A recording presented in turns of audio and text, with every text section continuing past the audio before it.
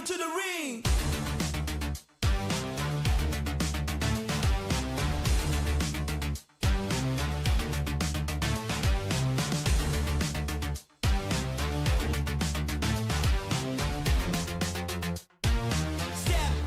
Step into the ring.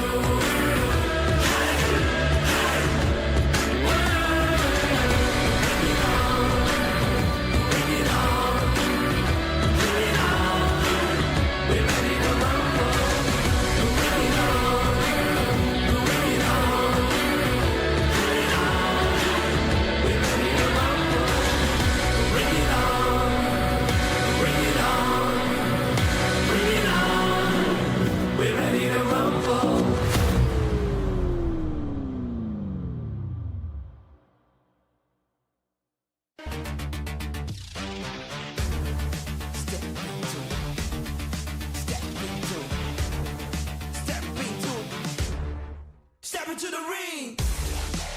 Come on, come on, come on.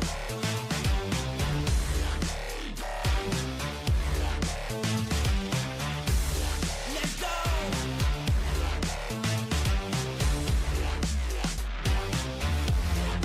Step into the ring.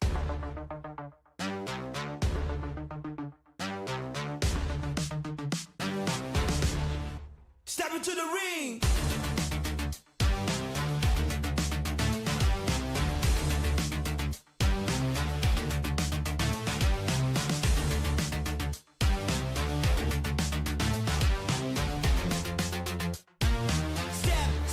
Step into the ring.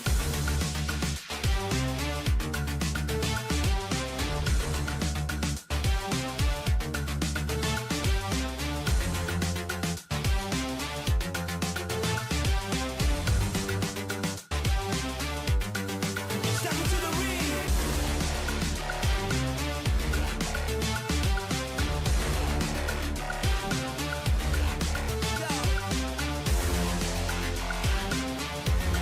Go.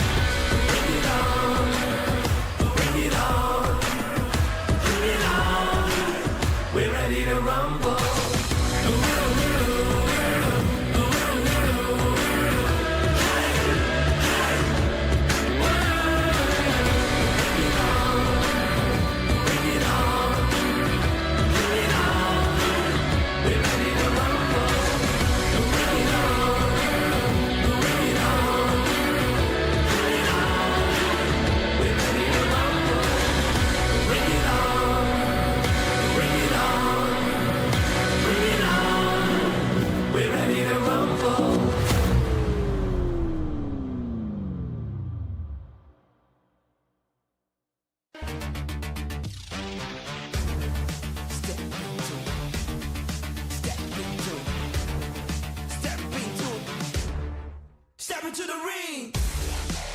Come on, come on, come on.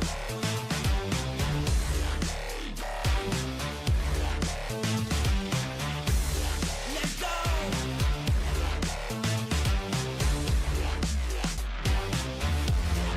Step into the ring.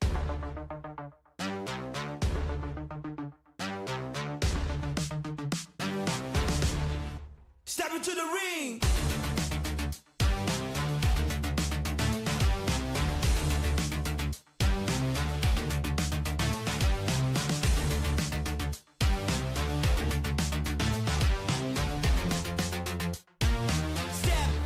Step into the ring.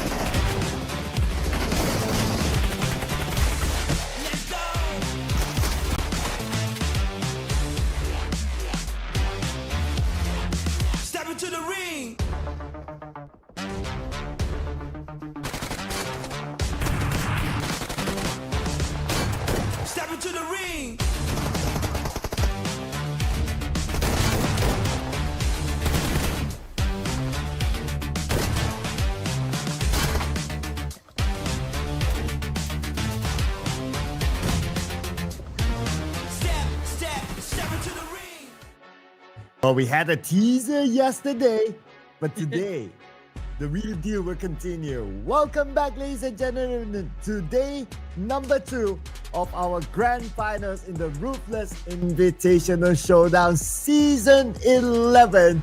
And we're still here with you. My name is Sir Cloud, together with Red Queen. We got a box of pizza. Oh, yeah.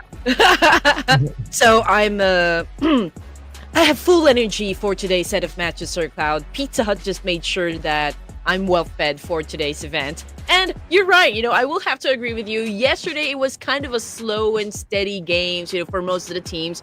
But what gives me this, I don't know what the term, I'm thinking of a perfect term to describe DPLUS Key and what they did yesterday. And it was just like really amazing because I just know that it wasn't even as close as the level of energy that they've shown us during the playoffs. And yet, we ended the day with them still at the top. And they brought us 2 chicken dinners. So they are showing that, hey, and we know you miss us, don't miss us too much, we'll be back. Okay, that's a bit of a teaser, a bit of a mic drop. 2 chicken dinners for DPLUS Kia. So they are on track. But are they at number 1? Well, not yet, because contention is high. Oh, definitely. So, again, if your favorite teams are not performing, it's not our fault. Hey, DPLUS Kia have been, putting up a great show since the playoffs. So, if you want your favorite team to score a lot of chicken dinner for today, maybe send them a DM in their Instagram accounts, in their YouTube accounts, in their Facebook accounts. Hey, you need to show up for the Ruthless Invitational Showdown. And slide into their DMs, right? Just like if anyone can slide me a few boxes of pizza, I wouldn't mind. Well, you guys know the point system by now, right? I mean, if anyone doesn't know this by heart, I don't know. But what's going to be unique besides the point system, of course, is going to be the Smash rule that will be happening on Sunday. Ooh, can't wait for that. Oh man, yeah, me too. I just I want to know like how everything's gonna end, for the Ruthless Invitational Showdown Season 11. So let me just break it down quick for you. So Season 9, it was Alpha7 who took the crown, and then Season 10 it was Vampire Esports. So technically, yeah, it is Vampire Esports. They are the defending champions for Season 11. So I do wonder, it's gonna be a different story, or still gonna be Vampire Esports. But then again, we're looking at the calendar over here, so make sure that you guys block your schedule because you don't want to go and miss out on such great event. And as for the roadmap, top 18 teams again from the playoffs actually was able to secure a slot in the grand finals. And what we have to be excited about is the fact that we have those head start points, yes, and also the Smash rules, Sir Cloud. Oh yeah, the Smash rule on Sunday. So tomorrow will be day number 3 of the grand finals. That means tomorrow, by the end of it, we will look at who's at number 1, how many points did they get. We'll add 10 points to that, and that will be the match point. And the match point will be implemented in the Smash rule on Sunday. Now, if you didn't follow up with us, the teams did have a head start points according to the playoff rankings, and that's where some of the teams they have a little bit of an edge as compared to the others. Now, on the Smash rule, for whatever reason, in case that you are still unfamiliar with the Smash rule, I just explained the first part.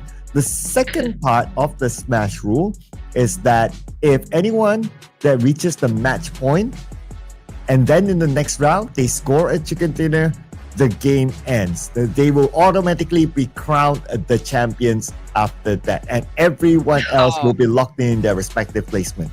For sure. So we just have to let you know, guys, that DPLUS K actually received a total of 20 points. So that's the total of the head start points that was given to them because they finished at the top spot. So just to give you guys, of course, the teams that will be playing in the lobby, since I don't know if you guys tuned in for day number 1 of the grand finals. So we got DPLUS Kia, Nongshim Redforce, Ruthless Esports, and Alpha7 Esports. Oh yeah, and these are their lineup.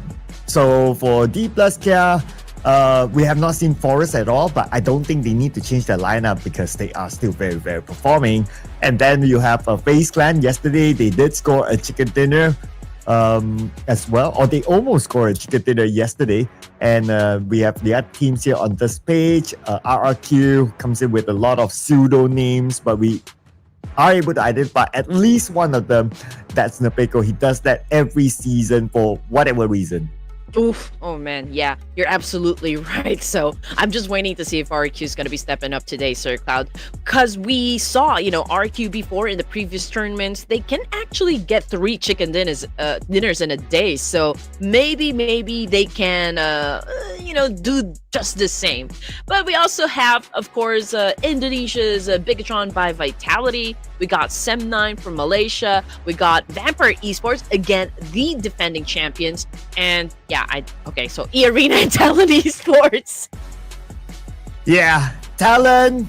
Well, they almost got that chicken dinner for me during the last game of the playoffs, but yeah, I guess it is what it is. I'm past that now, so that's fine. Okay, we move on from our past relationships, right? Whoa. Why are we talking about relationships? Can't we all relate?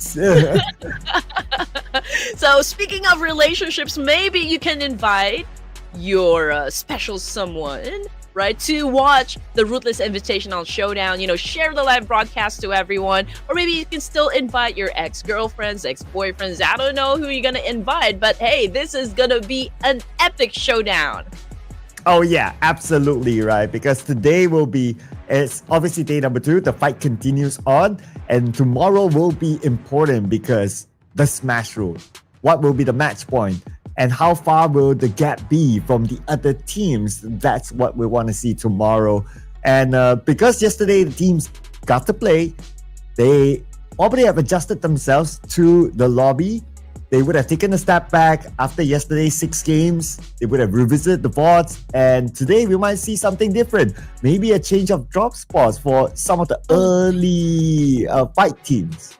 Please, come on. I mean, I want to see something, so fierce and so full of action. Because all we can say right now during the grand finals, okay, DPLUS Kia that, NS Redforce that, Fourth Thrives is that. Okay, what about the other teams? I mean, after all, this is the grand finals, and we only have a few days up until we wrap the entirety of this tournament. But before we do just that, of course, we have to give props to Bumblebee of Bigetron. He was the overall MVP yesterday.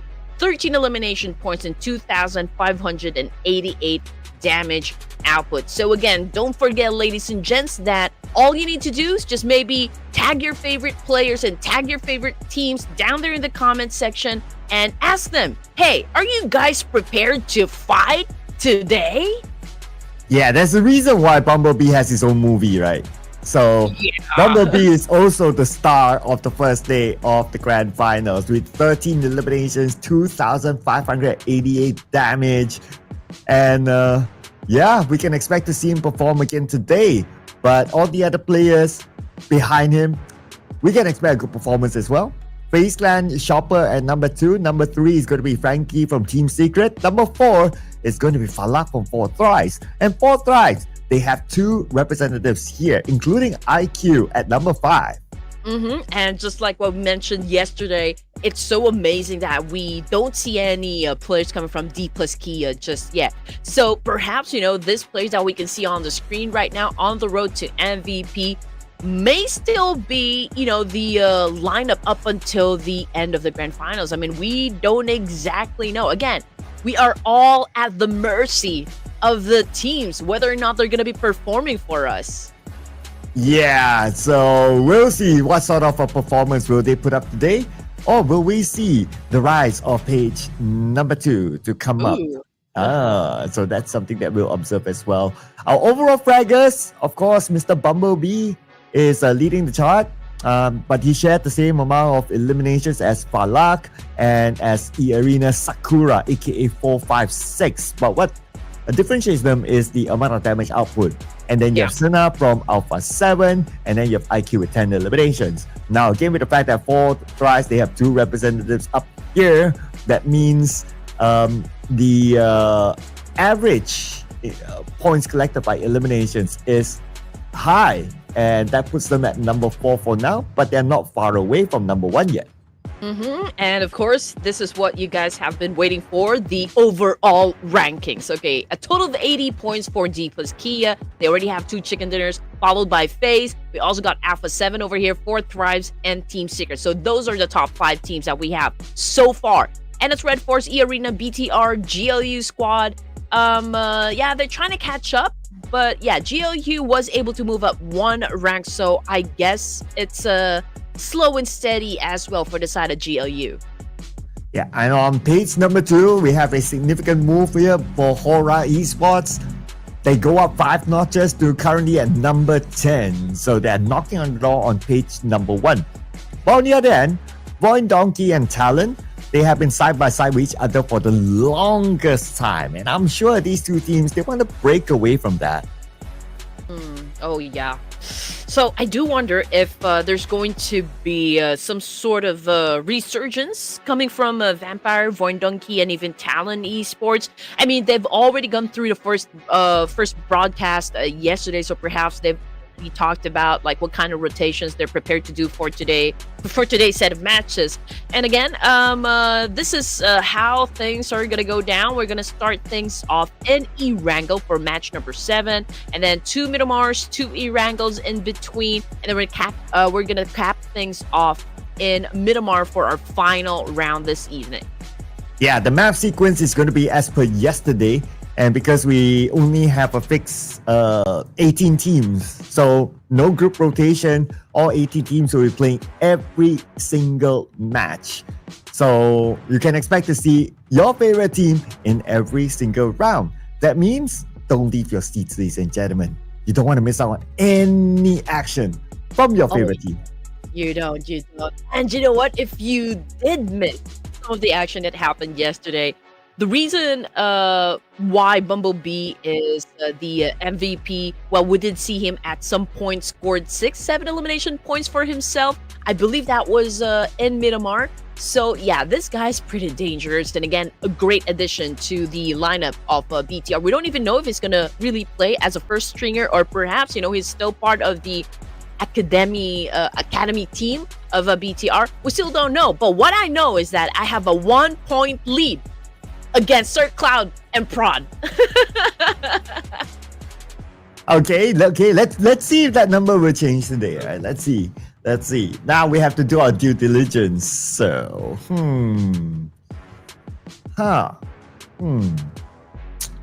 I want Sky, please. Oh, okay. So we know who you're going for. Not gonna change that. So let's see. Same color. Same color over here. Where is it? There you go. See? Oh, okay. Purple heart. Wow. Okay. And then we Okay. got Queen. And then since Sky is super fast with his it's a lightning fast lightning. That's one way to make up a story. All right. I'll take that.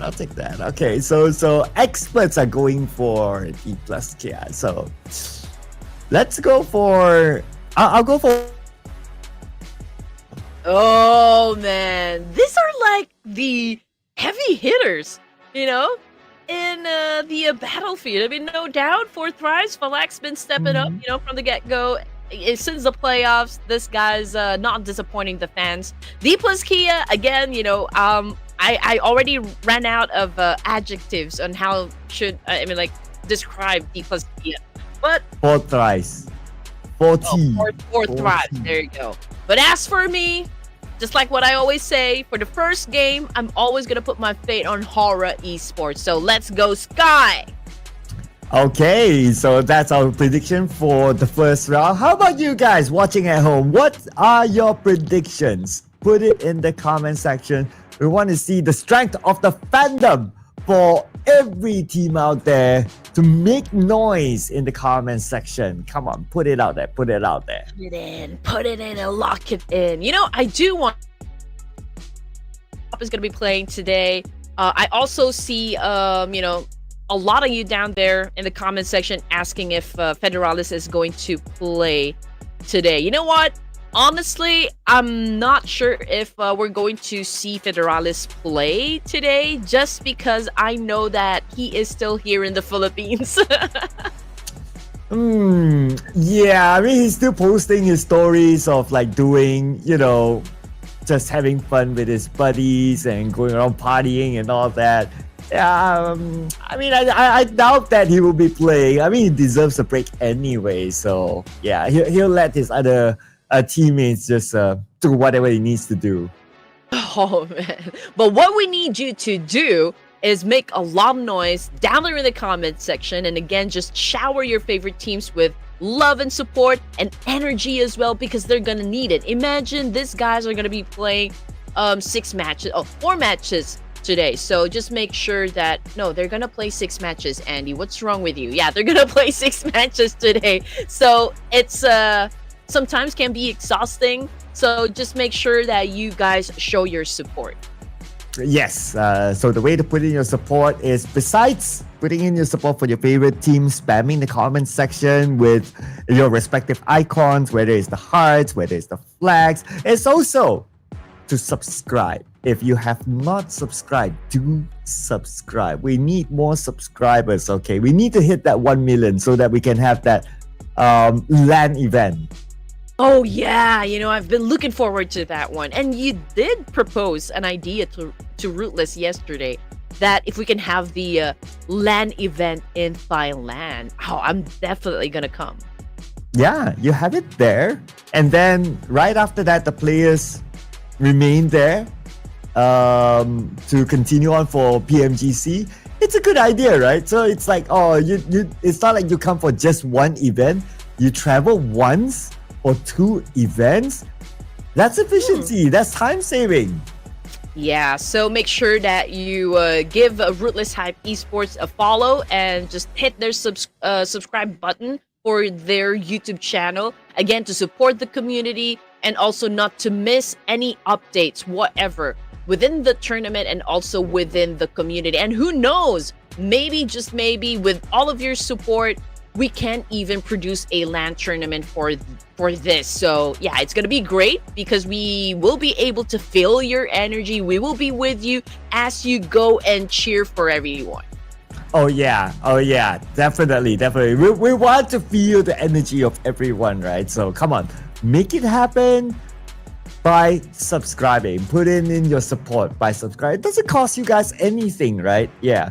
As of now, we're looking at 357 or 358. Oh my goodness, 358,000 subscribers. You guys are amazing. Can we get like 360,000 subscribers before we end today? That would be amazing. Oh, it's true. Maybe you guys can actually drop by to our social media platforms as well. You know, we're very easy people to find. It's at Red Queen Andy, at SirCloudMY. You know, we love to tell stories about like what we do outside of PUBG. I mean, I love going to movie premieres. I love talking about it. I love seeing my friends.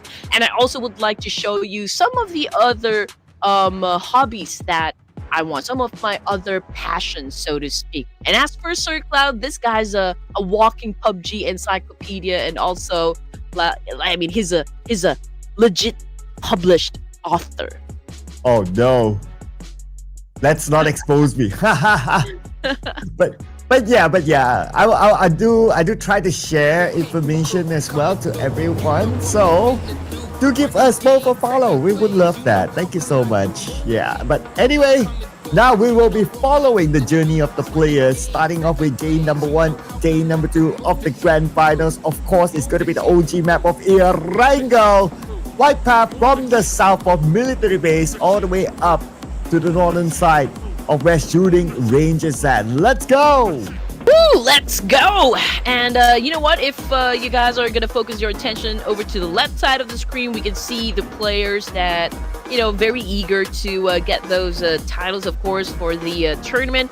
And I did see that most of the elimination points, of course, still held by Bumblebee of BTR, but he is now tied up with Falak in 4, 5, 6. So I do wonder if Bumblebee will still be the overall MVP for day number 2 of the grand finals. What do you think, Sir Cloud? Do you think that maybe 4, 5, 6 or even Falak can get the top spot for this one?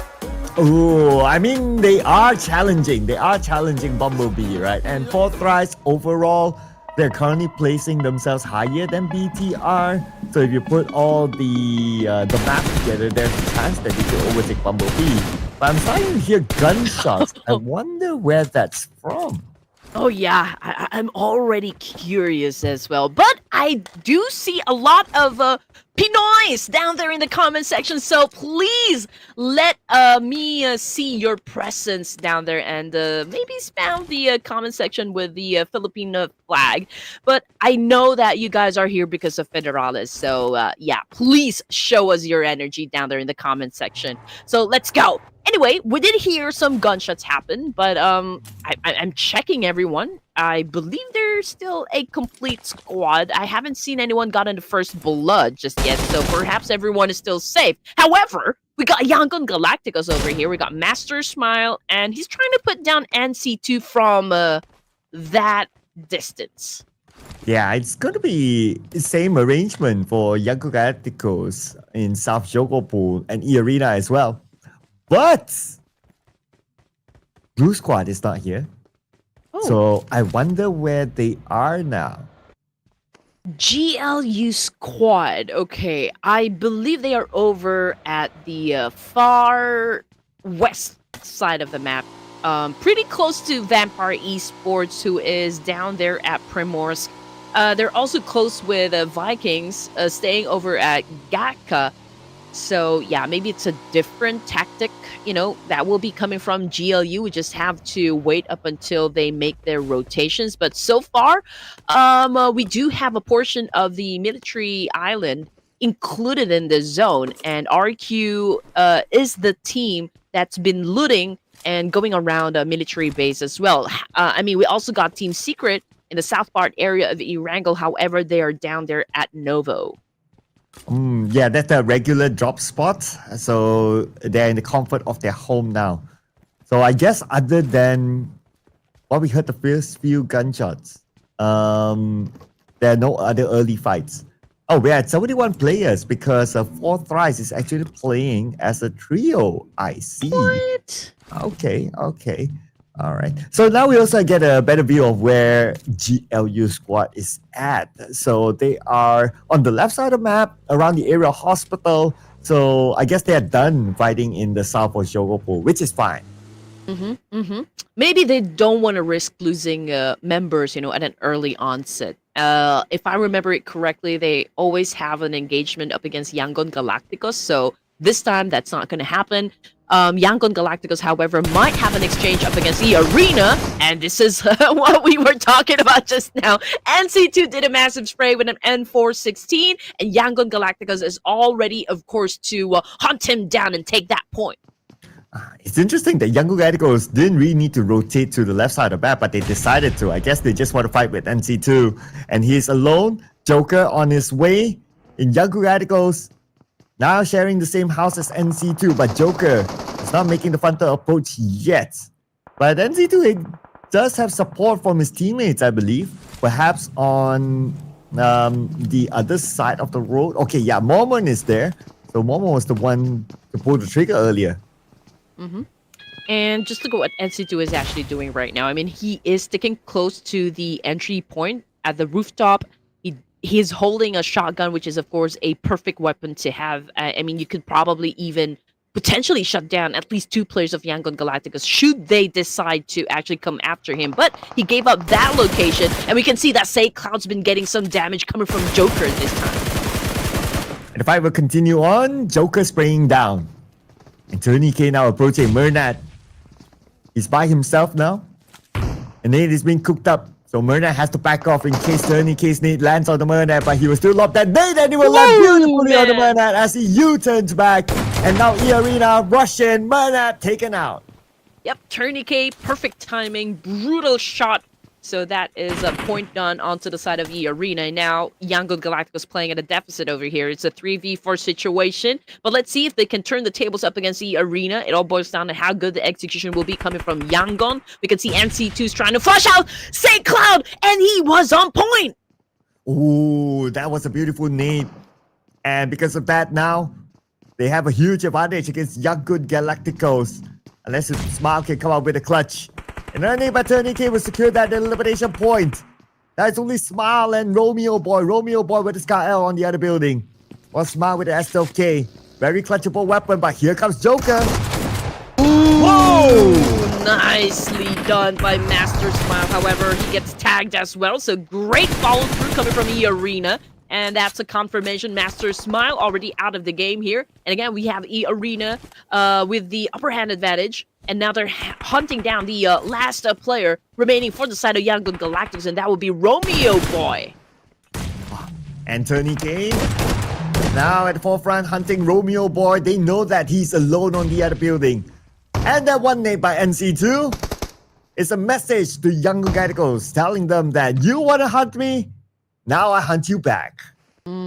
Kill or get killed. That would be the theme for today, ladies and gentlemen. Actually, that's always the theme whenever we play PUBG. That's why it is, still the best battle royale, for the competitive scene. But anyway, getting back into the action, we can see Bigetron.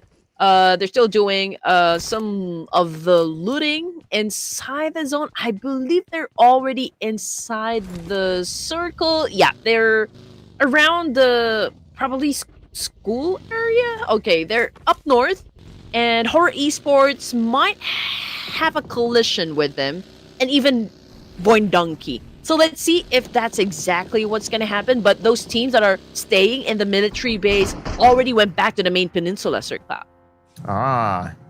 Well, it's a higher chance of the circle going to main peninsula, so that's understandable. But there's a high chance that RRQ will need to take this fight against Team Secret. From the main base island, they now meet on the right side bridge across. Frankie gets Slappa. Napeko gunned down by Trung. And 33 goes up to the second floor, jumps out to the rooftop just to be shot down by GK. Oh man, from the top, make it drop once again. That was beautifully done. We still got Genfos trying to defend himself, unfortunately. They just got eliminated by Team Secret. They were on full force. I think everything that they did actually served them well, and that's why they're reaping the victory out of that clash. And now we're looking at FaZe Clan, currently at second place. We can see everyone's throwing nade, of course, and I think they're having an altercation up against Alpha7. Yeah, 779, 771, currently knocked down on the ground. Shopper, you can see that he's been cooking some nade here, trying to put down Mafioso, but wasn't enough to take him out just yet. And here comes Mafioso joining up with his teammates. Red Bulls at the hillside though. So nice, so 1 might be saved by Shopper. The smoke's been popped up, but they've been shot down by Red Bull on the other side. We switch over to D Xavier against DPLUS Kia, the fight for the hill. Oh man, Pathogen took a lot of damage, is badly injured. So let's check if it can still actually get picked up. However, Superman got a point, and HORAA Esports having a fight as well up against Alpha7 Esports, and that Revo, oh man, gets stacked up from behind Mafioso right now with a DPS, but he's been cooking up a nade here, throwing up against a FaZe Clan, and now pulls up his DPS once again, and this is a CQC we don't want to miss because Mafioso got shut down on the ground just like that. Oh, what a spray by Squash Bull there. Now Dewey is low, but Red Bull's here with this nade. Definitely will lob it to the side of Squash Bull. Okay, it's going to be a short range lob, but who needs that nade if you have a DBS and you have Red Bull using it? Oh, Vikings been taking some damage as well. I mean, they're getting picked off one by one. Oh, and even Vampire Esports eliminated with only 3 points, followed by Vikings with only 3 points in the bag as well. which puts us to just 13 teams remaining for stage 2. HORAA and Talon still going at it. We can see that Jiggle already bagged a point for himself. We can see Sleepy trying to flush out, of course, Talon Esports, but let's see who's going to be winning the fight because Achul's currently knocked down on the ground as well. Wow. Agent of Shield. Now he needs to pull up all his gadgets and deal with the incoming incursion. Oh. And there you go. Rushing in onto the second floor is HORAA Esports and Shields, the final player of Talon eliminated that will root them down at number 18. And the best part, there's still a complete squad. It's so amazing that everyone's a bit aggressive for today. I mean, we are just at stage 2 and we already lost Alpha7, we already lost Vikings, Yangon, Vampire, RQ, and Talon Esports. Yeah, we already lost like 6 teams so far. Wow, that's fast. And we're only still in stage 2. Coming on to stage 3 right now, the circle will continue to shift. As we can see here, it's going to be 100% main peninsula with majority of the teams playing in the middle, but a slight hard shift towards the farm side. Alright, here we go. Massive spray. However, that's a wide gap over there, like long distance range, so I don't think anything's gonna happen. But yeah, I mean, just looking at the situation, I mean, we've got like plenty of teams staying up north, so I believe, at any time teams will then have to collide. So DPLUS Kia is up north as well, Arena, BTR, even VOIN Donkey, and players coming from Sem9. So perhaps, that's the party. I mean, that's where the party's gonna start. Oh, Bumblebee starting a party with HORAA Esports, knocking down Sky. But that's just a knock. Looks like it's a long range. And we'll try to finish up the job, but not able to. The grass is just not greener on the other side, blocking his view. Let's ring onto No Fear. And Bumblebee, he's alone. Okay, his other teammates, we can see here Snape, Sata is playing in this round, and they will be rushing in. We have Snape on screen now. The rest okay. Jump comes in, and Snape will get his target. Oh man, Jiggle wasn't able to jiggle this time, and the snipe just got him knocked down on the ground in an instant. And that is, of course, a point done for the side of BTR. And now, HORAA Esports, of course, need to avenge their fallen comrades. So let's see what kind of maneuver they're gonna do in this situation. So far, Bigetron still has the upper hand advantage, and we can see that Nonambon just went for a massive spray up against Sky, and Sky right now has taken a lot of hit. And these teams that are not in the circle, zone is closing. HORAA Esports will be playing the rest of the round with 3 players. Zone is on top of Sleepy now. He'll try to spray down the Bumblebee on the other side, but not able to get his target. While No Fear finds an entry into the circle, he'll make a quick pit stop here, just on the outside, because BTR is in front, so he has to be extra careful. Oof. Alright, here we go. Again, Jiggle already out of the game here. I mean, they got a point each for this round. However, Jiggle won't have a chance to accumulate some more. But I'm pretty sure that he still contributes, as to like how HORAA Esports should handle each situation that's going to happen inside a battlefield. In the meantime, HORAA right now going for a quick rotation probably will clash up against BTR up north. But then again, there's a little bit of pressure onto the side of HORAA Esports just because they will be coming from outside of the zone. And here comes the spray by Nonambon. While they manage HORAA Esports, they have to manage the next phase of the circle as well. HORAA Esports not really in the circle yet, but they continue to stay on the outside. The zone or the blue is going to hurt. Let's see where the circle will go. It's going to be a hard shift towards the left side. Both our Korean powerhouses in the circle. DPLUS Kia on the north and Nongshim Redforce on the east side. Yeah, I do wonder if DPLUS Kia will be doing some gatekeeping. I mean, they do have that opportunity. Just look at the amount of teams that would be headed towards that direction. So they could probably gatekeep VOIN Donkey and even BTR and even GLU. But I feel like they're about ready to move into the central part of the circle here. And they might even challenge up the boys of D Savior and Fourth Lives. Ooh, here comes Frankie from the side, knocking down Dewey. Dewey didn't know what hit him. And his teammates are nowhere to be found. So he could be eliminated soon. On the elimination feed, we have BTR now in the fight on screen. It's going to be Noah showing up. Getting one, getting two. It's a three-way fight at the north. I believe HORAA wasn't expecting that. So that was such a great power move coming from GLU. But let's see. I mean, Sky's still alive over here. Could potentially shut down maybe a couple players from the side of BTR. But Noel just made sure that he won't even come close to his target. And Stickley will be back up again. But they will need to face off against BTR later. While DPLUS are monitoring the situation, looking at teams coming in, taking their respective positions. VOIN Donkey, we're back at the northern fight. Such a lot of teams here still. That includes DPLUS Kia. All-Star can play the gatekeeping role to stop GLU Squad and BTR from coming in. But here comes the nade. Satar's in trouble. Man. Xbox will lock it in. GLU is something else for today. I mean, obviously, again, they've taken their aggression up a notch, which is doing them good. I mean, they were able to secure points coming from BTR, and now BTR suffered 2 casualties, and we're looking at Bumblebee and Snipe over here as a remaining player. Can they still make it happen for BTR? 2 players left without the zone. Vehicle smoked up as well. There's going to be quite a tall order here for BTR in this round. Especially with the fact that VOIN Donkey have them surrounded on the right side, stopping them from moving anywhere further forward. So if VOIN Donkey doesn't move or they don't deal with VOIN Donkey, BTR is going to have a hard time. Oh, yes. Oh, man, yeah. So I feel like there's that chip on their shoulders. It's going to be tough for them to actually get inside, especially they don't have that enough firepower. And there you go. I mean, Stickley again with another knockdown. This time it was Bumblebee. So I don't know how Snipe is going to survive this one. He doesn't even have the time to pick up his teammate because VOIN Donkey is also on their way to collect those points.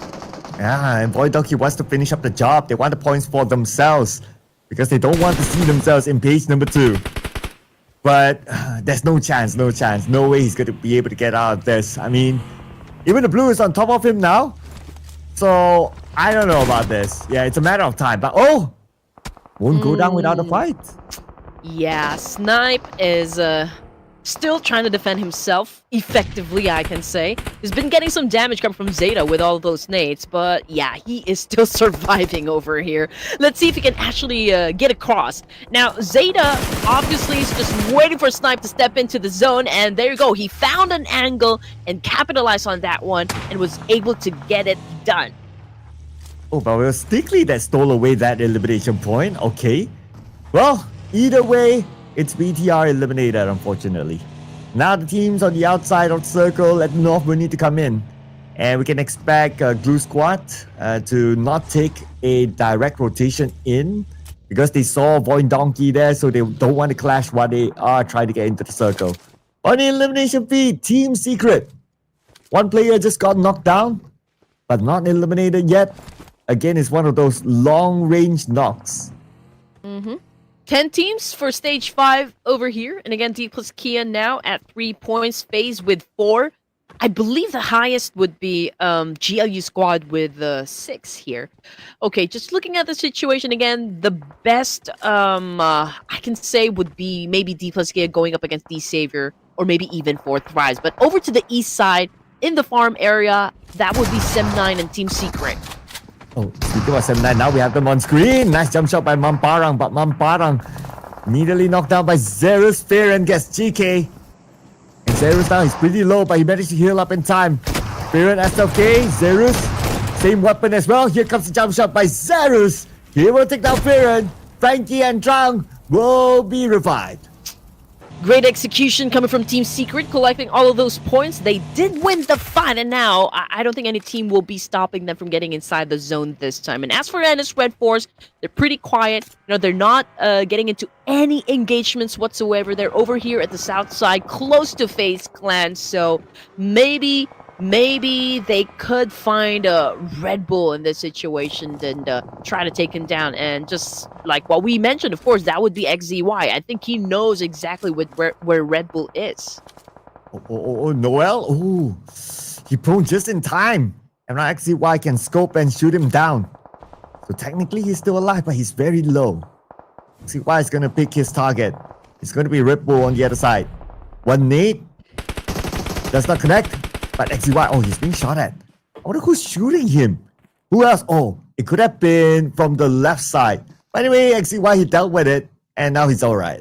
Can we just say that Four Thrives entered the game with only 3 of their members, and they've already bagged 5 points for themselves. So man, that is such a solid performance coming from Four Thrives. And now getting back into the action over here, DPLUS Kia right now challenging up the VOIN Donkey, and that was such, again, a great shot coming from Chips.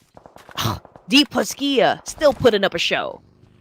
7 eliminations by now for DPLUS Kia. And before this, it's always Nobu leading the elimination chart, but this time it's Chips. And looking so far so good for DPLUS Kia. Even better with the fact that FaZe Clan have been eliminated. So that's their closest contender for the top spot as of now. But next circle, will that force DPLUS Kia to come out of their compound? Or will this force an N11 go out? Looks like yeah, they still have the circle. Yeah, again, the circle continues to favor the Korean powerhouse. But you know what? Four Thrives was able to take down a player coming from NS Redforce, just to say that, hey, we know from which direction you guys will be coming from. But, you know, good thing for NS Redforce, they were still able to pick up their teammate. But is it going to be the same for the side of Team Secret, however? Because E-Arena's making it rain bullets over to their side. And yes, they're staying in a shack. They're picking up a teammate over here, but how long can they survive? Yeah, I mean, at least they have that shack. But how long can Four Thrives survive with the fact that the DPLUS guy is around them? IQ gets into the vehicle, now takes his time to heal up, and he will be back up with 80% of health. But it's not only DPLUS guys, also D Xavier on the other side, and they managed to get IQ. DPLUS Kia now holding this compound very strongly, especially with the fact that they have the circle to their side. Yep, it's a three-way battle happening in this specific spot, but then again, DPLUS Kia has all the advantages working out for them since they are at the edge of the circle here and applying a lot of pressure onto the side of Four Thrives and D Saver. And now an exchange between Four Thrives and D Saver. Oh, and what a brutal shot with the nade. D Saver eliminated Four Thrives from that clash. Ooh, and Osao's position is so strong if you kind of think about it. He's on the inner side of the circle, he has the sniper tower, and he can stop Xavier from coming up. Oh, now we have Nongshim Redforce in action. At the moment, we switch over to them. They're done, and they will now be in the top 4. DPLUS Kia, Team Secret, NS Redforce, and D Savior, your final 4 teams remaining for stage 6. 9 points in the bag for Korean powerhouse. We got NS Redforce as well trying to catch up with the number. 3 in total. D Savior getting and receiving the wrath of DPLUS Kia as well. And Nongshim Redforce, they're trying to do a massive spray here, but again, considering the distance, it's still, you know, so far, so I don't think they're going to translate that into a full-blown elimination point. But then again, DPLUS Kia still rocking it. 11 points in total. And now top 3, Team Secret is among them. But DPLUS Kia, they see NS Redforce. Bini reverse his vehicle to save it. Oh, Team Secret's on the left side. Osa knows that somebody is there. And there goes a few shots. One bullet did tag a player of Team Secret, so that's a confirmation that somebody's there. Osa knows for sure. Oh, Nobu taking in some hit. Okay, was able to heal himself up as well. And it's so amazing, you know, for the side of DPLUS Kia, they've been through quite a number of exchange, you know, from inside this game, and they still managed to keep a full squad. But Nobu took a hit, and now he's knocked down on the ground, bleeding out there in the open. Let's see if he can still get picked up at this point, but it's already crucial time. I mean, like, it's crunch time for everyone. Yeah, it is. But we are only at stage 6, moving on to stage 7, and can you imagine that? It's already crunch time. It's crazy. This round is rolling really fast. And now with the circle shift, Zerus is no longer in the circle. XEY will try to travel towards his teammates, and he will survive the spray from Zerus. Second time around from Zerus, this time on DPLUS Kia, trying to get Fabian. Fabian escapes, but can't say the same for Nobu. Zone control right now, coming from the side of Team Secret. Applying a lot of pressure still onto the side of DPLUS Kia. And you know what? NS Redforce says, hey, we're not going to be joining in just yet. You know, we're going to let you guys battle it out first. And then that would be the time for us to step into the match. And Chips got Zerus. Okay, waiting for the other players of Team Secret to show themselves. But DPLUS, they also need to save Nobu. He's been bleeding up for quite a while now. And Fabian's on it. Okay, Nobu just needs to crawl towards brother Fabian. While Team Secret, they're trying to take this advantage in case Fabian goes towards him. But they fire back on the Trang. Trang takes a lot of damage. Now he needs to take the time to heal. I got you, Hyung, I got you. So DPLUS Kia doing their best, of course, to save Nobu from this exchange. Okay, it's a great thing if you can keep a full squad here. I mean, definitely if you want to secure that chicken dinner, then you might as well keep the full squad. But oh man, another nade came their way. That knocks Nobu once again on his knees. Okay, another nade might eliminate him. Okay, this nade a little bit too short. But NS Redforce, they came in, they eliminate Team Secret. Now, it's going to be the Korean powerhouse. Who will be the better Korean team in this round? TC and Osa right above each other. And here's the nade. Oh, Osa cooks this nade. This nade will land! TC. There's nowhere for TC to go. But Osa, the moment he stepped back out, Doxy knocked him down from afar. And that's right for 3 players. DPLUS can 3 players as well. It's a civil war for stage number 7. DPLUS Kia versus NS Redforce for the top spot for our first match this evening. And now we can see that both of the teams, okay, they have one player knocked down on the ground. So it's a fair fight. It's a 3v3. TZ's right down there in the middle, so I don't think he can get picked up. But let's see what kind of gameplay this 2 powerhouses is going to show us for today. Doxy already making a move inside. We'll try to save TZ in this situation. Ooh. But Nobu eliminated TZ by blowing up the vehicle. XCY in trouble as well. XCY will be knocked down by Fabian. But Beanie fires back to Fabian. Oh man, this is so tight. Now NS Redforce, they have 2 players. They only need to focus on the chips right now to find a player of DPLUS, and maybe sent across by Beanie. Oh! And that will be it. NS Redforce, they are showing they are the better South Korean team in Game 1. Oh man, what a way to open up the matches for today. And again, it is still the Koreans that performed, that gave us a great show before we closed the curtain for our first match this evening. And that was such a tight competition between the 2 teams. But at the end of that major clash up against DPLUS Kia, NS Redforce still took the crown. Yes, they took the crown with a total of 9 eliminations, 19 points for NS Redforce. But because DPLUS Kia, they ended with a 2nd place finish with also a good amount of eliminations, they should be still able to retain the number 1. Oh, for sure, no doubt. I mean, even if like they weren't able to secure the chicken, I mean, with the number of points that they were able to secure, man, getting the chicken dinner is already just the cherry on top here for DPLUS Kia. It's not gonna take a dent whatsoever in their overall position. In fact, I think, you know, with that kind of number, they still solidified their position at the top spot. Yeah, they have created an okay gap, and yeah, with the amount of points collected, that's why they should still be fine.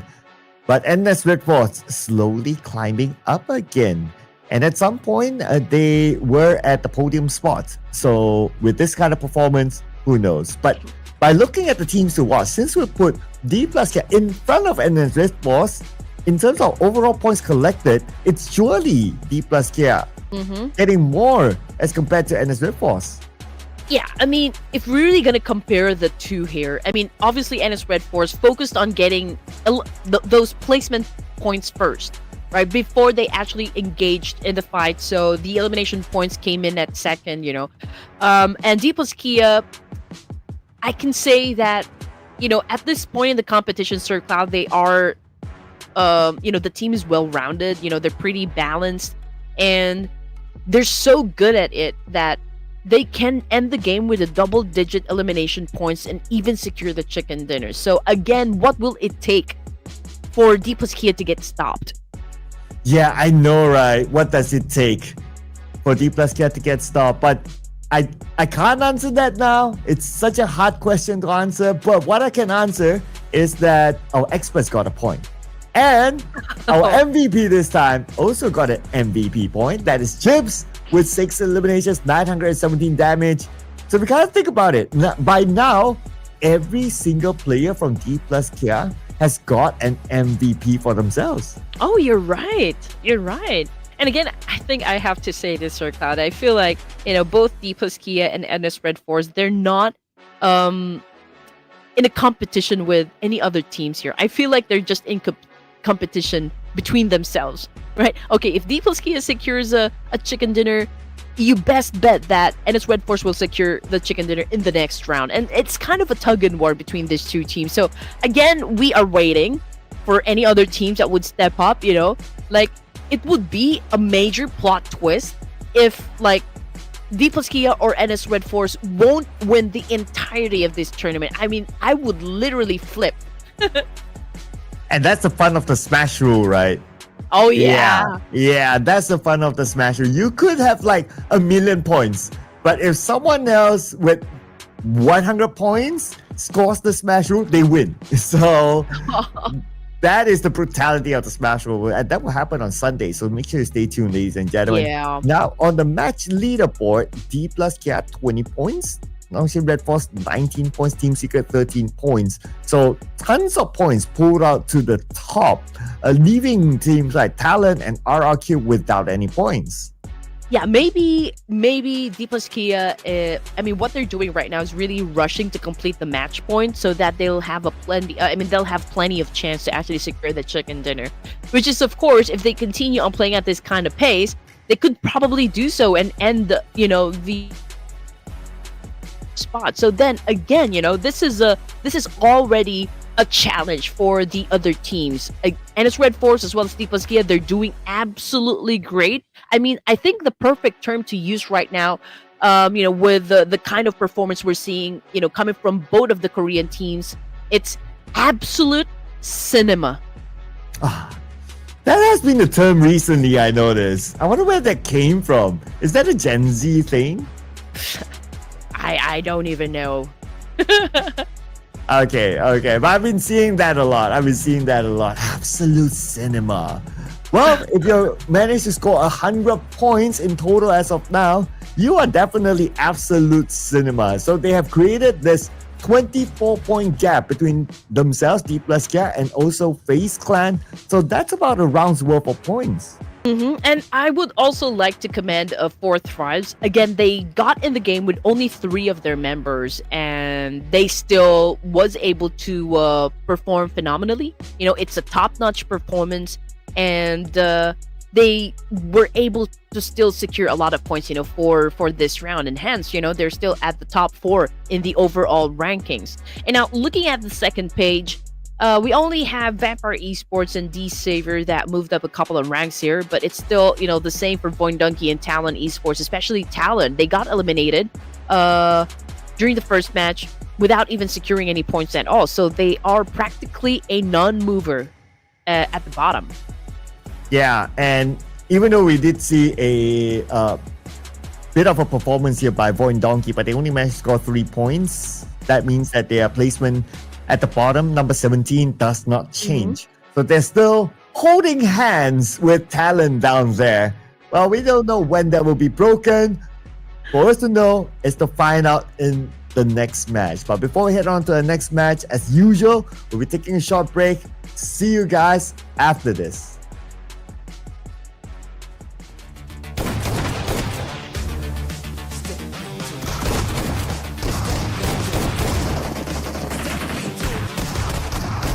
Into the ring.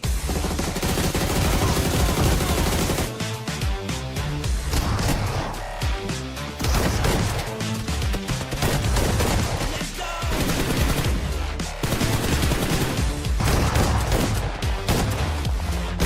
Step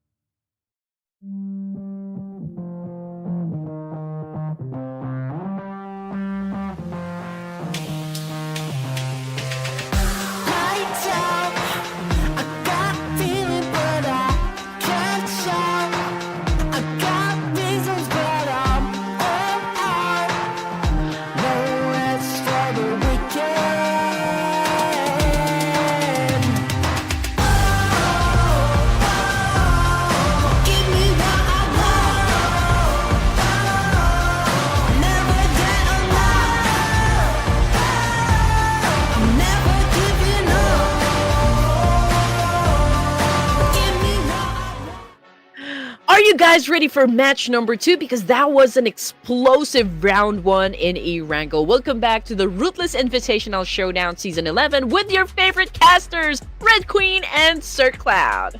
Yeah, we're just done with game 1, and guess who won game 1? Oh, nice surprise! It's DPLUS Kia. No! Yeah. It's NS! Yeah, I was trying to. Oh! I was trying to throw our viewers off, right? Yeah, it's NS Redforce. Yeah, gotcha there. I had a mini heart attack. Well, it just shows that everyone's well and alert, right? Yeah, but DPLUS Kia, they did score more points, so technically they're on top. But the one that scored the chicken dinner is NS Redforce. So frankly speaking, if you say that, oh, it's DPLUS Kia, oh, it's NS Redforce, well, both of the answers are right.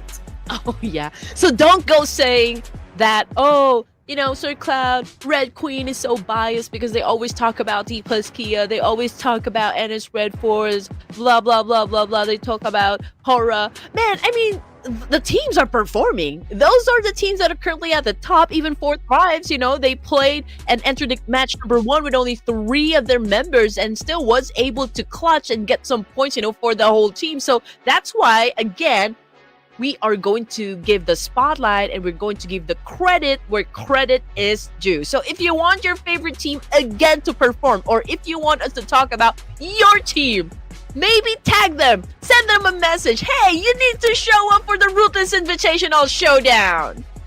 Well, experts are gonna say that FaZe Clan is gonna show up in the next round. Okay.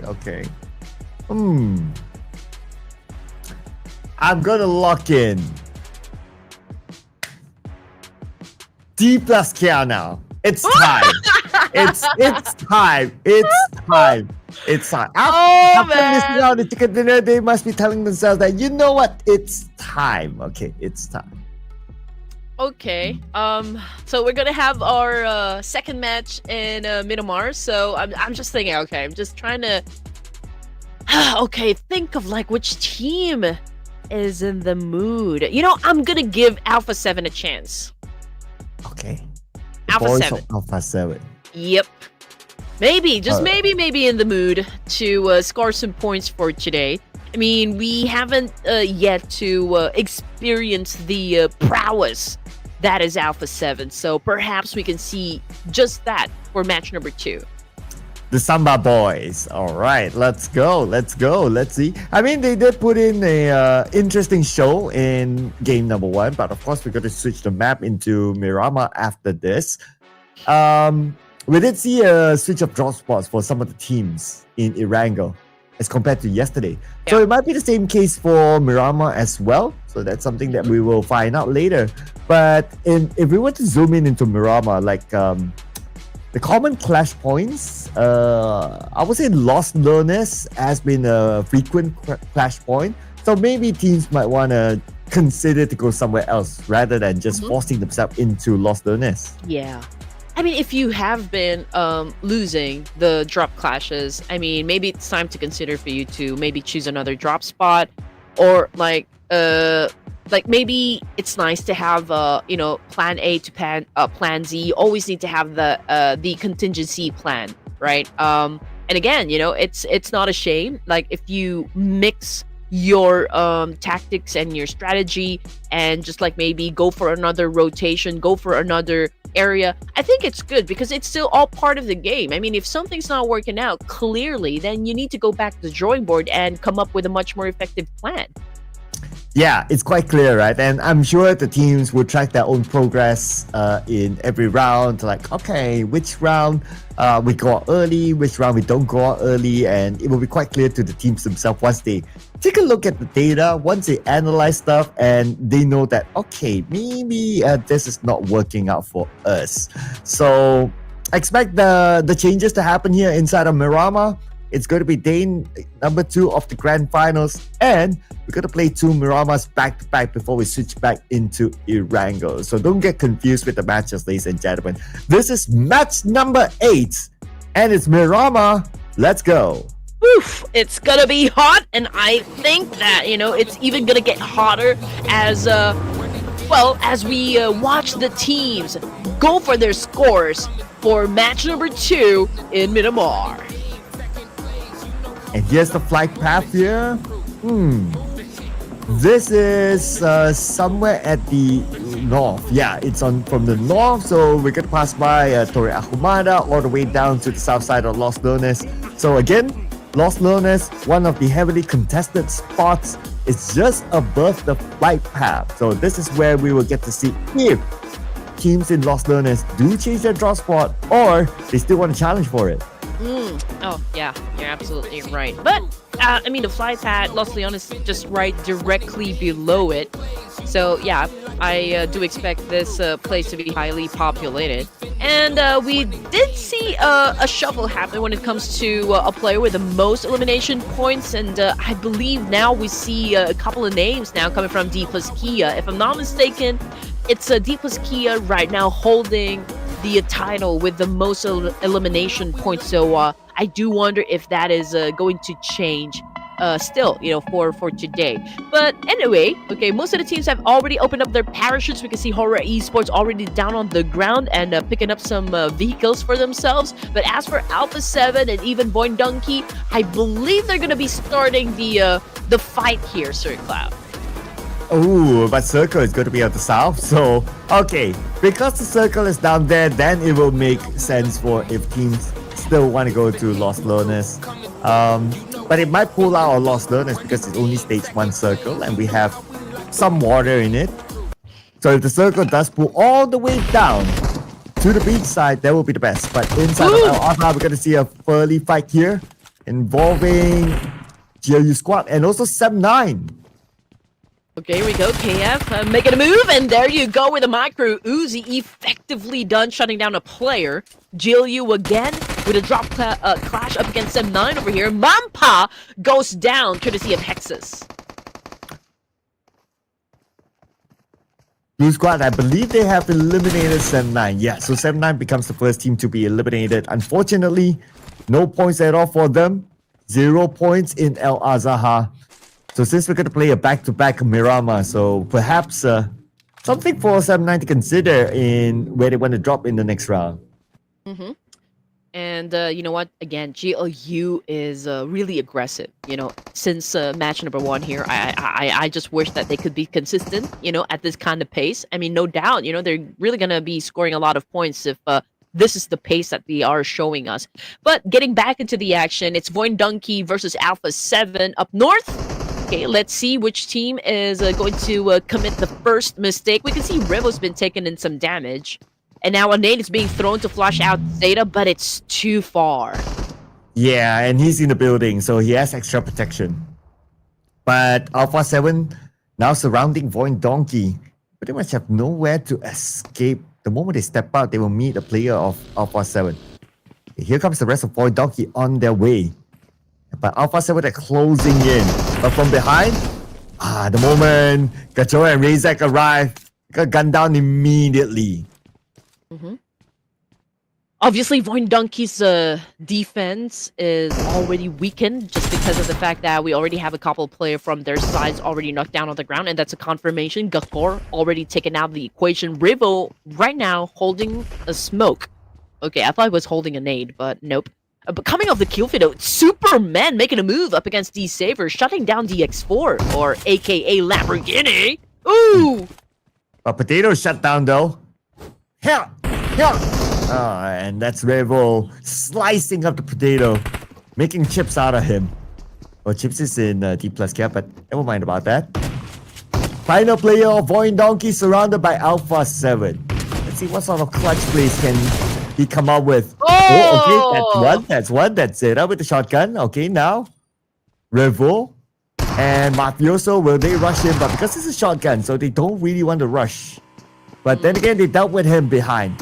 Here comes Vikings and DZ. Lamborghini had been avenged by the team. They were able to eliminate Superman and now we're looking at Break over here, raiding the place, getting inside the building here. still trying to come up with some more scores and some more loots up against the Saver. We can see 2504 picking up Lamborghini at this point, and now here comes the attack. Let's see who's going to be winning the fight. We can hear a lot of shotguns being used from this trade-off. 2504 went with a spray using a UMP, but this is a dance-off. It's a 2v2. And there you go. The final blow came into the face. And that is D Xavier eliminated by the Vikings. Vikings claimed 4 elimination points, but they lost Superman in the process. But I guess that's all right. It's still 4 valuable points for the Vikings. Oh, yeah. I mean, it's hard to even get an elimination point, you know, from every match. So if you're able to do so, then you're pretty good at it already. Nongshim Redforce, okay. Again, a massive performance during round number 1. Can they replicate that energy back to match number 2? Coming off the kill feed, it's Vampires. Yeah, Vampire Esports versus E Arena. Down there in the middle, I believe they're having a fight over there at Los Leones. Yeah. Los Leones, a regular clash point. Plus with this circle, expect more to happen there.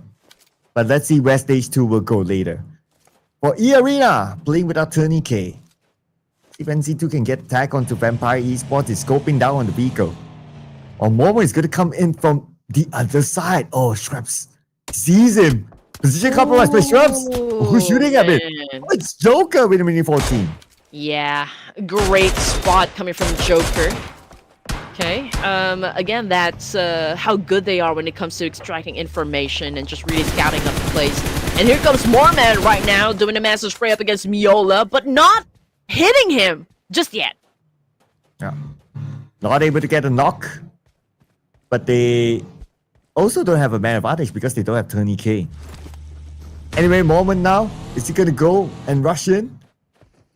No, not really. E Arena, they're super spread out. Like one's at the north, one's at the south. So if one of the players gets knocked, that's it.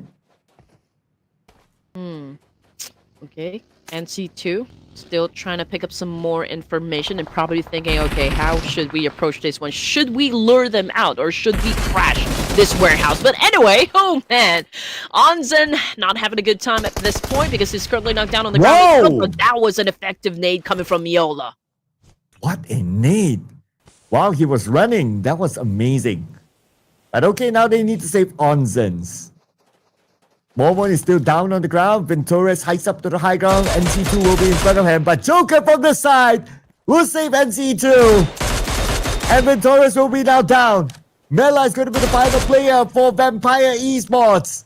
All alone. He has to save his teammates. But look at the minimap. It's not only these 2 teams. There's also BTR. Ooh, interesting. Okay. I mean, if we're going to see the map feed right now, I believe we have at least 20% of water over here. So land is, of course, limited. But from the kill feed, definitely lining up once more. Joker, again, took a hit. That's coming from Talon Esports, and Yor was able to get the point. I mean, the fight between E Arena and Vampire obviously is not done just yet. But we can see BTR on screen. Having an altercation still with Vampire Esports, and one of them is currently knocked down on the ground. Let's see what's gonna happen next. But guess who's in the circle? DPLUS is there on the side. The monsters of DPLUS. But anyway, on the other side we have Talon. Okay, Talon, they need a lot of points. Oh, but opportunity might be presented to them because VOIN Donkey and Sam9 have been eliminated. So this is the chance to not end this round at number 18. Okay, Talon right now with 1 point, so that's a total of 18 right now in the overall ranking. GK, we got Binny! Oh man, bleeding out there in the open. We also got Frankie over here. They're having an altercation up against Xannis Redforce, obviously over to the south side of Miramar. And now we got GK on the screen. Cooking up a nade here, potentially shutting down a Beanie completely. But that is, of course, if Doxy can stop him. Oh, a drunk with his nade, cooking it up. Oh, but a nade onto him. Cuts himself down to 50%. GK shows up and takes out Doxy. Looks like Team Secret. Remember, they were at number 3 in the previous round. And because of NS Redforce, they got eliminated. Now they're seeking revenge. Okay, here we go. TZ back backed in a corner over there. No teammates, so it's just him alone left to deal with business. Here comes the jump shot with a DBS, but great follow through coming from Team Secret, wiping out NS Redforce. And Team Secret, they found their revenge arc against NS Redforce from the previous round, eliminating them at number 14. But Yangon Galacticos, ooh, the moment we switch over, Oh man. Seikao got eliminated while he was traveling. Yeah, that was a fast one. You blink and you miss kind of moment. But stage 2, and we're down to 13 teams remaining. NS Redforce, the Arena, D Savior, Sem9, and even VOIN Donkey. Those are the teams that already got eliminated. Wow. And we are at stage 2. Yeah. Yeah. Considering that it's a big map, it's considered fast that we have all these teams dropping out. So teams are still on a high, if you ask me, even though after we switch up the maps to a map that has a lot more space. And the next team that is at risk of being eliminated is Vampire Esports, since they only have Mela or Genvos. Who's shooting at him? Hey, it's a long range shot. It's not hard for him to move to a safer position. Okay. Gunshots still happening. DPLUS Kia making a move. This is going to be tough because they're already clustered up in the middle, I can say. And again, space is very limited at this point. GLU coming in. And now DPLUS Kia have been pushed outside of the zone. And for them to be able to get in, they will have to get through RRQ first. Or maybe even Yangon Galacticos. So DPLUS Kia, yeah, I believe they're going to have to take necessary fights. Let's see what round are they going to take. Fabian is heading towards Yangon Galacticos, so that could be their next destination. So we're going to see what's going to happen on the southern side. But on the north, we still have Team Secret here. To share the same era with Alpha7, who happen to have a representative in front of Team Secret now. Okay. But RQ actually decided to push in the middle. Okay, here we go. Alpha7 Squash Boo. Once again, trying to squash some points. Team Secret, right now, Trang out there bleeding. We got Squash Boo trying to find another angle over here, potentially shutting down Frankie. They're already anticipating that Frankie will head on over to, of course, his teammate to pick him up in that situation. So let's see if, Alpha7 will put a stop on that one. Team Secret, they're not interested to take the fight on the outside, but they will lose strong. So 3 players left for Team Secret with Alpha7 dominating 5 eliminations already. Wow, okay, Alpha7, they're looking like they're in the mood. Okay, here we go. Oh, this is going to be exciting. Or Thrives right now, complete squad going up against HORAA Esports. We see one of them throw a nade, and that puts down Jiggle in an instant. Oh, 1 nade to take down Jiggle, and Sleepy is on the ground as well. 4 Thrives, this time they're playing with 4 players, a full squad.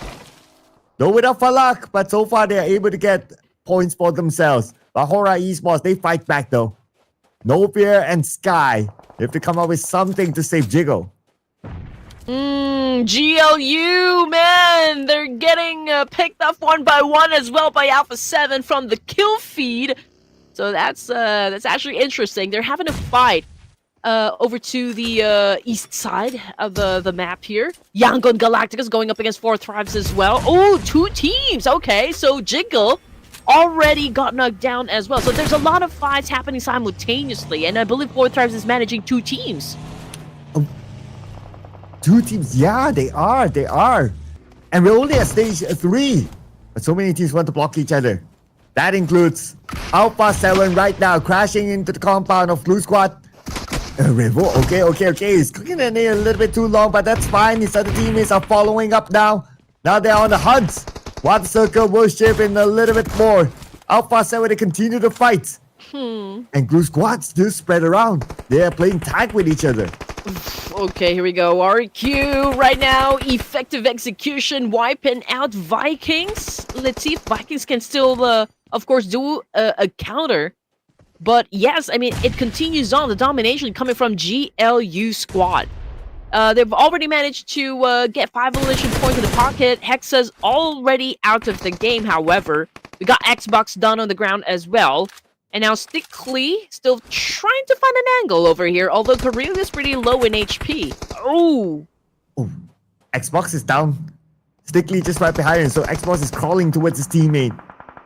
But if we kind of look at the current situation, this area is no longer in the circle. The circle shifted towards the left side. Carrillo will finish off Xbox. And that is going to be GLU Squad only 2 players. Okay, here comes Rebel. Rebel with the shotgun. Close quarters combat. And Rebel, 1 shot is all he needs to eliminate GLU Squad. Oh, man. 11 teams remaining for stage 4, ladies and gents. 3 points in the bag for the side of RQ.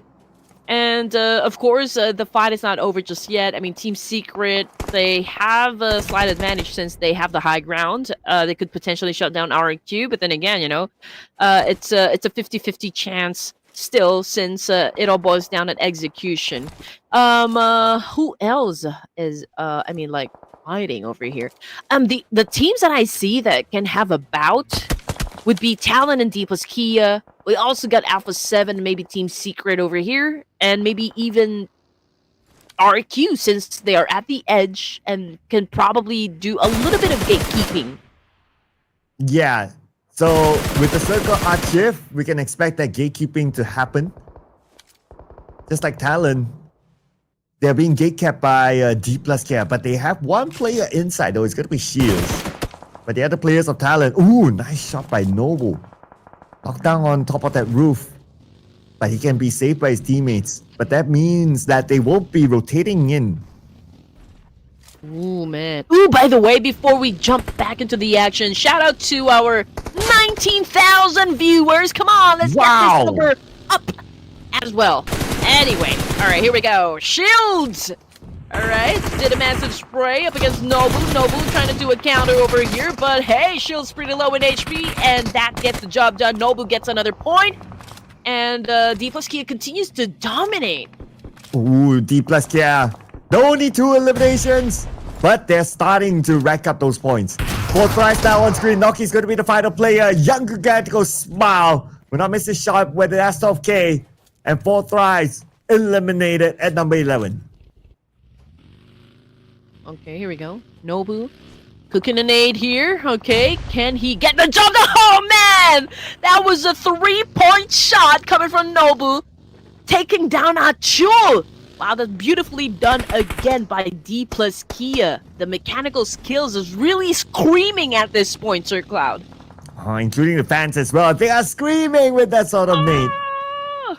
And that's how it sounds like. Well, for Talon, they're forcing their way through. But this fight with DPLUS Kia is inevitable for Talon. And Nobu shows up doing just Nobu things. Leaving Talon with only 1 player, that's going to be Red Boy Zar. Circle continues to shift. And inside of it, it's going to be BTR. Okay, so it's a 2-2 split for the side of BTR. They're going for the map control, obviously. You know, there's still, you know, a couple of teams in the middle of Miramar, so, you know, having them on a split here is justifiable.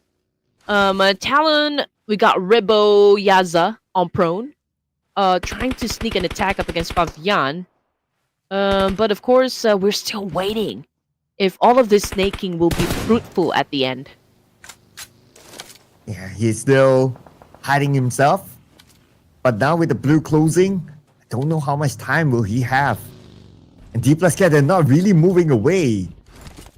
As long as DPLUS Kia is still here, Reboyaza, he has no opportunity or no room to slide in. Okay. Oh, Gypsy passed by. He didn't notice him there. Yep. DPLUS Kia is not even aware of the fact that we got someone snaking over here coming from Talon Esports, and now we go. Oh, Fabian spotted him. Okay, here we go. Tried for a spray, was able to put down chips, but from behind, it was Nobu who actually put a nail in the coffin over there. Yeah, there was almost no way he could have got out of that. Unless they all move forward, then yeah. Mela now. 1 player. 1 dream. 1 hope for Vampire Esports. All alone. by the edge of the circle with more teams coming by, but Team Secret in the fight here against RRQ, they will lock in Gen Force as their next point. 5 points now for the side of Team Secret, although they already have one member out of the game. But still pretty doable if you ask me. And as of now, DPLUS Kia, again, the first team to cross the triple-digit score. They're already at 104. So again, dominance is really oozing from the side of DPLUS Kia. Now, Team Secret going against RQ. Okay, we see a lot of names being thrown coming from Team Secret. Lapar making a move as well. I think was able to shut down... Vampire Esports also in the mix! Yeah, that's Mela here tapping away onto Team Secret with a minute 14. Now he's cooking up this nade. He'll probably lob it onto RRQ, but who's lobbing the nade from behind? It's BTR! And it's Satan that finished off RRQ with that one nade. 8 teams remaining at stage 5. Optimus and the rest of Bigetron is doing a great job so far, really accumulating those points. I mean, they do have the potential, of course, to assume a lot since, you know, Alpha7 is right up in front of them. We got GK from Team Secret and even Miaola of Vampire. So if they continue to play their cards right, potentially they could score a lot, you know, from this stage alone. And just like that, Team Secret, just like how we called it, they're already out of the game, which brings us down to just 7 teams remaining. And let's see where the circle will shift. It has been a left-sided circle for the most part. And now the circle will go in the middle. DPLUS, yeah, they have Noble within the circle. On the elimination field, Mela continues to fight. And he just got one player out of BTR. And that's Mela, very, very low on health. And it will force him to move forward and will expose himself to BTR. The one that landed the final blow is none other than the MVP, Bumblebee. Okay, here we go. Things are already getting intense. We got Revo. Okay, again, BTR is just right up in front of him. I do wonder where the rest of Alpha7. Okay, here we go. I think BTR already knows and aware of the fact that, you know, Alpha7 is right there trying to sneak up an attack, but Bumblebee caught a nade coming from Carillo. Alpha7 looking to dominate against BTR. Yeah, and BTR, at least they are in the inside of the circle. So the pressure is now on for Alpha7, but they will lose the MVP, Bumblebee, now to the hands of Alpha7. This name would definitely secure it. If not, it's just a matter of time. But the challenge right now for Alpha7, if they choose to move forward, is going to be crossing the road and crashing onto BTR. Yeah. They have to make their way in by brute force. That's how we're going to say it. But yeah, I mean, they're already in the zone, but they don't have that much cover. So that is a slight advantage up against BTR. Or like, that is a slight advantage from the side of BTR, rather. And Razy, Optimus, obviously, they're capitalizing on this one. I mean, that's exactly what you need to do to eliminate your opponents. But Alpha7 still doing their best so far to survive. And we can see that Revo, I mean, he took a hit, almost went down as he was trying to deal business with DPLUS Kia over to the other side. But look at this, slowly but surely, Alpha7, they are sliding into the circle. They already got 12 elimination points. Now on screen is going to be DPLUS Kia against Yangon Galacticos, the champions of PMCL from Myanmar. We're back onto Alpha7. This fight between them and BTR seems to be inevitable now. I mean, they need to settle the score. Okay, Revo is just really keeping a close eye onto the boys of DPLUS Kia as well, while the rest of the team is going up against BTR. I mean, just in case DPLUS Kia, you know, changes their mind and maybe go for Alpha7, at least Revo will be able to prepare the team for that. But in the meantime, again, you know, like, Alpha7 trying to still push their way in up against BTR. They know they need that warehouse to stay alive, and BTR is doing an effective job with their defense. Yeah, still able to buy more time, and the more time they buy, the higher placement points they can potentially get. Now we're at top 6. As for DPLUS Kia, now against Yangon Galacticos, they have the high ground against Yangon Galacticos. And Noble cooking up this day, no Romeo Boy doing the same as well. He's probably going to aim at the smoke, but Noble is not there. Okay, bounce it off, and it is hit onto Romeo Boy. And Noble now switches to a DBS. He will rush in and he will get that knock. onto Yangon Galacticos. Now leaving Yangon Galacticos, only one player, and that's going to be Smile focusing on to getting into the circle. Oh, Romeo, my Romeo. This is not looking too good for you, my man. Currently knocked down on the ground, bleeding. And I don't think Yangon Galacticos will be able to save him at this point. DPLUS Kia still applying a lot of pressure onto the side of YG. They would want to get into the zone and they want to survive up until the last stages of the match. And that is a confirmation. Again, DPLUS Kia was able to secure the point. Master Smile is still alive, but then again, he is in between HORAA and DPLUS Kia, so I don't think he's going to survive that. Yeah, and then Nate eliminated him, bringing us to the top 5 teams in this round. On the right side, here is BTR and Alpha7. It looks like BTR, they defended their ground against Alpha7, eliminating them, but here comes DPLUS Kia. Oh man, Nobu in an instant took a hit coming from Optimus. Now this is a dance-off between Fabian and Optimus. Okay, obviously, that's a solid S12K. And now Fabian still trying to make a move here. Oh man, that was beautifully done by Fabian. DPLUS Kia still survives. And they will pick up the MVP Nobu. Oh, but another team's coming in. It's going to be FaZe Clan. They have to do it quickly. Fabian needs to buy enough time for Nobu to heal up. But Nobu, the moment he got up, he gets gunned down right after to the hands of Red Bull. And now he needs to be saved again. Okay, here we go. Fabian is about to pop off some smokes here. I mean, FaZe Clan is just really making it difficult for DPLUS Kia to step inside the zone. I mean, they're the ones that was able to snatch that warehouse from BTR. I mean, after all the fighting that DPLUS Kia did, it was FaZe Clan who took that warehouse. So I believe, you know, DPLUS Kia is cooking something over here to make sure that they can turn the tables up against FaZe. But HORAA, they remain to be silent. For stage number 7 here, they're letting the fight happen between FaZe and DPLUS Kia, and perhaps, you know, HORAA Esports will step in when another team is super vulnerable. Yeah, they are on the other side, so they're not really going to be involved yet. HORAA Esports 2 players, FaZe Clan a full squad, so they have the man advantage. And not only that, they have map control. They even have another player on the other side of the circle. So now, FaZe Clan, they have a big advantage to lock in this chicken dinner. Are you kidding me? We are already at 23,000 viewers for the final 3 at Stage H match number 2. Alright, here we go. Let's hit things up, ladies and gents. FaZe Clan at the top with a whopping 60% of securing that chicken dinner. We got HORAA coming in at second with 24, and DPLUS Kia, since we are left with just one player remaining, where they have the least chance of bagging that chicken dinner. But let's see what's going to happen, or like how the teams are going to play this one. So far, number advantage definitely, no doubt, goes to FaZe Clan. Yeah, FaZe Clan have the numbers. They have the circle. But we have seen clutches before, so anything can happen. But it's hard to say no to FaZe Clan in this round, with the fact that they have a full squad. But who will be the next target? Is this still going to be Chips? Or is it going to be HORAA Esports? Anyway, HORAA Esports, the 2 players are currently in the circle, so they are fine. But Chips, man, he has to cross the road at some point. I don't see Chips actually surviving this one. Oh man, yeah, it is going to be a miracle if Chips actually survives this.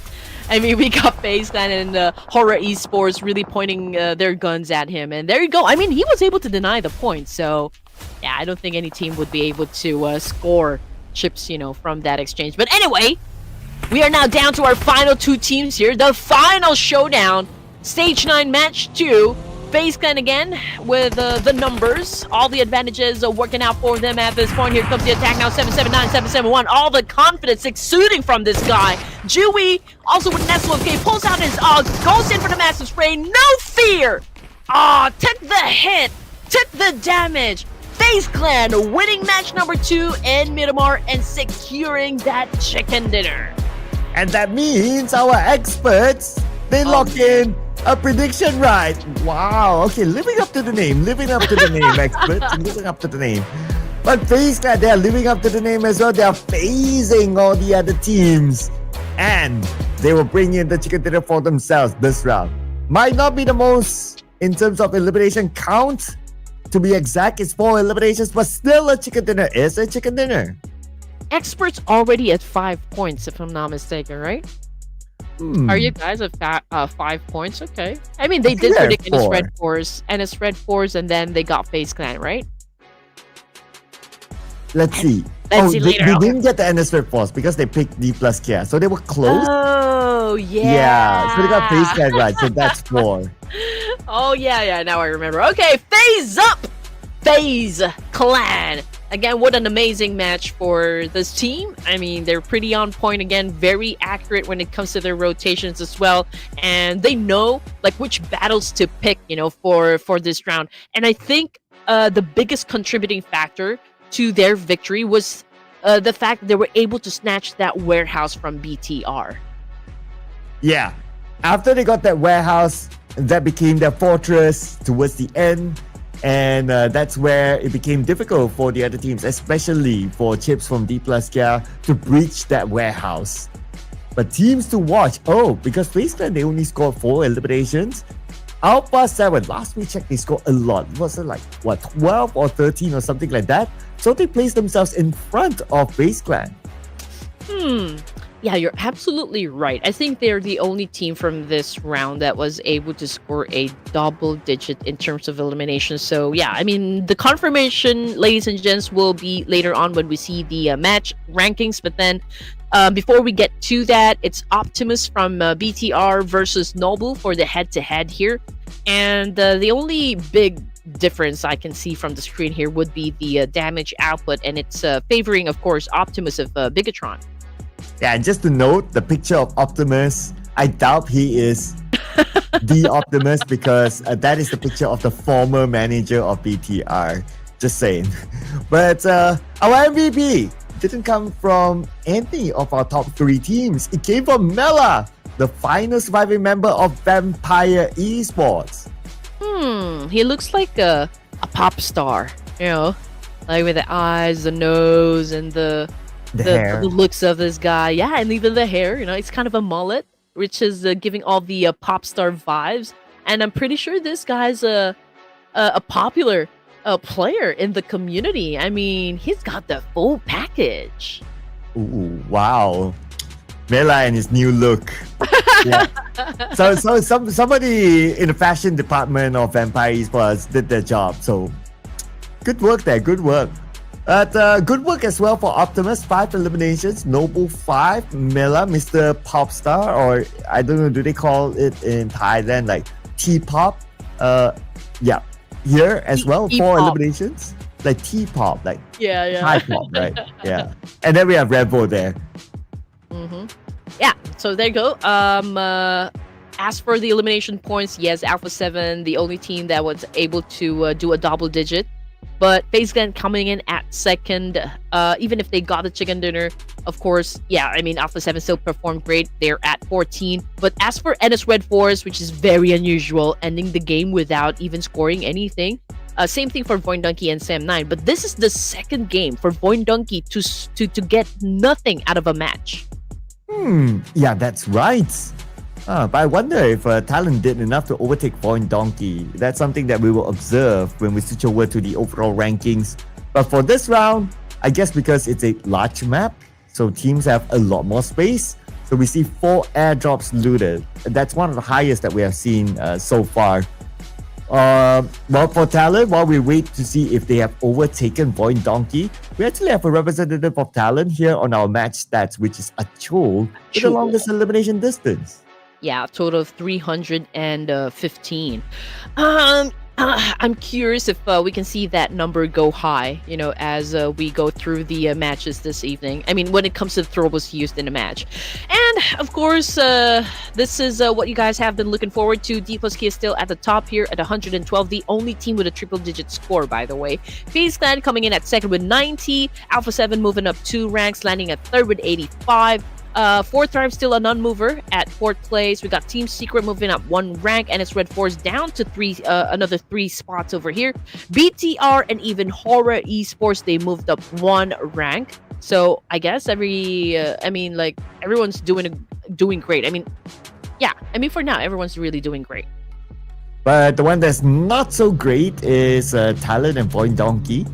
So Talon only 3 points, so that's not enough to get out of that dreaded number 18. And VOIN Donkey is still at number 17.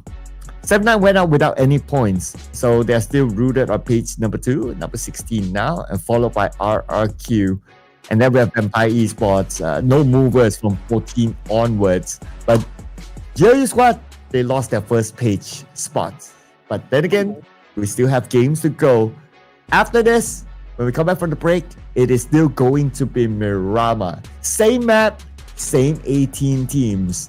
Who will score this chicken dinner? Will there be a repeat? We need to find out later on. But before we go on to that, we're going to take a short break, people. So don't go anywhere. See you guys after this for game number 3.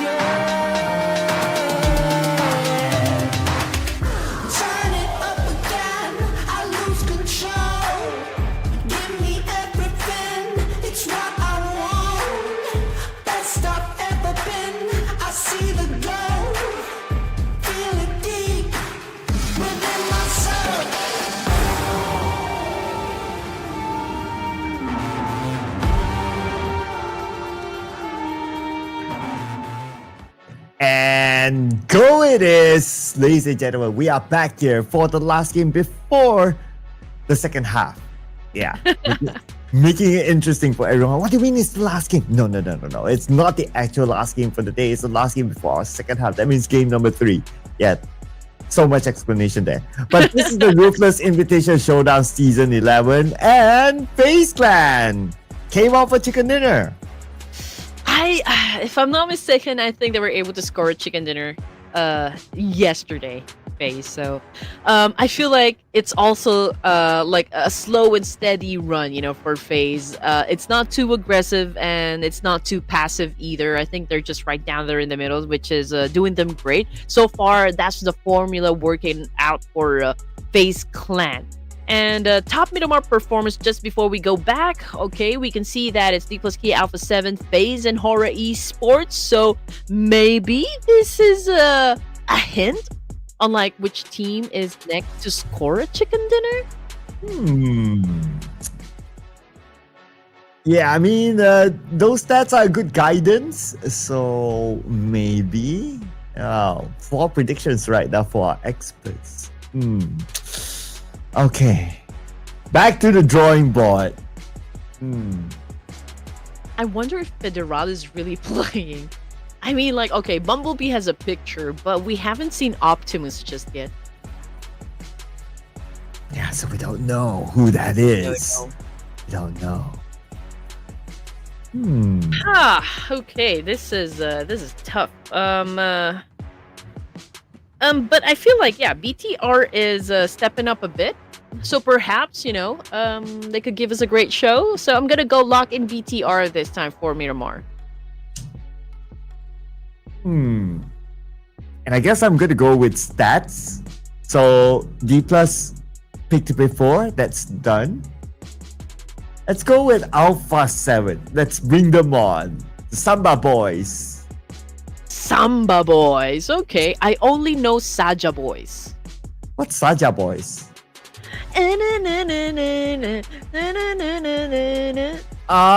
Soda pop, little soda pop. Okay. You haven't watched it yet, Sir Cloud. Where do you watch that? Netflix. Okay, K-pop Demon Hunters. Okay, clearly I have not. Yeah, life has been very busy, so I haven't had time for side entertainment yet. But that's something definitely on my list. I mean, I saw it showing up on like the main page of my of my streaming service. But yeah, I bookmarked that. Just a little fun fact about K-pop Demon Hunters. Did you know that the same animation company, or maybe like a production company, I'm not really sure, that did the same thing with Spider-Man. So with Spider-Man, that's why the Miles Morales, since it's an animated film, right? I mean, K-pop Demon Hunters is an animated film. That's why the animation is so good. And no doubt, that it really topped the charts, So I'm not sure if you guys have already seen it, but it's really good. I mean, you should really check it out. Soda pop, a little soda pop. Okay, here we go. Oh, speaking of dancer, Cloud. Okay. I came across a post. No, I came across a post. Right. I believe maybe this is from Nepal, or I don't know, but I saw it one of the posts from PUBG that they are asking creators, or like maybe, I don't know, talents within the community to do the celebratory dance. So if you guys can, I mean, if you have TikTok, I think that's the challenge. Go for a duet and go for the dance as well. Ooh, are you going to do one? Yeah, I think I'm going to do one. Yeah, I'm going to show you my moves. Oh, Red Queen and her celebratory dance. Ooh, okay. That's going to be something. She does have a talent for dancing though. So you want to find out more, don't forget to follow Red Queen on the social medias. But we are also going to follow the journey of these teams in this round. Round number 3 today in again, Miramar. Whew. And you know what? We are already at the 3rd match here and we don't even feel the time. I mean, it's the Friday, right? And it's a freaking weekend, so to speak. And we're really happy that you guys are spending time with us. You could be out having fun with your friends, but you guys are having fun with us. But of course, I mean, understandable because we got your favorite teams right in one lobby competing for the bragging rights of being the champions of the Ruthless Invitational Showdown Season 11. Oh yeah! That's why you gotta invite everyone that you know and that you don't know to catch the Ruthless Esports Tournament Series. Yeah, we gotta break the number. What was the number again? Was that 21,000? 24 now. 24! Wow! Okay, let's make it 30 by the end of the day. Ooh, okay, let's Yeah. go, guys. Let's make it happen. Let's go, let's go. We know you can do it. We know you can do it. Just like how you put your faith in your favorite teams to do it this round. Let's see who's gonna be in an early clash. Lost Lonus, we have the Xavier. Gonna share the same area with the Vikings, but on the elimination feed, DPLUS Kia eliminated a player, or at least a knockdown on the player of FaZe Clan. Okay, now Osa's rushing in, and it's gonna be a straightforward rush with M249. And What? FaZe Clan have not been able to feel the air or breathe in Miramar, and they're out. Yeah, and they just got eliminated by only one player coming from DPLUS Kia. That would be also. So perhaps this is kind of the revenge, that happened from the previous round. And FaZe Clan did eliminate DPLUS Kia from the last Miramar. So perhaps, DPLUS Kia is, just came out guns blazing, came out swinging to eliminate FaZe. So, tough battle. I think we are forming some sort of rivalry over here. Ooh, okay. They stole away not only the compound, but also the chicken dinner. But Sem9, this is also another revenge arc here. Sem9 lost the early fights to GLU Squad, and now they fight back. Mika, aka Yumeko, gets Exas. One more on the other side. But he does not have any first aids. He's very low right now. One last stick of health. Nice. So it's a easy spray there by Xbox, but here comes Firen. And Xbox is still alone. It's down to 70% of health. Jumps on the outside. And Firen right in front. But Firen is playing with the BBS. Ooh. Wow, nicely done by Sem9, countering GLU Squad, of course. And that puts an end to the aggressive streak, coming from GLU Squad. And again, it's hard to maintain, right? I mean, if you are going to play at a high-paced game at all of the matches, it could be hard to really maintain. It can be exhausting at times. And yeah, I mean, they will have a chance. I mean, GLU to maybe have a break since it's an early elimination game for them, and we'll just have to wait. I mean, they will have to wait rather for this match to finish, but they can still come back stronger. I mean, there will be a lot of chances for them to do just that. Yeah, it's like now they're switching break sides with Sem9, right? Like before this, it was them eliminating Sem9, and Sem9 had a extra break. And now they kind of like, you want a break? Oh, it's dinner time, right? You want to make sure that you eat before it gets cold? Okay, sure. And Sem9 shows up. Did them a favor. But anyway, okay, since we are just at stage 1 here in Miramar, it will all be about rotations first, and of course, pillaging through towns and filling up their backpacks and making sure they have everything before they step into the war zone.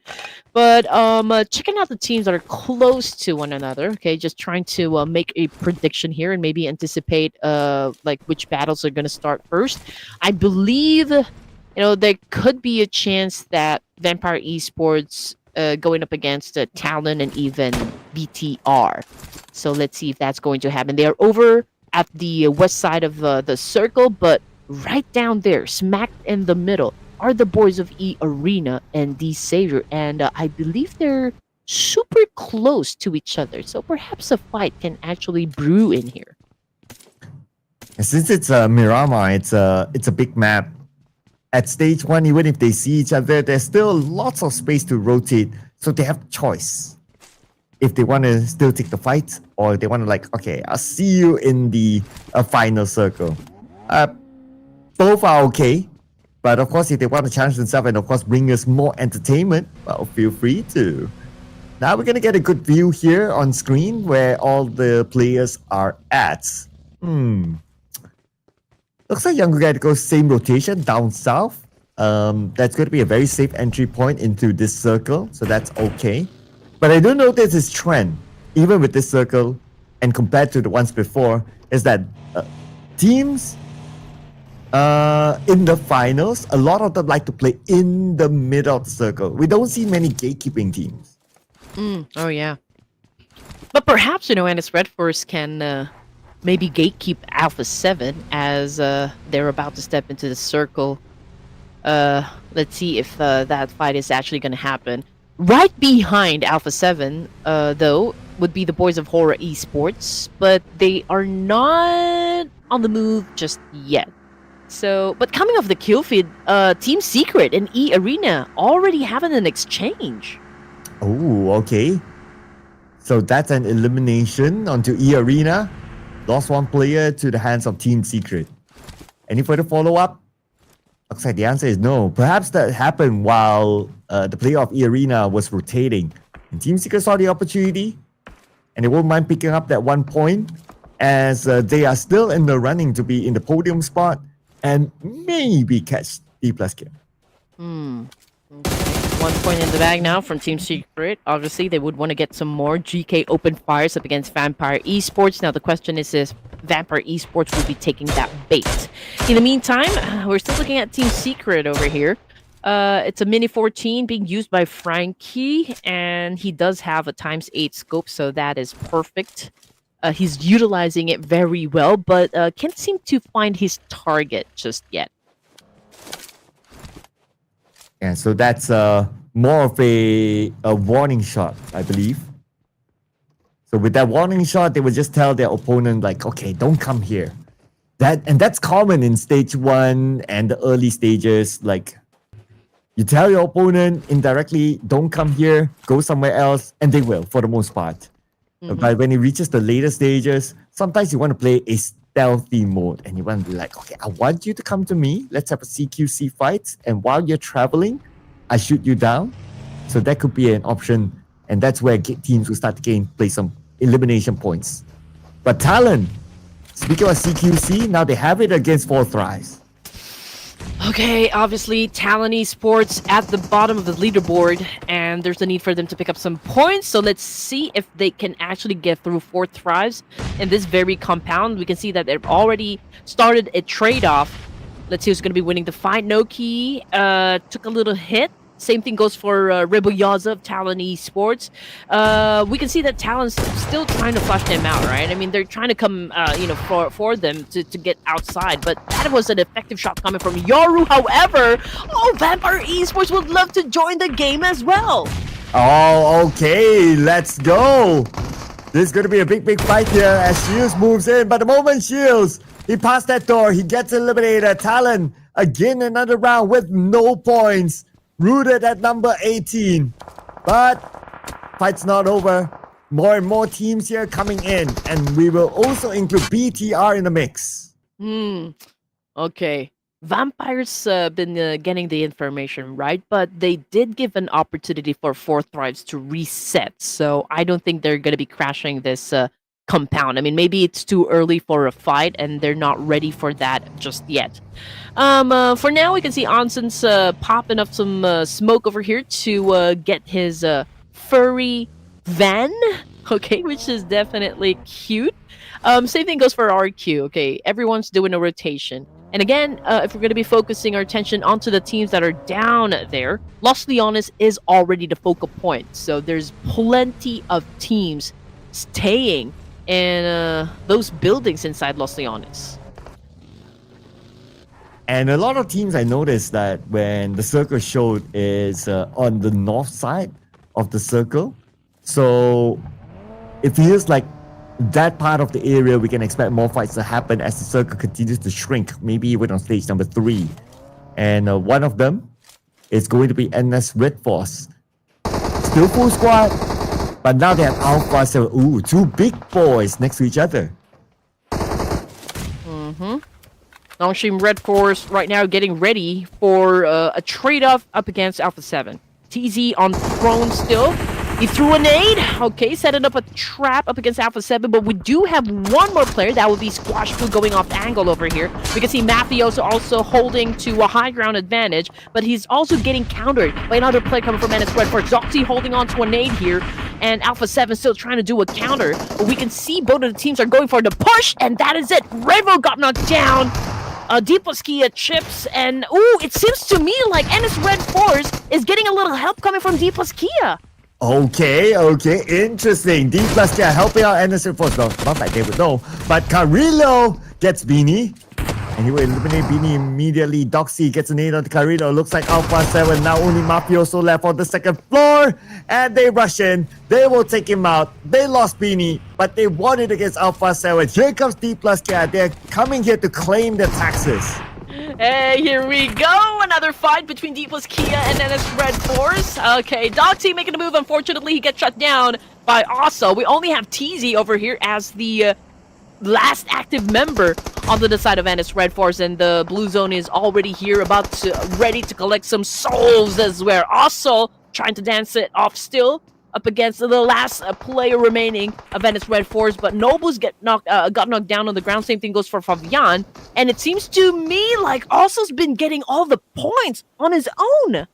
Oh, okay. Carrying the team as always. And 6 eliminations for Ossa right now. But how many can DZ get? Being the final player of NS Redforce. Tanking the blue. That shot reached. This by DZ and his timing. Rushing in to finish off chips. Okay. 2 more to go. DZ gets another one. Can he pull over clutch here? Against DPLUS Kia. But his health is pretty low. He needs to reload and get out of the blue. Shows himself. Gets Fabian. One more. But Noble says no. Oh, but still, you have to give props to TZ. Man, he was able to take 2 points out of DPLUS Kia. And with that nade, Zeros became the hero. Out of that trade-off, Team Secret was able to bag 2 points in an instant coming from DPLUS Kia as well. That was unfortunate, but then again, it is what it is. Oh, okay. Oh, gotta catch our breath there. But the teams are not allowing us to, as HORAA Esports don't meet up with Team Secret because sprayed by No Fear onto Zero. Zero's getting away. But he's tanking the blue at the same time. Hopefully he has enough health and also healing utilities. HORAA Esports, they managed to lock in the northern side for themselves. Oh man, Los Leon is already highly populated over here. It's getting a little crowded. Fourth Thrift, as well as Sem9, VOIN Donkey, Vikings, Yangon Galacticos. Man, they're going to have a hard time getting a building, for themselves to be, as their sanctuary. I think, Team Secret will have to deal with HORAA Esports before they can even, settle down inside Los Leones. So we're gonna wait for that to happen. And as for Vikings, here comes... Oh, what happened? That was such a clear shot for teens. Okay. Maybe he is thinking to himself okay, I'm alone. If I get knocked, nobody's there to save me. So he wants to get a 200% clear shot. Okay, and he's waiting for that. That vehicle was a bait. That vehicle was a bait. Mika didn't know what hit him. Patience is a... bliss. Okay. Is it? Not? I forgot. Patience is a value. What is that? I thought it's a bliss, but okay, gotta double check that. Anyway. Yeah. But teams just really waited for the opportunity to knock down Yumiko, and I think it did work out for him very well. But then again, since he is at the top, it's a little hard and a little tricky for him to actually get the job done. But then again, Sem9 already running out of space here, so potentially they could still get knocked down by Vikings over here. And it could be a potential Lost Wilderness finish. Okay, we're back on the tins. 2 players of Sem9 in front of him with a buggy, but the speed of a buggy is just too fast. He was not able to spray enough onto them. But he will continue on. Second time around. Not getting it. Okay, but that's okay. He still got Mika earlier, so that's fine. I remember. Patience is a virtue. There you go. Yeah.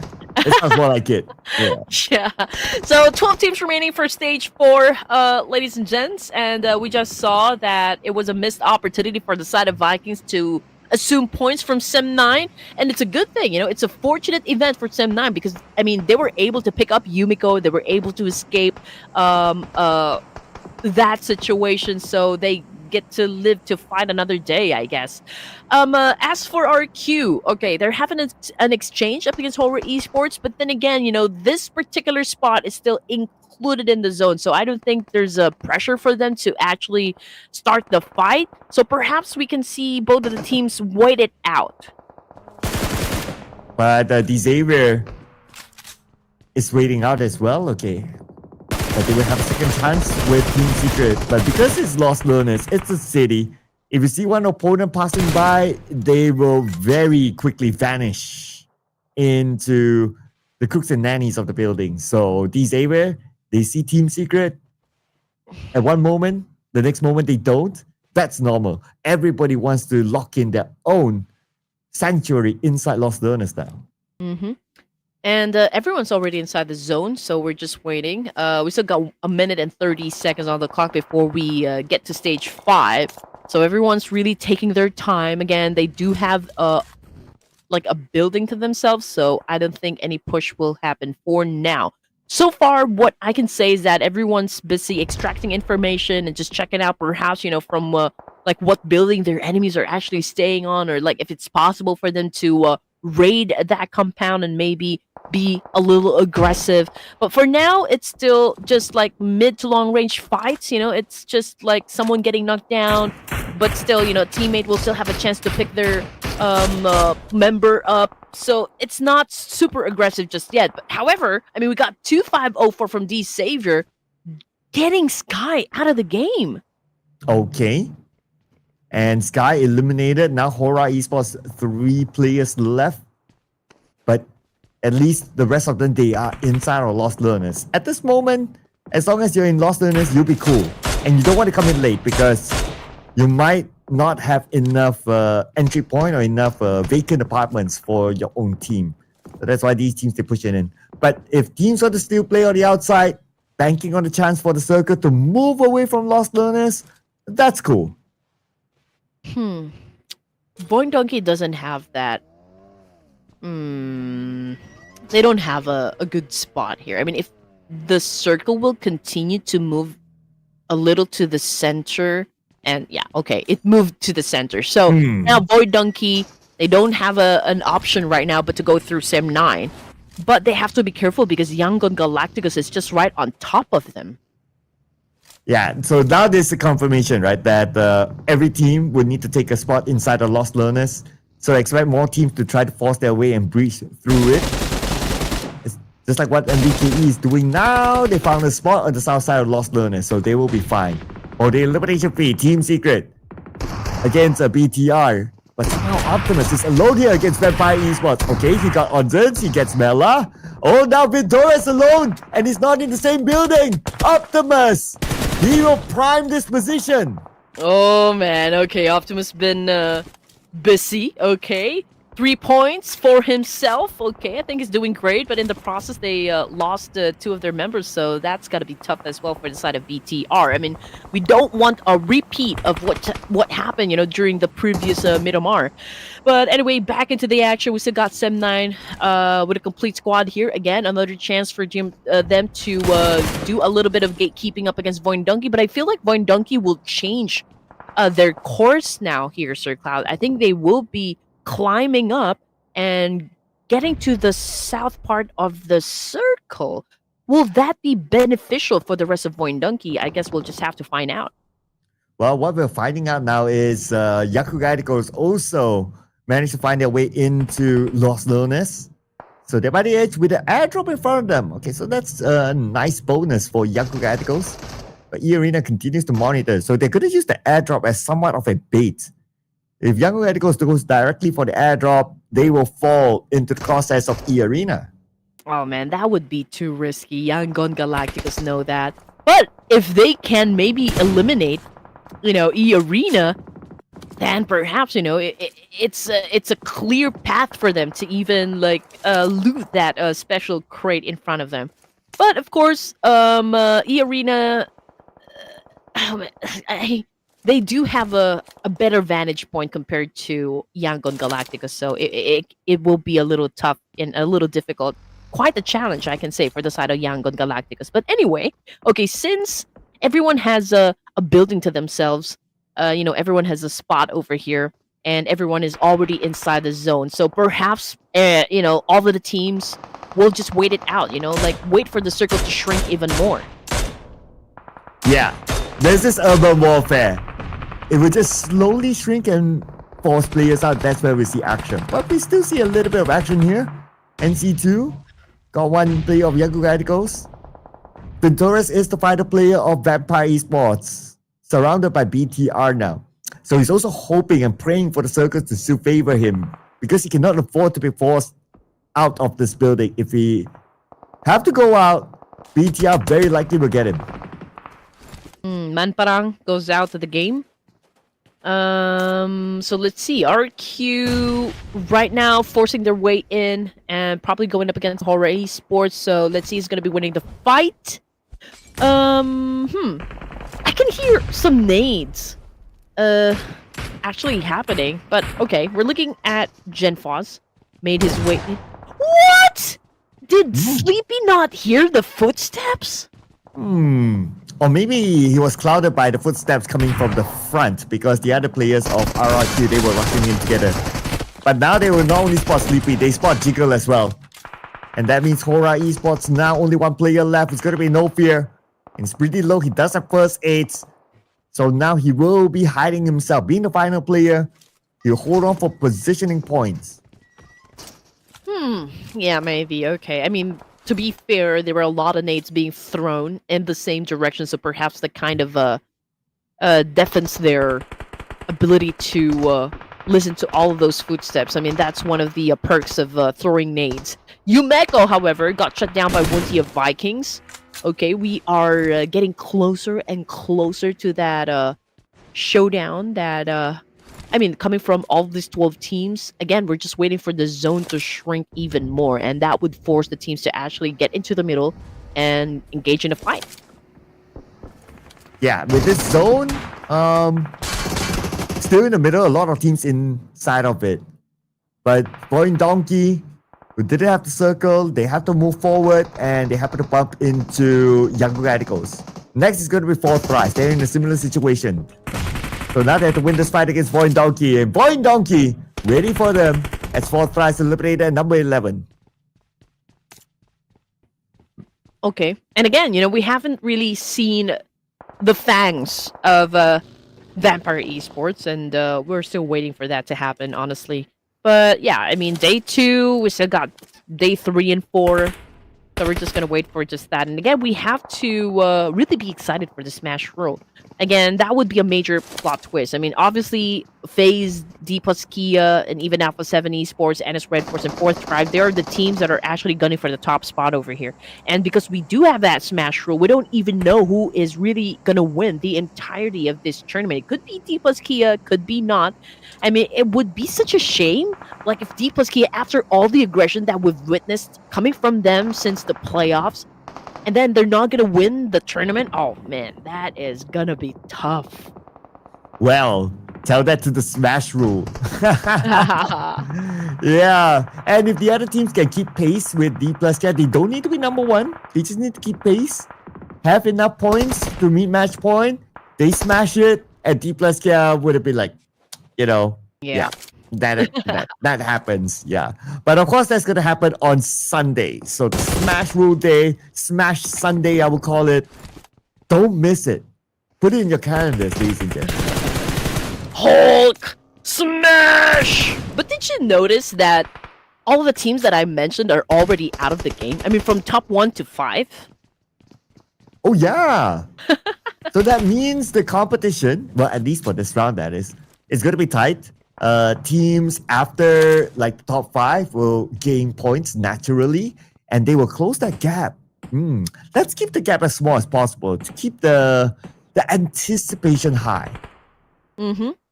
All right, here we go. And RQ already got pushed outside of the zone here.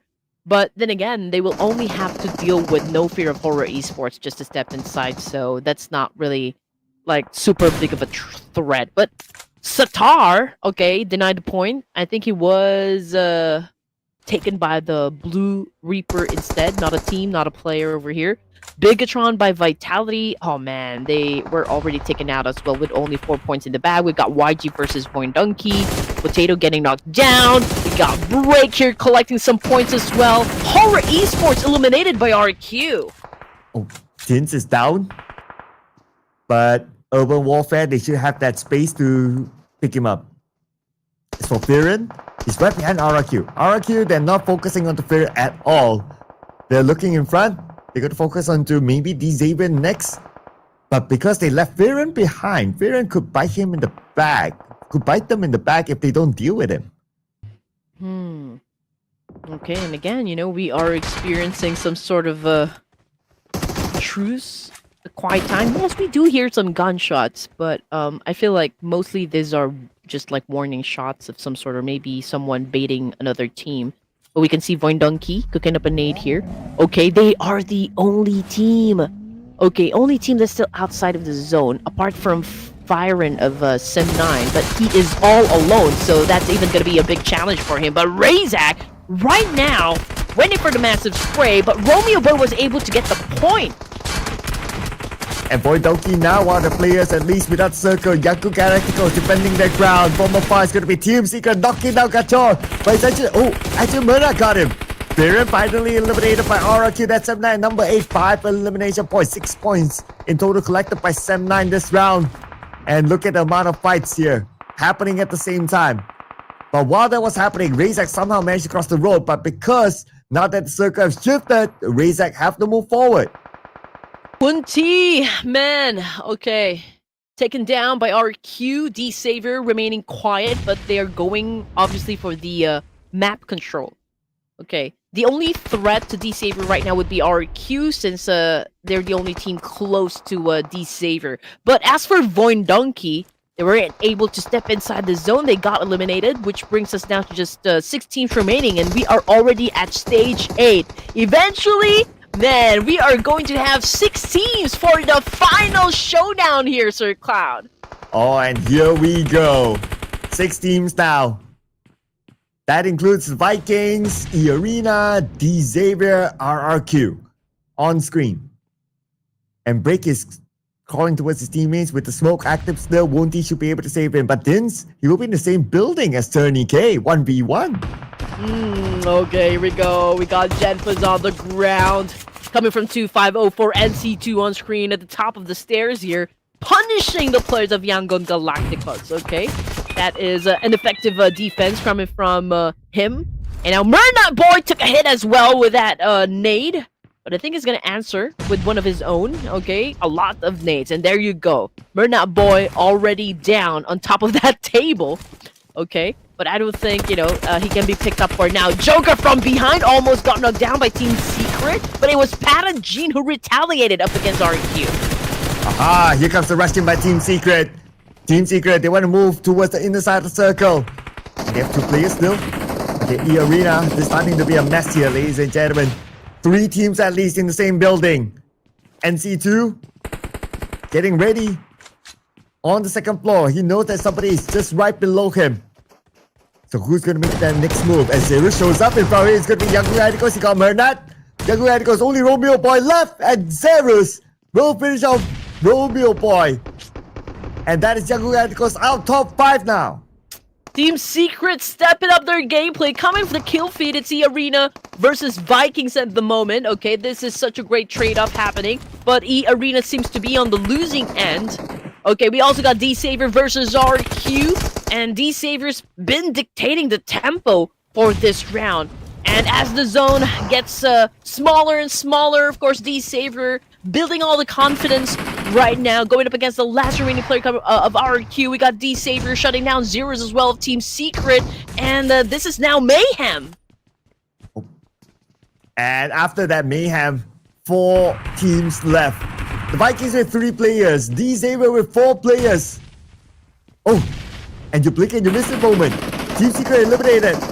And somehow D-Saver, they mollied themselves. Okay, at least they are still having their own spot, so they will be able to recover Top 3 now. D Xavier, the Vikings, and E Arena. E Arena wants to get across, but DX4, aka Lamborghini, will stop Joker. All right, here we go. Three-way battle for stage 9. The Blue Reapers out to get them as well, so that's another additional pressure onto these 3 teams. We got NC2 catching an aid coming from DX4, aka Lamborghini, ending the line of E Arena. Now it's Vikings versus D Xavier. One of the players from D Xavier currently knocked down on the ground, so it's an even fight for now. We can see that Vikings been throwing a lot of nades here, trying to flush them out in this situation. Lamborghini won't be picked up at this point. He is now gone. Another grenade elimination coming from Woon T. Oh man, perfectly done, but unfortunately Woon T took a hit as well.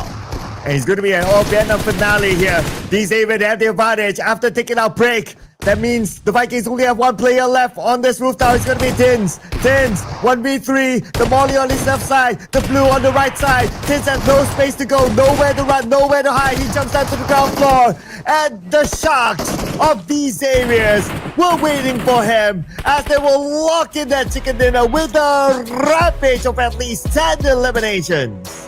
Hey, this is what I'm looking for, right? I mean, this is the D Xavier that we know. And now finally they've shown themselves getting the chicken dinner for match number 9 here. Finally, Lamborghini and the rest of the gang is, well, showing their true form.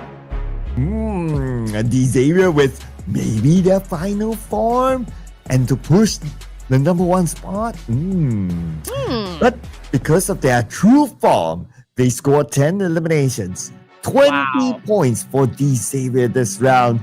But the last we checked, they weren't near the top spot. So to catch number 1, not yet. But at least this chicken dinner will bring them closer. Yep, after this game, they're definitely going to propel themselves, you know, maybe at the top of the charts here, which is, of course, absolutely perfect for the side of D Xavier. The only question I have for them right now, Sir Cloud, would be if they're going to be consistent, right? If they're going to be following through the remaining matches for this evening. Yes, they were able to secure a chicken dinner, but, like, is this going to be, like, the start of their aggressive gameplay for here on out? Yeah, that has always been the question for D Xavier when it comes to the Ruthless Invitational Showdown series, right? When it comes to official tournament, they are, for the most part, consistent. But when it comes to off-season tournaments, we don't know what sort of D Xavier will show up. Anyway, full squad timeout, 30 minutes. This is the highest that we've got so far this season. It will be hard to top this one. What I love about the performance of D Xavier when it comes to this round is, or like, yeah, they were quiet. I mean, they know which battles to get themselves into. Perfect timing, everything, the execution, everything worked out for them. And again, you know, this is the D Xavier that I know. Hopefully, you know, it will be the same level of energy, you know, for the remaining matches. I mean, we're already halfway through. We still have 3 more to go before we wrap things up for day number 2 of the grand finals. So yeah, I'm really hoping that D Xavier will be you know, performing for us. So like really stepping up this time. Vikings, okay, pretty much the same. When it comes to the damage output, slight difference, but it's a major difference when it comes to the elimination points done inside the game. Only half, you know, for the Vikings, a total of 5. Yeah, and the damage aren't too far away. But our MVP, Mr. 2504 from D Xavier with 4 eliminations and 979 damage. What's with these players and also coming up with pseudo names? Okay, I recognize him. I just need to get a confirmation on my side. I'll come back on that. Yeah. And 2504. Okay, finally we have a face to the name here. The MVP of this round. Just a total of 40% team contribution, but I can say it's already high. You know, it's definitely been given a lot of support, you know, to the rest of the team here, which of course makes them very effective in the battlefield. Now we got Osal as well as one of the top performers. We also got Zeros over here coming from Team Secret and Break coming from Vikings. Now it's interesting to see that we have different names so far in the lineup as for like the top performers and like people going in for the road to MVP event. So we know that Nobu hasn't taken the top spot just yet with like a player with the most number of elimination points. Okay, 2504 is Nate T, by the way. Oh. Yeah, there you go. Unless, well, if someone else is playing, then I don't know. But anyway, what we're sure is that Talon, unfortunately, again, another 0-point round for them. So that means number 18 is still lingering around Talon Esports. And then we have FaZe Clan and GLU Squad also with 0 points. Alpha7 this round, it's a very different round for them. Previously, they scored a lot of points, but only 1 point this time. Maybe Talon Esports would want to do a dramatic entrance of some sort, right? Like, I mean, they're letting, you know, the other teams score a lot, and perhaps we will see them really go up the charts probably towards the latter games. I don't know, maybe, just maybe. I'm just trying to form a theory over here. But yeah, I do agree with you. I mean, I do love the fact that we saw this number go high, you know, when it comes to the throwables inside the matches. So hopefully we see some like more of that to happen. And as for the overall rankings, 119, the only team still with a triple digit score. DPLUS is still at the top with 2 chicken dinners. FaZe, Team Secret, Alpha7 and its Redforce, those are the top 5 teams for now. Fourth Tribes obviously got pushed down the ranks, but then again, we are hoping for a comeback, you know, onto the side of Fourth Tribes. I'm not even sure, sir, are we playing for a certain prize pool, or are the teams just playing for the glory and the bragging rights? We will leave that to the mystery for our viewers out there, because we're not. Okay, never mind. But anyway, yeah, I was just pulling everyone's leg. We're supposed to keep mystery to all our viewers out there. But anyway, we'll keep that. We'll see if that will be revealed to us after maybe the grand finals, or maybe anytime. So if you want to find out, stay tuned, ladies and gentlemen. But we'll be heading to a short break, so don't go anywhere, and we'll see you all after the short break.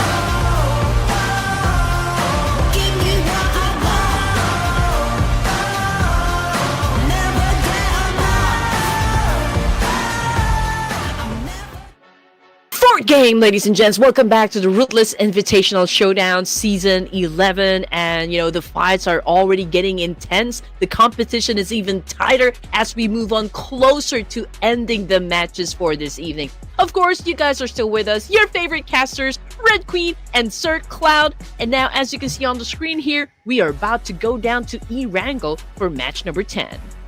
Yeah, and this is going to be the second half for today. Last 3 matches. Top Erangel performance, we're going to revisit them. NS Redforce at number 1, followed by DPLUS, 4th Rise, and also E-Arena. But today hasn't been really 4th Rise overall.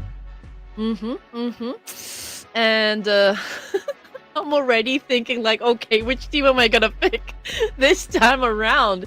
NS Redforce, let's go.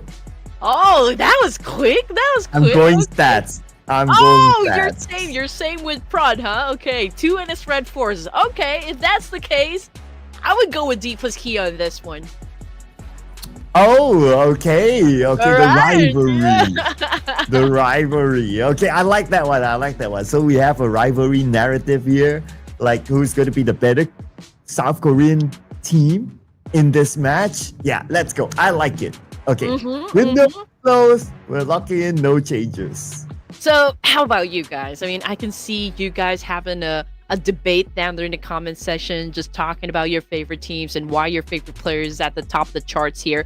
But we'd love to know about your pick as well. Come on, I mean, join the fun, join the mini game that we have been playing. I mean, it adds a little spice, to our day. After all, we are just here to have some fun. Again, this is a community tournament, okay? This is just a chance for us to witness some of the clutch moves, some of the new rotation and experimental tactical gaming coming from the teams here. So might as well just be happy and let us know which teams you guys are rooting for.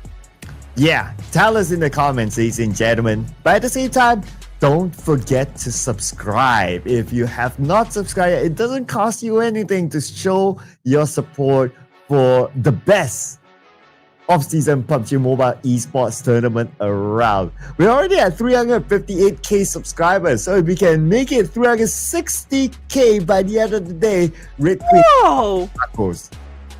Man, you guys are crazy, man. I do love the fact that we have a lot of you watching this competition. I mean, 24 viewers, live viewers in the previous matches. Wow, that is amazing. And again, just continue on repping up your favorite teams and players and subscribing to Ruthless Esports because, well, we are about to step in once again to the map of Erangel to witness another showdown happen between the 18 teams that we have coming from our best regions. Yes, switching things up with a different map. Let's see what will change for these teams as we'll begin our flight path from Novo to Saberni, a right-sided flight path this time.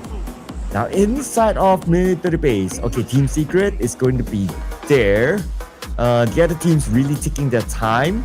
And we did see like 2 different teams inside of military base before, but it could be only Team Secret this time.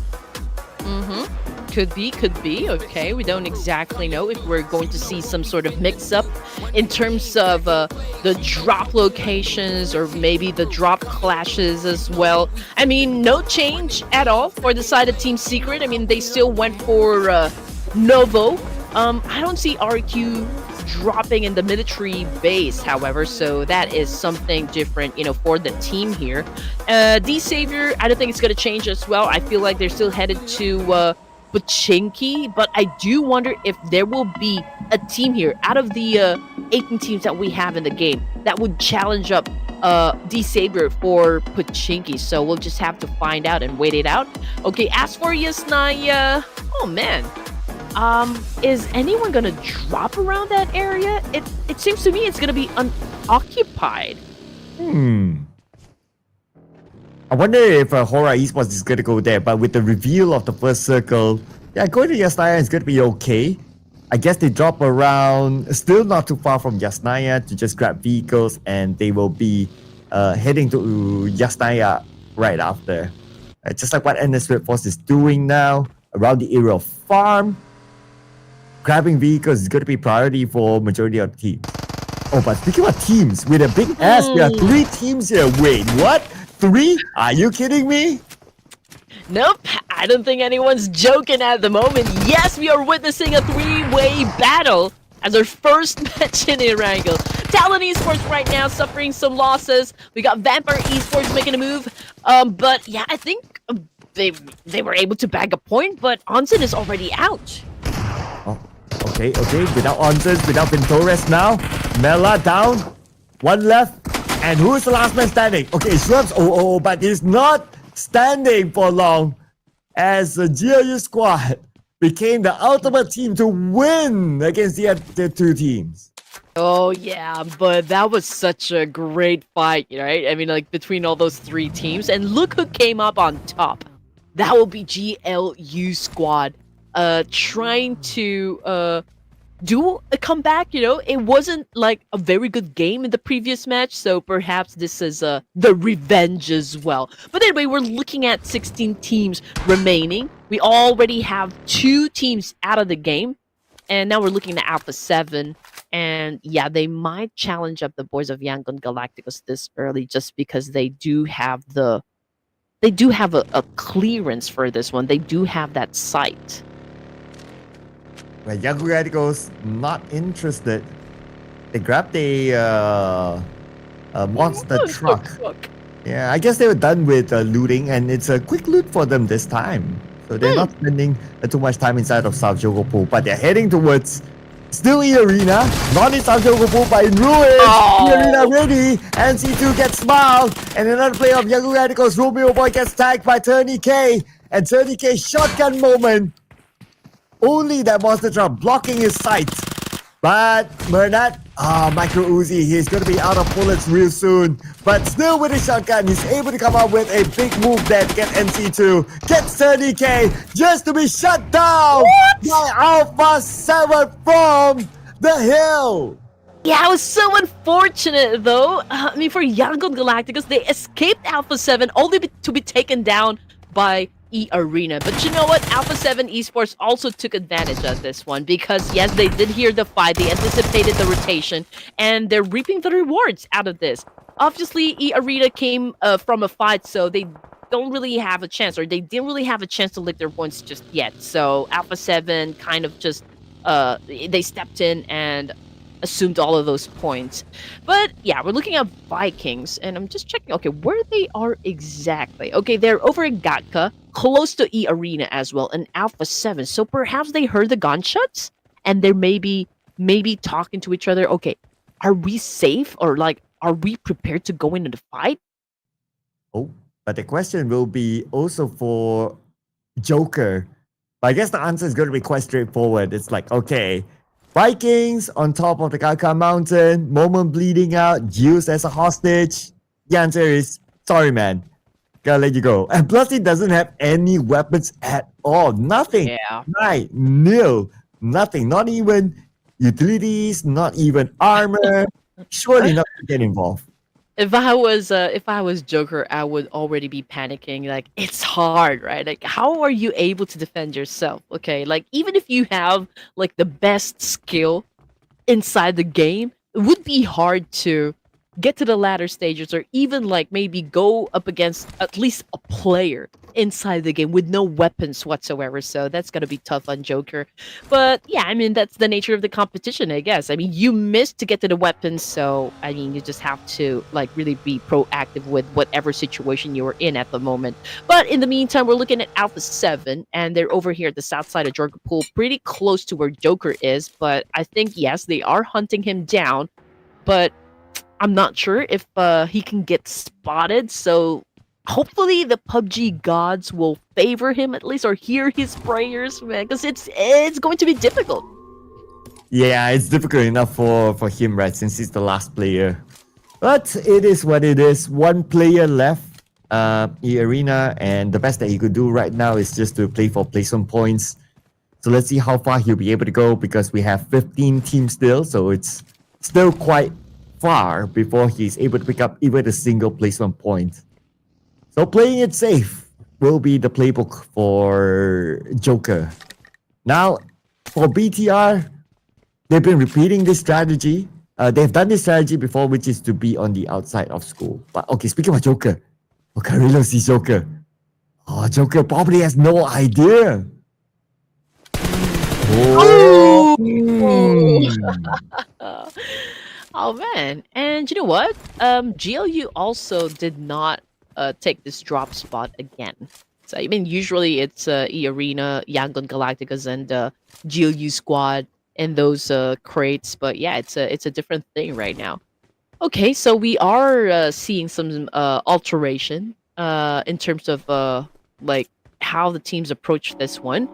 But everyone, okay, like all the 14 teams remaining here, still pretty passive. They're not going to any engagements just yet, but they're all clustering up once again down there in the middle. So I mean, NS Redforce close to M9, even REQ's close with Team Secret and even FaZe, HORAA Esports already down there in the middle. But we're just waiting, you know, up until the teams decide, okay, maybe it's now time for a fight. But so far, it's still quiet. Yeah, because we've seen like what, 1, 2, 3, 4 teams eliminated, so there's a little bit more space. But Team Secret, they're going to take their own space here. RQ is ready to block them, and GK goes down out in the open. And another player, 3-3 from RQ also comes down. But look at the circle. Ooh, hardship towards the south, and we have the river at the southern side, which I doubt the circle will go there. It should go to the main peninsula. Back on the Team Secret and RQ. Yeah, Truncate down on the ground. Tran with a shotgun kill. Okay, effectively done. So Team Secret doing good as of the moment, but unfortunately FaZe is just right up behind them as well. So tough luck, you know, for the side of Team Secret. They have to deal with RQ as fast as they could. But it was hard, okay, because they got sandwiched in between. So RQ survives, and now they're about to face FaZe Clan. And FaZe Clan, they looked at the situation. They're definitely considering it. Okay, are they going to go? Or are they going to focus on to just rotations? Oh, looks like they're going to let this one go for now. Okay. So lucky them, FaZe Clan ain't interested. BTR, they could be interested to take this potato hill. There's another team on the other side last we checked. But BTR spread out. So they also want to make sure that no one else wants to take this potato here. Okay, it's D Xavier there. And VOIN Donkey not too far. All right, here we go. DPLUS Kia on the screen. We do hear some gunshots actually just from the surrounding area. And I believe BTR is super close to them at the moment. And Chips has already picked up that. He opened fired, so Snipe definitely knows exactly where he is because he answered back with a spray himself. But it's a good thing that he was able to get behind that big rock. So far, DPLUS Kia, if we're going to be looking at the situation, I don't think they're ready to go into a fight just yet. So probably we'll wait for the circle to shrink once more. But then again, VOIN Donkey is getting closer and closer to DPLUS Kia. So perhaps, okay, a fight can go down. But from the kill feed, it's no fear from HORAA going up against RQ. RQ is getting picked up. We got Yuhai as well from Sen9 joining the mix. There goes the jump shot with an S12K, not hitting his target just yet. So both of the teams are trying to dance it up. Break goes down. 4 traps is happening in exchange as well.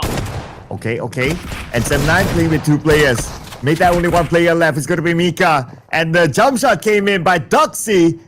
They will win it against M9 and they will recover. HORAA Esports just trying to get this player from RQ. It's going to be Lapa inside the hovercraft. He is forced to come out. The hovercraft was smoking up, and HORAA Esports can easily follow up on that.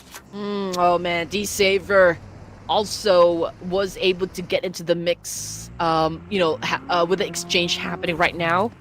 But with NS Redforce, okay, let's see if they can follow through. So far, there's still a complete squad over here. Alpha7 remains to be outside of the zone and not getting into any parties just yet. But look at that, Sir Cloud. Man, 50% water.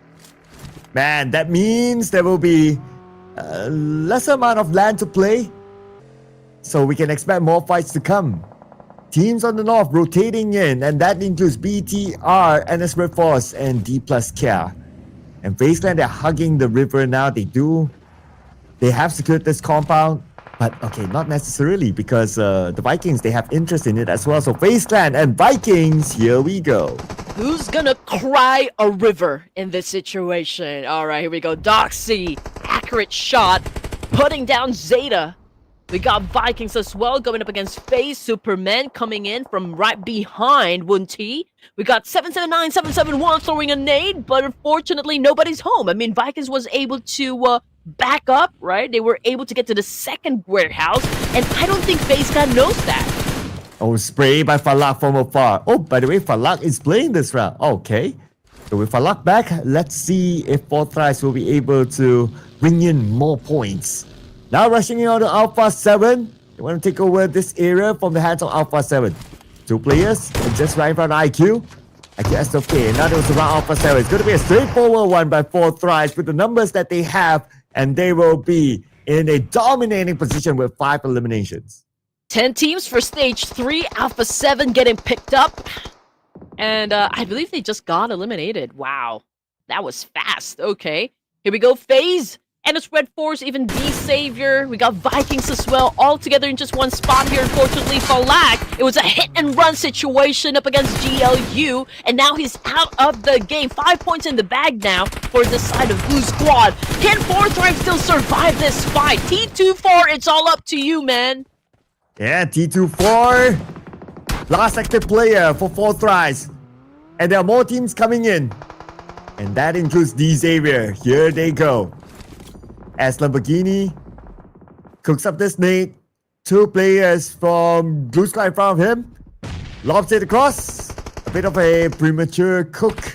Will not land on the KF, but KF sends in the nade across. And here comes the rest of D-Savior. D-Savior, the moment they arrive, they rush in, they crash into the area. KF goes down. And Hexas tries to defend his ground all alone. Hexas will become down as well. One more player for the team. On the other side, it's going to be Noel and D-Savior. They come, they see, they shoot, they score. Oh, man. And it's a good thing, for the side of Forthrice, because when that happened, that actually gave them a chance to reset, okay? I mean, obviously, one of them was able to crawl back to T24, so there's a chance for him to get picked up in this situation. And as for D-Savior, I think they're going for a reset as well. But both the teams, man, they have to do it fast because BTR is just lurking within the area. Just look at that. Scouting. We got Snipe. Might be getting closer to where D-Savior is because they definitely heard that, those gunshots. And now a fight is already breaking between FaZe and Vikings as well. So it's going to be a great fireworks display now that we are about to leave stage 4. Oh, but BTR is bringing the fireworks to D-Savior. And Levi's eliminated. Okay, here is Sniper. Okay. With an 8. With his duo. No Nambun will get one. One more to go, which is Lamborghini. Lamborghini eliminated. Thanks to T24. But here is the fight between FaZe Clan and also the Vikings.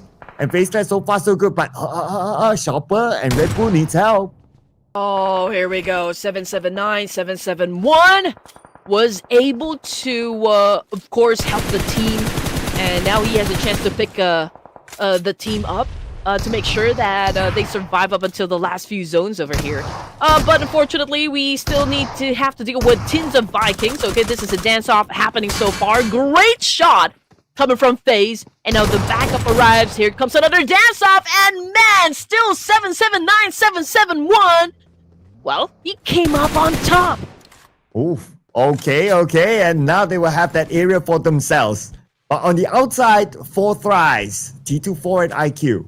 The duo that's going to stop BTR from moving forward. But Optimus is in the circle behind Forthrice though. So Optimus could be the one to surprise them. On the inner side of the circle, we have NS Redforce looking at HORAA Esports. But I doubt they'll be doing anything with this position. At most, if they get attacked, cool. But to follow up, nah, not the right timing. Oh man, I feel like Beanie is just probably saying to HORAA Esports that, hey, I know where you guys are. I mean, it's not an aggressive shot just yet coming from NS Redforce, but what is aggressive is that, the push that came from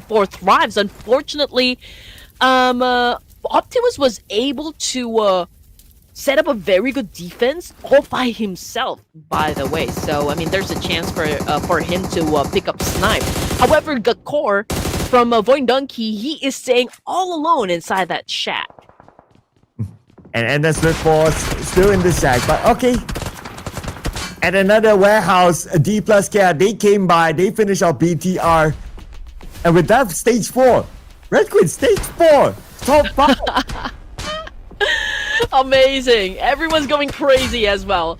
Okay, let's see if it can get even crazier now that we're down to 5 teams remaining at stage 4. Man, that was fast. This was a fast-paced Erangel once again, so everyone's really hot on the triggers here.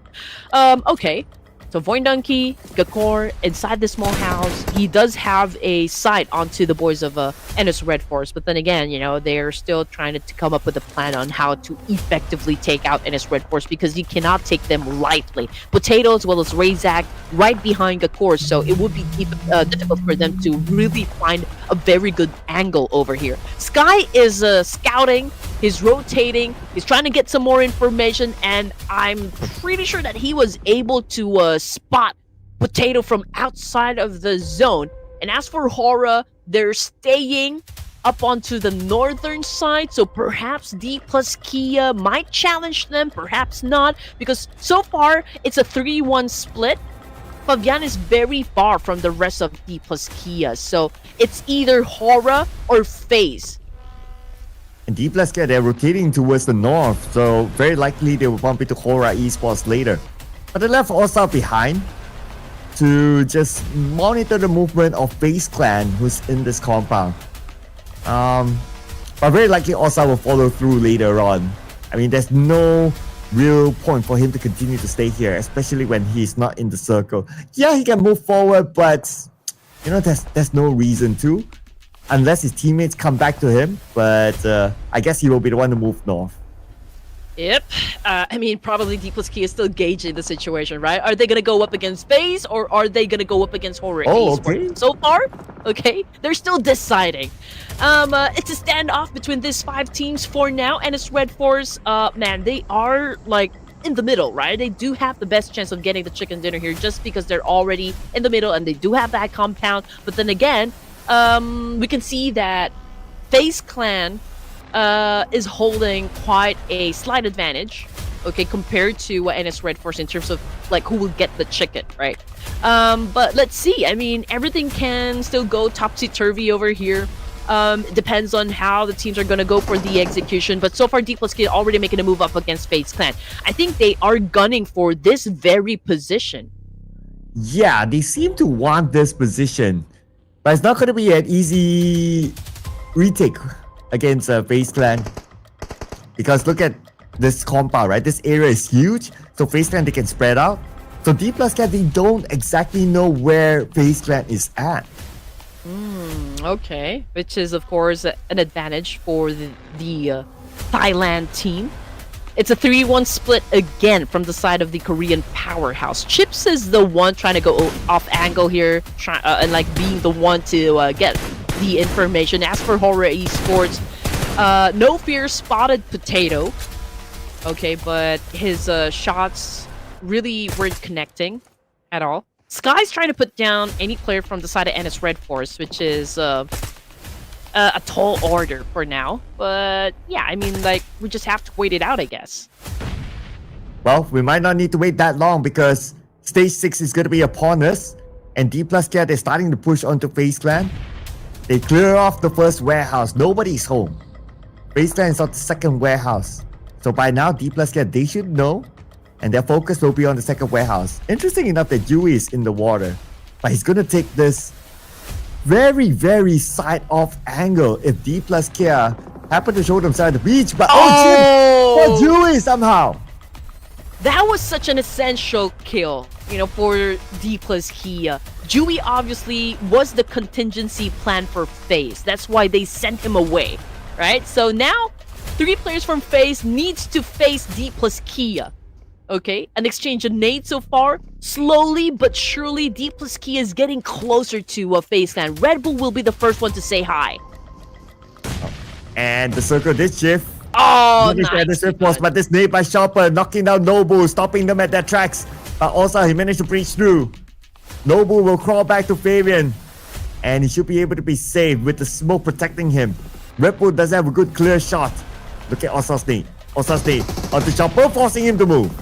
Oh man, Red Bull's getting shot as well, but not enough to take him out. We got also trying to find a good position here, you know, to help DPLUS to actually take over this warehouse. In the meantime, FaZe Clan is doing a great job defending the team, but they have to settle the score as fast as they could because this part is already out of the zone. Yeah, they have to do it quick, and this is stage 6, so the zone will definitely hurt if they continue to stay here. And blue is closing though. That might force Chips to leave this high ground. DPLUS, yeah, they're still taking the time, and it's not only FaZe Clan and DPLUS, yeah. VOIN Donkey is not in the circle too. Okay, abort! From the side of DPLUS, I think they are going to force their way in, challenging up the boys of NS Redforce instead. I mean, it makes sense, right? I mean, NS Redforce obviously holding on to a compound over here. So, yeah, DPLUS, they need this one to happen. They need to take over this compound and take this away from the hands of NS Redforce. So let's see how good of a defense NS Redforce will be able to put up against DPLUS. Yeah. And that fight will happen. HORAA Esports with their own fight against VOIN Donkey too. Razak and Potato on the other building in the circle. But HORAA Esports, they don't want these neighbors. They're trying to nade them out, trying to flush them out of this building. Okator is looking at the other side, being the off-angle guy. All of them in the circle right now. HORAA Esports, after expanding those nades, they were not able to find a knock onto any player of VOIN Donkey. Oh man, here we go. FaZe trying to join into the mix as well. Okay, they're taking up the chance, of course, of eliminating NS Redforce while they're busy dealing with DPLUS Kia as well. But unfortunately, it wasn't enough for the side of FaZe. And now the battle continues on between these two Korean powerhouses. We can see a lot of nades being thrown coming from both of the teams here. We got Beatty cooking the nade for his own.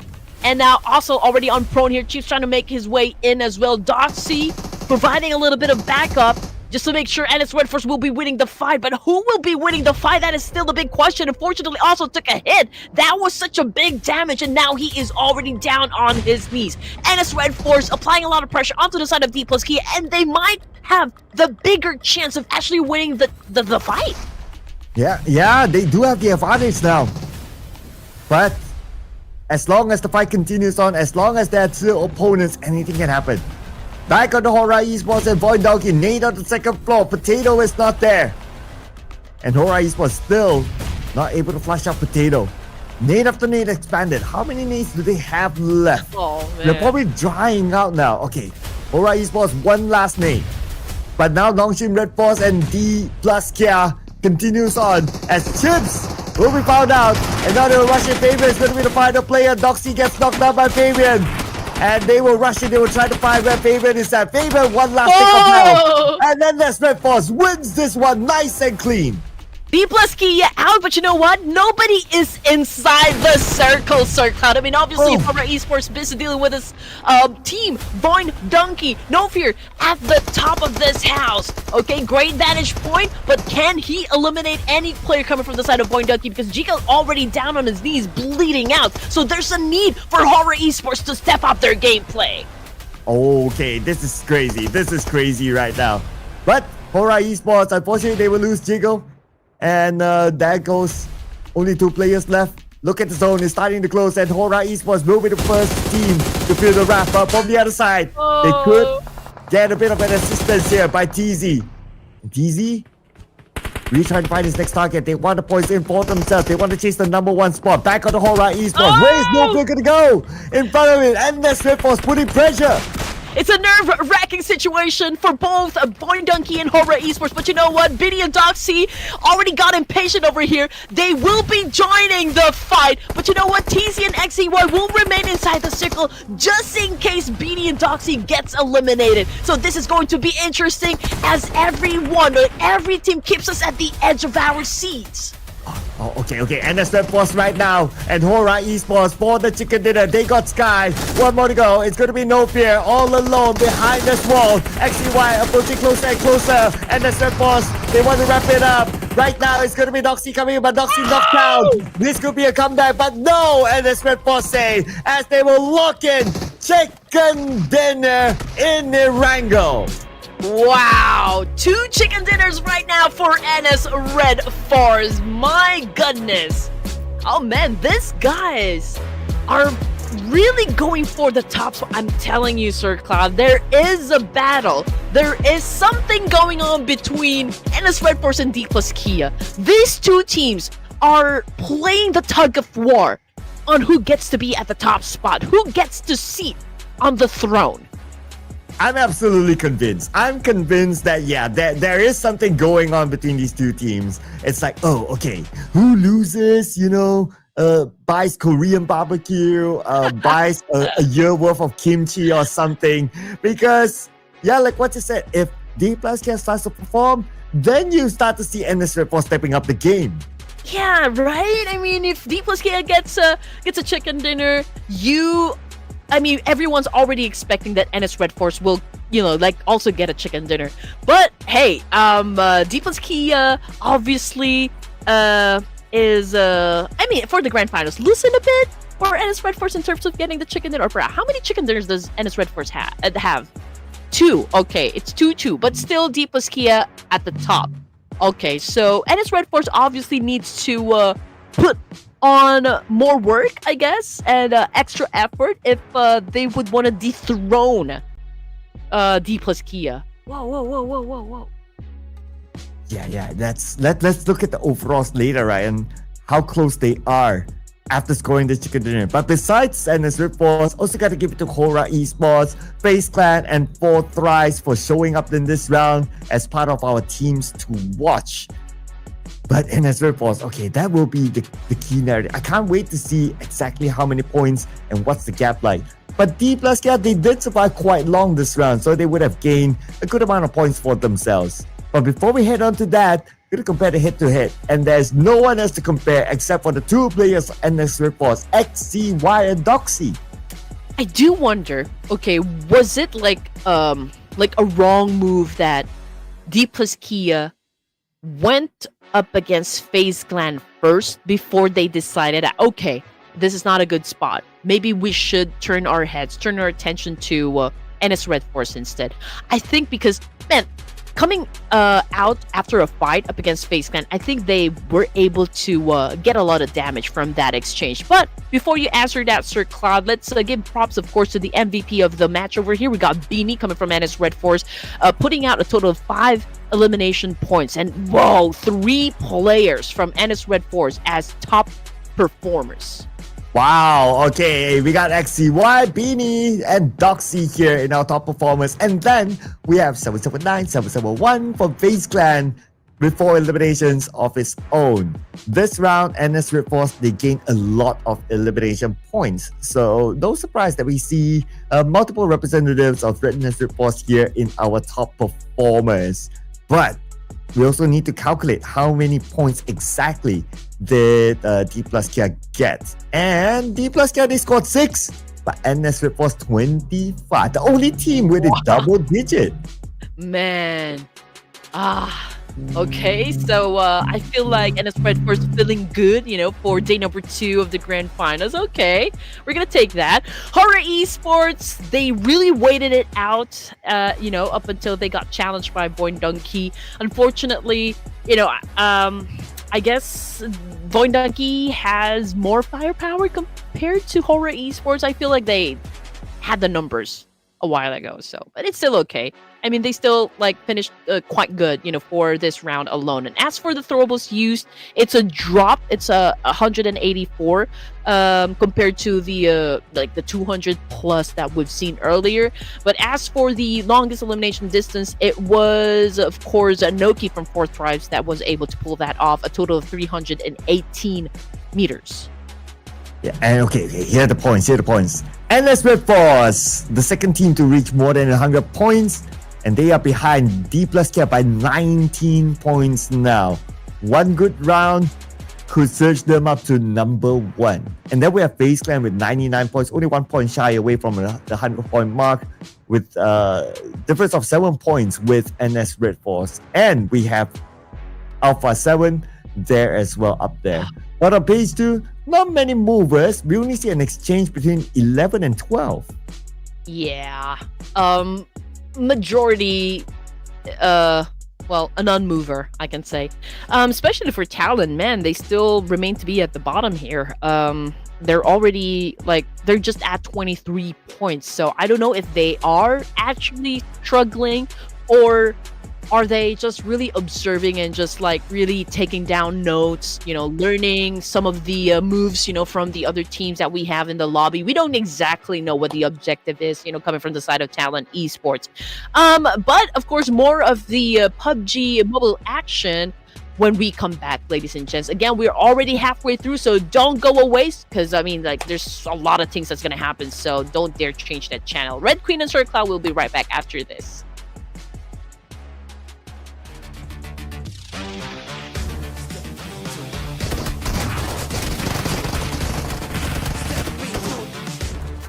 Step into the ring.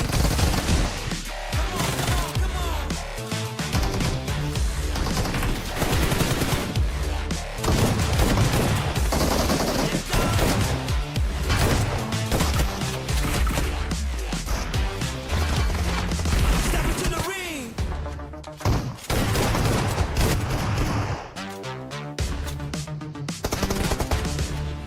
Step into the ring. Step into the ring.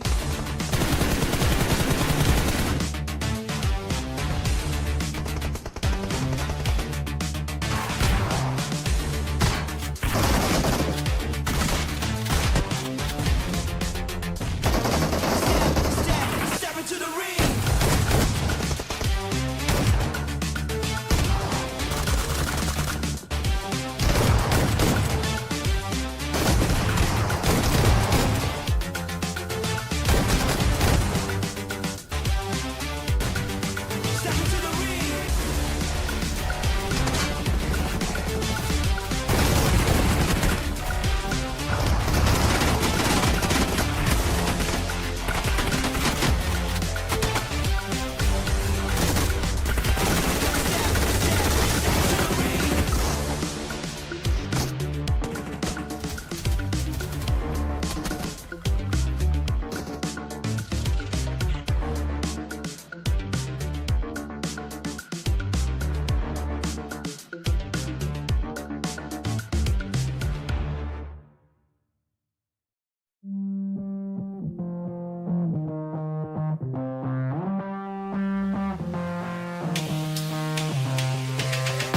Lights out. I got feeling, but I can't shout. I got reasons, but I'm all out. No rest for the weekend.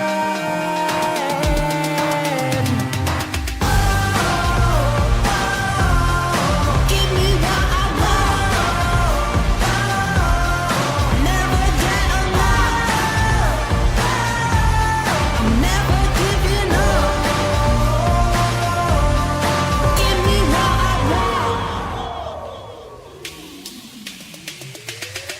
Turn on, get ready for it. Stay strong. I'm here for it. Don't stop. Man, what a day it has been. If you kind of notice, so far the team that scored the chicken dinner, they were like they have kind of like a red color scheme. Well, this is the Ruthless Invitational Showdown Season 11 for you, ladies and gentlemen. And NS Redforce, they're coming close to DPLUS cap. Oh yeah, that is for sure. Man, I have to I really have to calm down, you know, like every engagement that I see inside of Battlefield is kind of giving me the mini heart attack of some sort. But we're down to our final 2 games here, Sir Cloud, and again, it's still Korean teams that's been topping the charts. So I'm waiting. We're still waiting here. We're still waiting if there will be other teams that would get the chicken dinner. I mean, FaZe was able to secure one for themselves, so perhaps it's gonna be a different team that's going to dominate for the final 2 rounds this evening. So is that going to be your pick, FaZe Clan? I think I'm gonna go with 4 Thrives on this. Okay, all right. I mean, they did show up as the one of the top performing teams, so that's a bit of a clue there. Our experts also going for 4 Thrives. Okay, this time our experts gonna hold hands with Red Queen. Ah.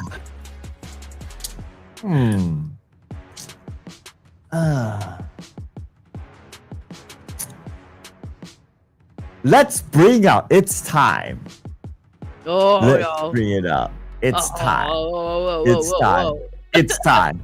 Let's bring it up. Let's bring it up. Let's bring it up. It's time. Okay. Yeah. All right.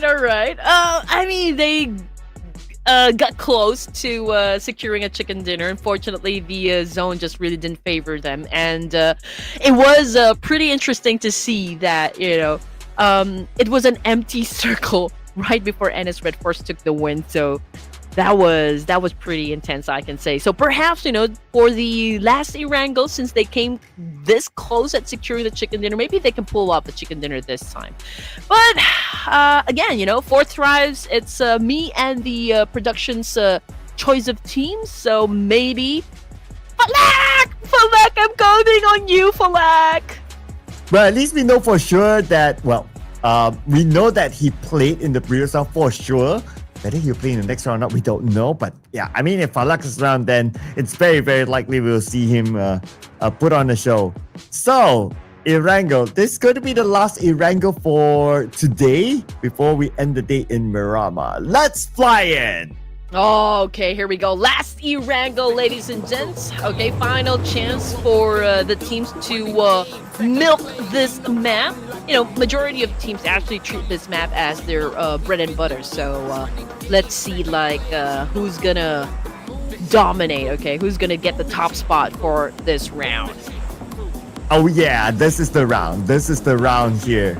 For them to bring in as many points as possible before we switch it into Miramar. Now we're gonna see a lot of Korean faces here on our stats. It's either DPLUS here or NS Redforce. And we still have Falak in between. And also No Fear. And you know what? During the first day, we didn't even encounter any players coming from NS Redforce and even DPLUS Kia when it comes to the game titles that we have over to the left side of the screen. So how fast were they able to take those titles out of the hands of the likes of Bumblebee of BTR? I know, right? That also means that there's a chance that we will see a new MVP by the end of the day. And we haven't seen the best of Bumblebee, just like how we saw yesterday. So it's very likely to swap over to someone else. You're absolutely right. But okay, this is the first time I've seen a VOIN Donkey drop in the military base. Okay, and again, we got Vikings back on the screen here and just punishing the players of the Savior. But Teens and 1T knocked down on the ground as well. Well, this is an interesting fight. It's all okay, it's a machete round for stage 1. Okay, and Superman is the last man. He found a pistol, and that's the Xavier just falling apart, so to speak. But a lost break in that fight, but yeah, it's now only Levi's left for the Xavier. And he's still going for it. I don't think he has any weapons at all. No, he turned the other side. Yeah. Not getting to the weapons first can be extremely catastrophic, for any other teams. But yeah, I mean, D-Saber did survive, but then again, we're talking about the last surviving member. So again, that is not how you want to start the game. But anyway, it's a fortunate situation, I can say, for the side of Vikings. At least they will have a chance to hunt down that remaining player and get some more points, But now we're looking at GLU this time versus Talon Esports. KF is already cooking a nade. Xerus is just waiting for any of the players of from Yangon Galacticos to step within his line of sight, and he will definitely retaliate. And Yangon Galacticos changed their drop spot as well this time. No longer playing in South Jogo Pool. But they have to face off against Team Secret. Okay, here comes GK. Nate, second floor. Smile is not there. And on the minimap, Mernad is at the... Okay, maybe that's a hovercraft. I think Mernad is bringing a hovercraft here to support his teammates. And he will arrive with 0 spawn Smile with a shotgun, and Smile immediately eliminated. 3v4 now. Well, he's not smiling now. Back to the lobby for him. But hey, we still have a complete set of teams here. Okay, still got 18. Team Secret continues to have a fight up against Yangon Galacticos. We can see GK is cooking up a nade here. Ooh, Micro Uzi. Let's see who's going to be winning the fight. Boom! Oh, he almost got caught sleeping over there. Yangon Galacticos now has a chance to defend himself, but unfortunately, Romeo Boy is all alone to deal with the situation. Same thing goes for Say Cloud. So Team Secret again winning the fight. And Team Secret... Zhang was ready. Zhang was ready there. Yangon Galacticos 0 points, unfortunately. Now... we're going to see the two Indonesian region teams, GLU Squad and Talent, with Hughes fighting back. And Noel will be eliminated. But they're not out yet. Stickley is still here. Circling around. And KF comes in. And they will continue this fight with Talent. They know they have the man advantage. Talent only has 2 active players now. Man, I don't even want to say anything at this point. So Talent Esports being at the bottom of the leaderboard, they know that they need to pick up some LMs, if they want to stay in the game, because it could be hard, to catch up with the other teams here. But hey, I mean, it's not too late just yet, for the side of Talent. But anyway, 2 active players remaining for the side of Talent Esports. We got GLU Squad feeling all the confidence, and now they're moving in, hunting down the remaining players of Talent Esports, and there you go, confirmation coming through. Talent getting eliminated with only 1 point in the pocket. Well, 1 point is not good enough to bring them out of number 18, so they will be still rooted down there. It doesn't have to do with the fact that VOIN Donkey, 7-9, Vampires was still in the game, and they can eventually take points to create a gap against Talent. BTR and DPLUS Kia. Just warning shots, I believe, while they travel side by side into the circle, and they will break off at some point. Or maybe an invitation? We don't know, but we can see DPLUS Kia is responding to that spray. Like, okay, we're ready for a fight. Like, if you want to fight, come and get us instead. Ooh, okay, that's a great challenge right there. Okay, but they might not. Don't know yet, because the priority is to secure where they want to be in the circle. So that's going to be their main call. BTR still around. Okay, DPLUS Kia, they found a compound, and BTR, did you really want to go for it? Okay, not yet. They're still taking their time. They're still deciding. All right, here we go. BTR taking the invitation from DPLUS Kia. Here comes the attack, but Nobu shuts down Snipe in an instant. And now there's a confirmation as well. Snipe already taken out of the equation. Optimus also with an S12K. Firing onto Bigetron. Optimus going off angle here. Chips! Oh, took a hit and now out of the game as well. Oh, DPLUS Kia. Only 2 players left. It's going to be Novo and Fabian. And Fabian, okay, he will pick up his teammate. Looks like BTR. A bit of a failed push there. And DPLUS Kia, 4 elimination points collected. Now we switch over to the left side. Bridge is 4 tries, stopping VOIN Donkey from cutting across. Alright, 4th tries getting into position over here, punishing Potato. Unfortunately, Zeta was able to put him down as well. So this is such a great exchange happening over to the West Bridge. Obviously, we can see that VOIN Donkey also getting a lot of damage. I mean, no key from 4 tribes had already been taken out as well, so we only have 3 playing for 4th tribes. It's the same thing for VOIN Donkey again, but now 4th tribes was able to take most of them, so they're down to their last active member.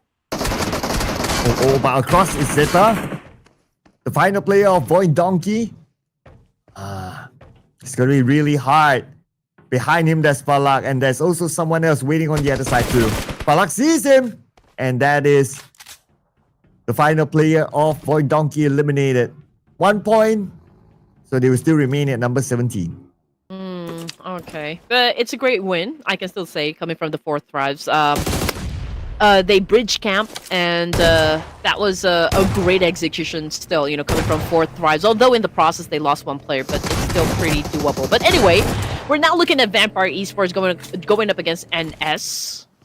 And we all know how deadly Vampire Esports can also become in any situation. So let's see if they can take down this powerhouse. And Vampire Esports, they are powerhouse themselves. And they have 4 players. Oh, but TZ tagged 1 player. That's going to be Shrubs. Then Torres, he sees TZ. He's the off-angle guy. He was the one that tagged Shrubs earlier on. Onzen's fire back, but TZ got away. Okay, we got Vampire Esports. Not done. Challenging up NS. Binny. Okay, I think just trying to heal himself up, but obviously NS Redforce trying to flush out Miola from this house, and it's so amazing Miola's not even taking some damage. Ooh, but look at this. NS Redforce, they will lock in this compound for themselves. And Mela is out. 3 players for Vampire Esports on the other side. Okay, they're going to share this area for now. But because Vampire Esports, they have 3 players, very unlikely for them to push. Okay, make that potentially 2. But they found Doxy from the side. It's Onzen's knocking him down. They still don't want to let go of each other. Onzen's, he will still try, but priority is to save Schweppes. Okay, here we go. They continue on with the nade attacks, but you know what? Vikings about ready to step into the fight as well. Okay, so TZ got knocked down once again. Vina J, okay, threw another nade, but not hitting the target just yet. Vikings is doing a little bit of a spray up against NS Redforce, and now NS Redforce managing 2 teams at the moment. That would be Vampire and Vikings. Yeah, the Vikings at least, they are a little bit far. So I don't think they will crash in yet. Plus, they're all in the circle. We're at stage 2. They found their own comfort spot, so they don't really need to leave that for now. But 7-9 coming in close. Also looking at the situation. Haven't heard anything yet, but I believe 7-9, they also have their own corner. So same situation as the Vikings. They will just watch and see. It's a quiet time between vampires and Nongshim. Okay, here we go. It's information gameplay for now. Okay, probably they're checking out, okay, where are their exact location? One wrong move could be deadly for both of the teams here, especially with Vikings just lurking within proximity. Or maybe the circle will force them to move. But I believe this area is somewhere in the middle of the circle, so it won't be that fast. Might take a while. The only other exception is that if either side and the Swift Force gets a knock, then maybe, just maybe they will push. But both sides not really having any significant advantage yet. So it's still going to be a stalemate here. I believe this will remain until maybe another team comes by, or if the circle forces them to move. Speaking about the circle, with their current position, okay, there's a small chance it will pull away. Small chance. Confirm? Oh, it did. It did. Yeah, so far it's a standoff for now, between Vampire Esports and of course NS. And Vikings just really waiting for that opportunity, I guess, to shut down any player coming from both of the teams here. But Fourth Thrive's about ready to step into the zone as well, and they could probably collide with Sem9, so Sem9 will be busy. RQ already is inside the zone and probably will collide up against DPLUS Key as well down there in Gatka. Team Secret, fresh from Novo, but it's a little crowded right now over to the south part area of the circle, so that's where most of the cleanup will definitely happen. And as for GLU, they are now just making their way inside the zone. And these two teams will need to make their way inside the zone too. They both don't have the circle. So now it's a matter of who will start the real push. But pressure is a little bit bigger onto Vampire Esports since they're on the outer side. So Innocent Force, they can play the waiting game, but now where Schwab's getting Doxy. Okay, this is the signal here. Vampire Esports, go time! Yep, that paved the way for Vampire to actually step into the realm of Nongshim Redforce and just get those points done. And as for Vikings, I didn't even see what happened, but it looks like they lost 2 of their members, which is, of course, not a good sign. Coming off the kill feed, it's Falak from 4 Tribes getting shut down by RQ. And yeah, Nongshim Redforce, they're getting picked off 1 by 1 over here, so they might be on the losing end this time. And yeah, it was Vampire Esports winning it. Oh, but they're also managing Team Secret based on the elimination feed. And look at this on screen. Team Secret, they want to be the third party. But Vampire Esports, they are ready to defend. JK, it doesn't have an opening. And Team Secret, they still want to try to push this one. Okay. So Vampire Esports obviously winning the fight up against NS. And now another challenger came. And that would be the boys of Team Secret. Now, Lazarus got knocked down, but not by Team Secret, but by another team from afar. From the kill feed, it's RQ still going up against 4 Thrives, and Vampire Esports, they were able to reset and pick up their teammate. But you know what? Who's going to be challenging them up next? That would be 4 Thrives. Okay. Even though this compound is on the outside of the circle, but still 4 Thrives comes in, but 4 Thrives, the final players. Taken out by Schwabs just like that the moment he arrives. But now Team Secret, they'll be forced to move forward because of the blue. They have to take this fight against Vampire Esports. They're sharing the same compound, sharing the same building right now. CK with the DBS will fall still to Vampire Esports. Oh man, just look at the circle. I don't know if you saw the circle sword cloud, but it had favored DPLUS Kia once again. So either DPLUS Kia is very good with their prediction, like circle prediction rather, or they're really just zone magnets. They're zone shamans. They dance to get the zone. Just like how shamans dance to get the rain, they dance to get the zone. Oh man, DPLUS Kia right now is just at the top of the food chain, right? I mean, circle prediction, they're pretty on point, and again, at least in this tournament, I don't know what it's gonna take for them to get stopped at this point in the competition. I mean, they're really strong. They're like the juggernauts, you know. They've already picked up the momentum, and again, you know, what happens when a juggernaut actually picks up a momentum, right? They're unstoppable.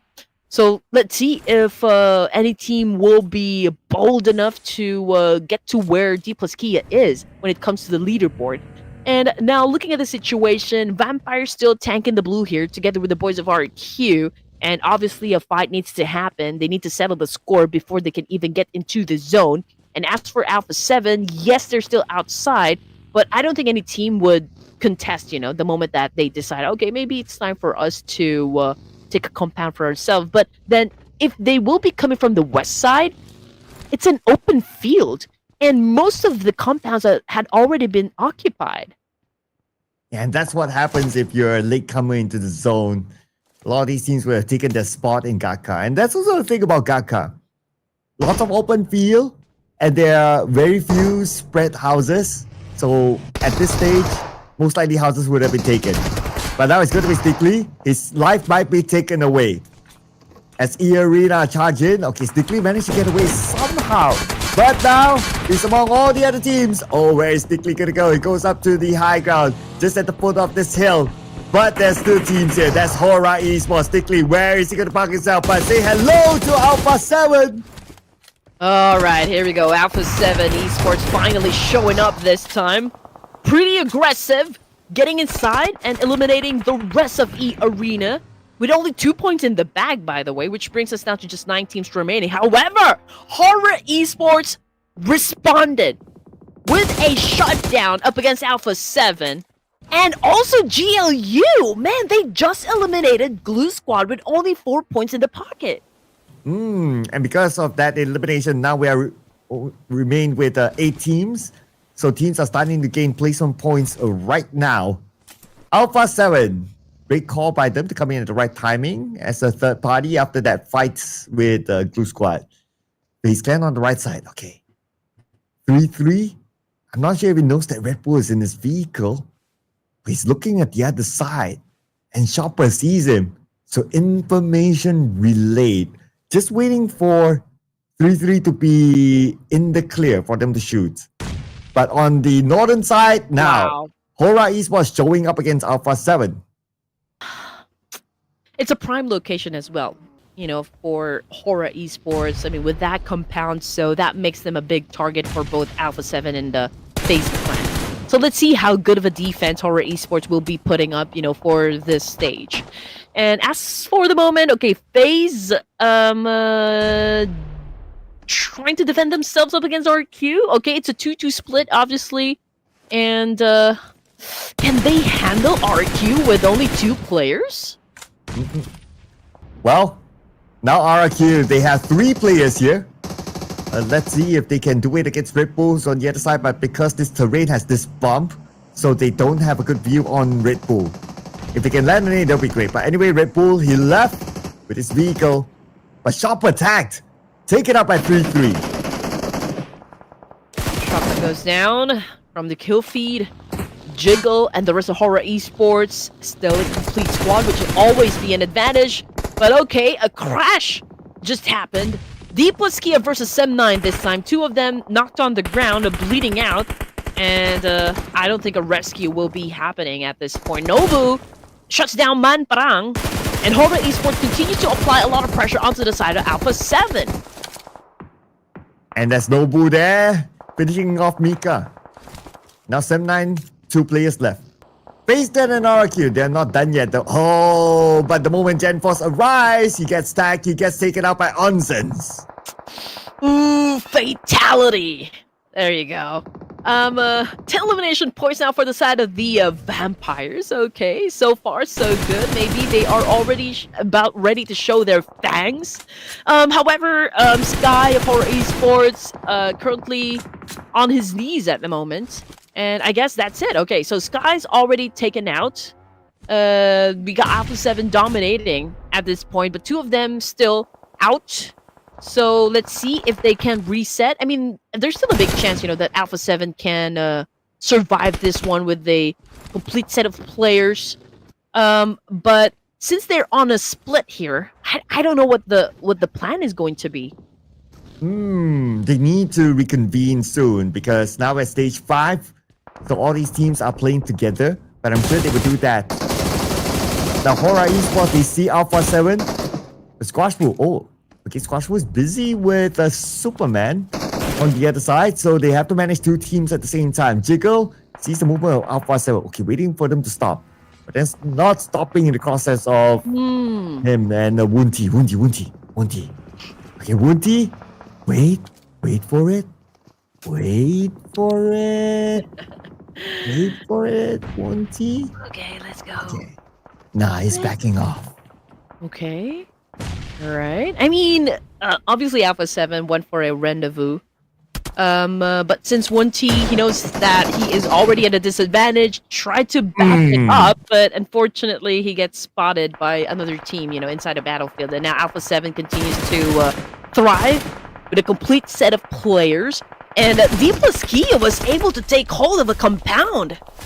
And Sem9 eliminated. That means now we are in our top 4 teams. Alpha7, DPLUS Kia, HORAA Esports, and FaZe Clan.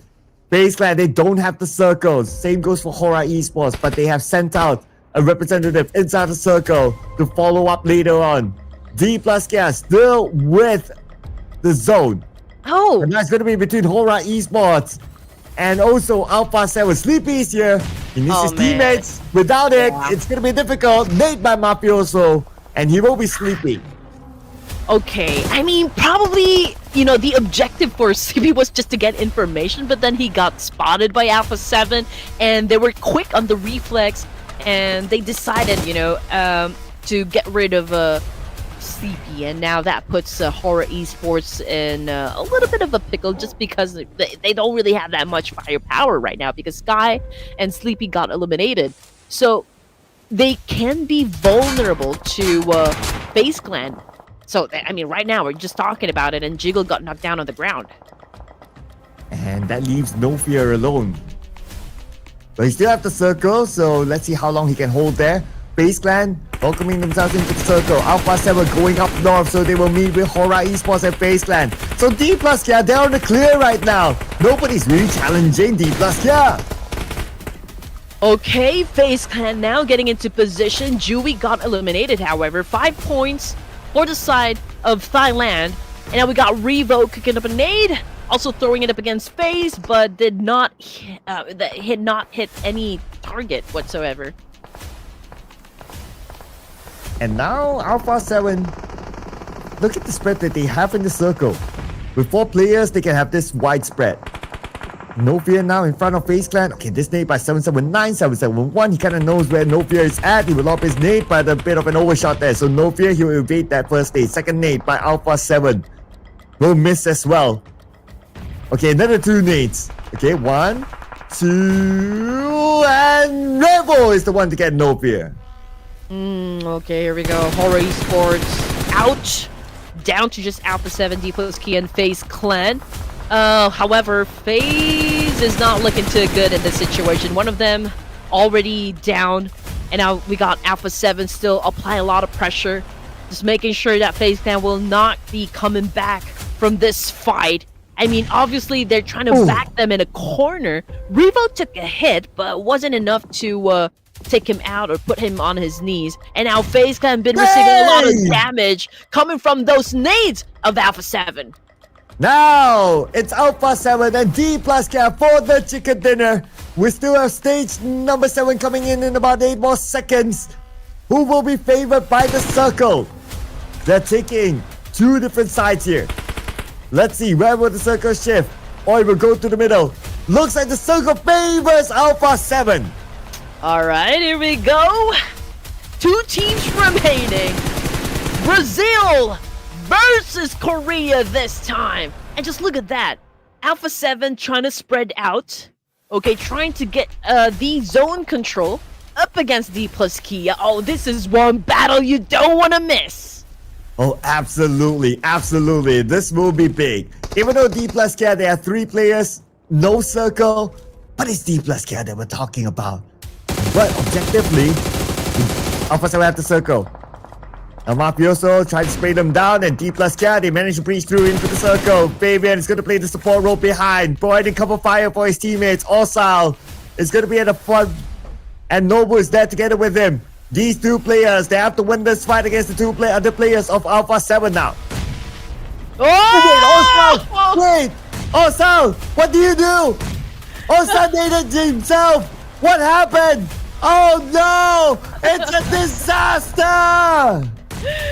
Oh man, not looking too good for the side of DPLUS Kia. Alpha7 now possesses the advantage up against the Korean team. Nobu just waiting for the right opportunity to take out anyone coming from Alpha7, but they are pretty strong, pretty confident with what they can do in this situation. Nobu just threw a nade and was able to shut down Sena, but that compromises his location. Okay. Get into place of DPLUS Kia. They have to win this to save Osa's face. And Nobu will find the 2 players of Alpha7. DPLUS Kia right now, they even up the odds. Alright, here we go! 2v2, ladies and gents! And again, another dance-off of, between Squash Boo and Noble is definitely happening at this point. There's a need for Squash Boo to pick up Saynab. Oh, they need all the manpower. Here comes Noble with an attack, just making sure that there won't be a reason that's gonna happen between them. Alpha7 right now making a move up against Noble. Noble has to go win, but Alpha7 remains strong, eliminating DPLUS Kia and taking the chicken dinner. Oh man, if Osal didn't nade himself, the story might be different.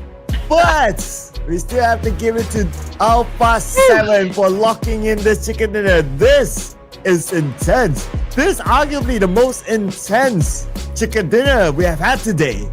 Oh yeah, for sure. I mean, we waited a long time, for like a team really to challenge up the boards of DPLUS Kia. Right? And this is it. This was the fight that made us like almost jump, onto our seats here, and Alpha7 securing the win up against DPLUS Kia. That is a breath of fresh air. Yeah. And with the fact that it was Noble, the final player for DPLUS Kia, right? Because we have seen him pull off clutches. So it was like, maybe he can? Because he is a very clutchable player. But at the end of the day, it's Alpha7 we're talking about, right? The Samba boys locking in this chicken dinner. And with this chicken dinner, now it makes me wonder, how close are they from the top? Yeah, I'm also trying to add things up in my mind, but I'm gonna leave the number problem to you, Sir Cloud. Just let me cast. Don't make me do any equations. Well, we'll leave it to the admins. That's their job. But besides Alpha7 and DPLUS Kia, the other teams to watch is Vampire Esports and FaZe Clan. And out of all these teams, Alpha7, they actually traveled the most, 14,000. Wow. That's a very long travel, and followed by FaZe Clan also 10k. So that's a long travel for them. But Vampire Esports, they made it to the team to watch with the least amount of full squad time of 14 minutes and 15 seconds. Oh yeah. Okay. So head to head, Alpha versus DPLUS Kia. So damage output, it's not like really a big difference, when it comes to this. But elimination points definitely goes to Alpha7. But again, the numbers are not really that far behind, for the side of DPLUS Kia. Yeah, and because more importantly, the second place finish, 9 eliminations, they will still be at number 1 for sure. But our MVP this time is not going to come from either one of those two teams. It's going to be from Vampire Esports Unzens. 8 eliminations, 1,020 damage. This guy basically carried the elimination points for Vampire. Oh yeah. And I haven't seen a Tony K play yet for Vampire Esports. I mean, he's still a no-show, but so far Vampire Esports is doing great. I mean, like Onzen here stepping up, perhaps, because Tony K is not joining into the games here for the Ruthless Invitational. But then again, we also got Nobu over here, DPLUS Kia, as one of the top performers. We got Revo and Squash Boo repping up, of course, Alpha7. Maybe Tony K is doing the Federales of like, okay, I don't exist. You guys have fun. I'm enjoying my holiday. I'm partying or whatever, right? Maybe. But what we're sure is that DPLUS Kia 15 points collected, and Vampire Esports 11 points. FaZe Clan 10 points. So we have 4 teams with a double digit there. Yangon Galacticos, too bad for them. The only team without any points this round. But because Talent 1 point, VOIN 1 point, doesn't change anything at the bottom. Nongshim, VOIN Donkey, Bigetron, Talent, and even the Savior only scored 1 point. Now, that's big. I mean, like, a lot of teams did not even have a chance to really get something done, for this round. And just like what we expected, when it comes to throwables used in the match, it went high again, as high as 203 when it comes to the stats. And as for the longest elimination distance, that would be 779, 771 with a total of 329. And also, like, just 1 airdrop looted. Usually when we step into Erangel, we can see at least 3 to 4 airdrops getting looted, but now it's only 1. Well, welcome Samba boys at number 2. 113 points. They are 27 points away from DPLUS Kia. So that's still at least a round's worth of points, or maybe a round and a half. So that's still quite a distance for them to catch the number 1. Flipping over to page number 2. Okay, we have a decent amount of movers here. Almost more than half of the page is moving. And DPLUS Kia will see page 2 now, followed by the Vikings moving up at number 11. But Yangon Galacticos, because they didn't score any points, and they happen to be the only team on page 2 that didn't score points, and also this round, that is, they go down 2 notches to number 15. So I do wonder, and you did brought this up a while ago, Sir Cloud, perhaps if he didn't nade himself do you think that Alpha7 won't be taking the chicken dinner? But before you answer that, okay, give your answer the moment that we come back, because we're going to take a short break, ladies and gentlemen. Please don't go away. Stay tuned here for the Ruthless Invitational Showdown Season 11 with us, Red Queen and Sir Cloud. We'll be right back after this.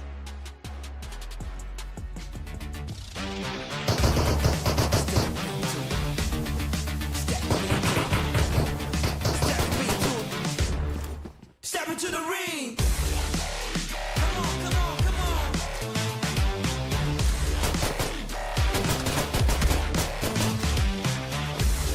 Let's go.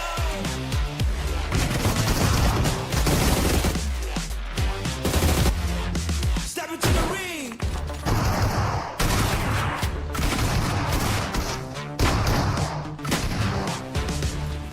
Step into the ring. Step into the ring.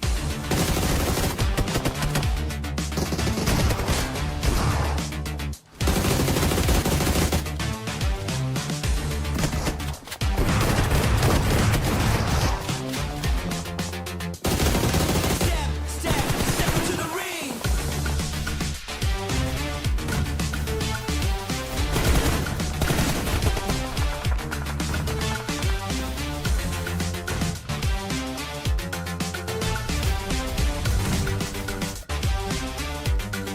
Step into the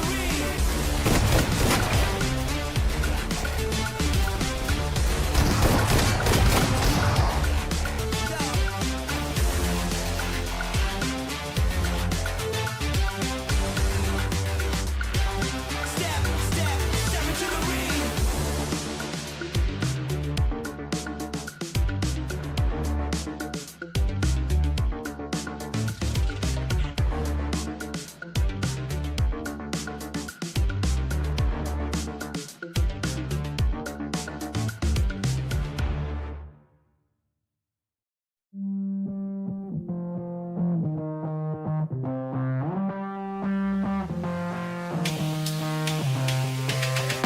Lights out.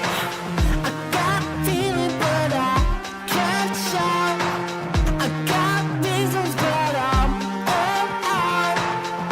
No rest for the weekend.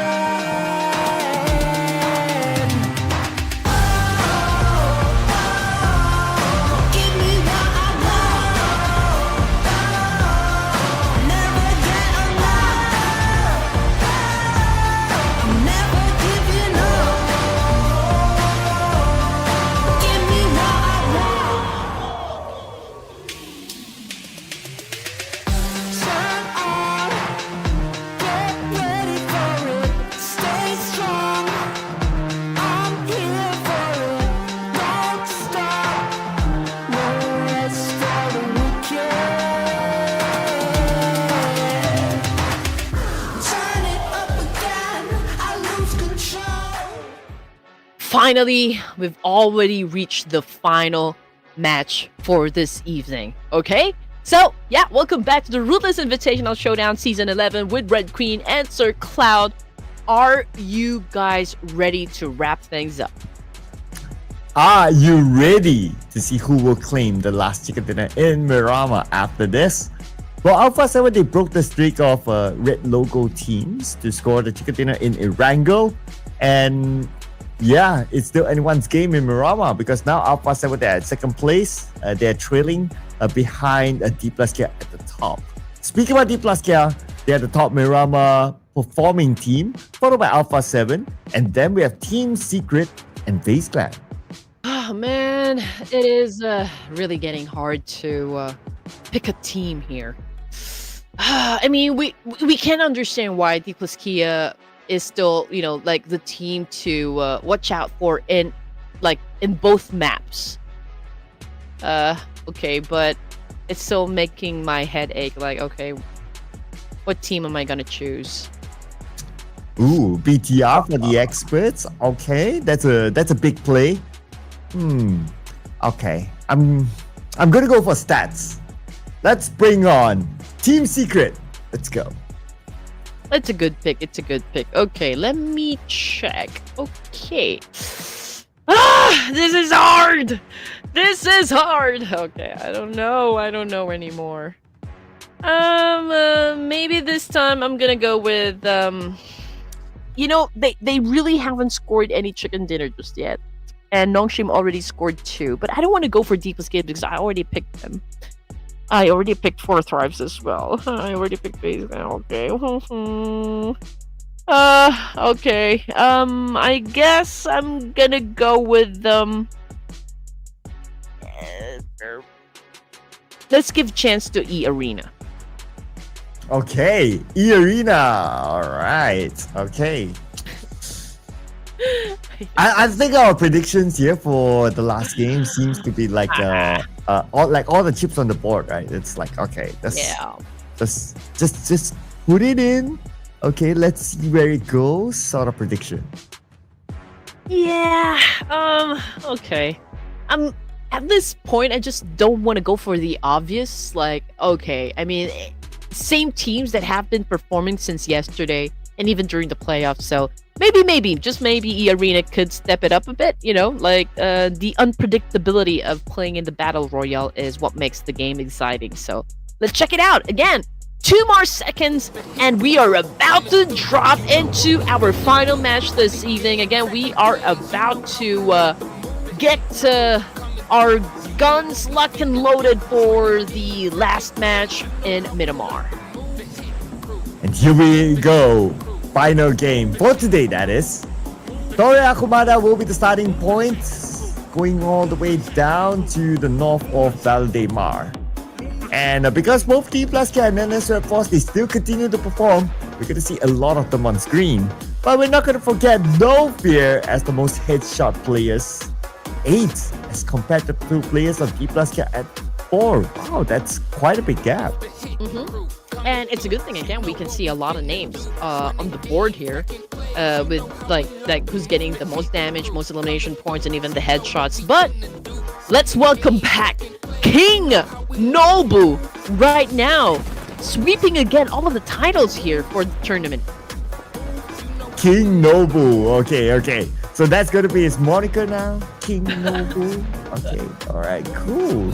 Okay. Let's see if he can continue to be a king here. All right. They're going to drop fairly safe on the right side of the map. That's DPLUS Kia. So they're not going to clash with any other team. But in El Pozo, I believe we're going to see DPLUS, D-Xavier and Alpha7 again. Okay, here we go. Everyone's rushing to get to the weapons team secret. Okay, here comes the exchange now. Trang just waiting for the opportunity. He's holding an SKS. Okay, 3v1, man! Okay, we got team secret unleashing havoc up onto the boys of FaZe, and first blood goes to Trang. Okay, so Team Secret scores the first one this round. All right, that's a good start for my prediction. Okay, just saying. But anyway, this is the fight that we anticipated. Alpha7 and D-Xavier. There's so many D's here. DPLUS, D-Xavier. I'm gonna get the names tangled one day. But at least, you know, like FaZe only lost 1 player, so they could still like potentially flip the script, you know, up against the opposing team. But in the meantime, we're looking at D-Xavier. Okay, Levi's is just right at the top of the stairs here, just waiting for the opportunity, like to shut down the enemy. Okay, that was just like a test shot, you know, coming from Levi's, just trying to make his presence felt, and maybe, just maybe, intimidating. You know, this is mind games, you know, at the end of the day as well. Yeah, it could be, right? It could be. But the mind games will only work if you win the fights. Yeah. But both sides not really committing into the fight yet. But if we were to compare like positions, D-Xavier, they seem to have a better position, better spread, and probably better loot. I noticed a few shots being taken. Seems like Mafioso is sharing the building with 1 player of D-Xavier. So they're just gonna listen to each other's footsteps. While we switch over to FaZe Clan, looks like they have Team Secret in front of them. Okay, here we go. We got 779771. Okay, trying to just punish Zeros, and that was such a great shot, I can say. I mean, that was long range and still was able to get the job done. However, Dewey responded, and he shuts him down as well. So FaZe right now playing without Shopper.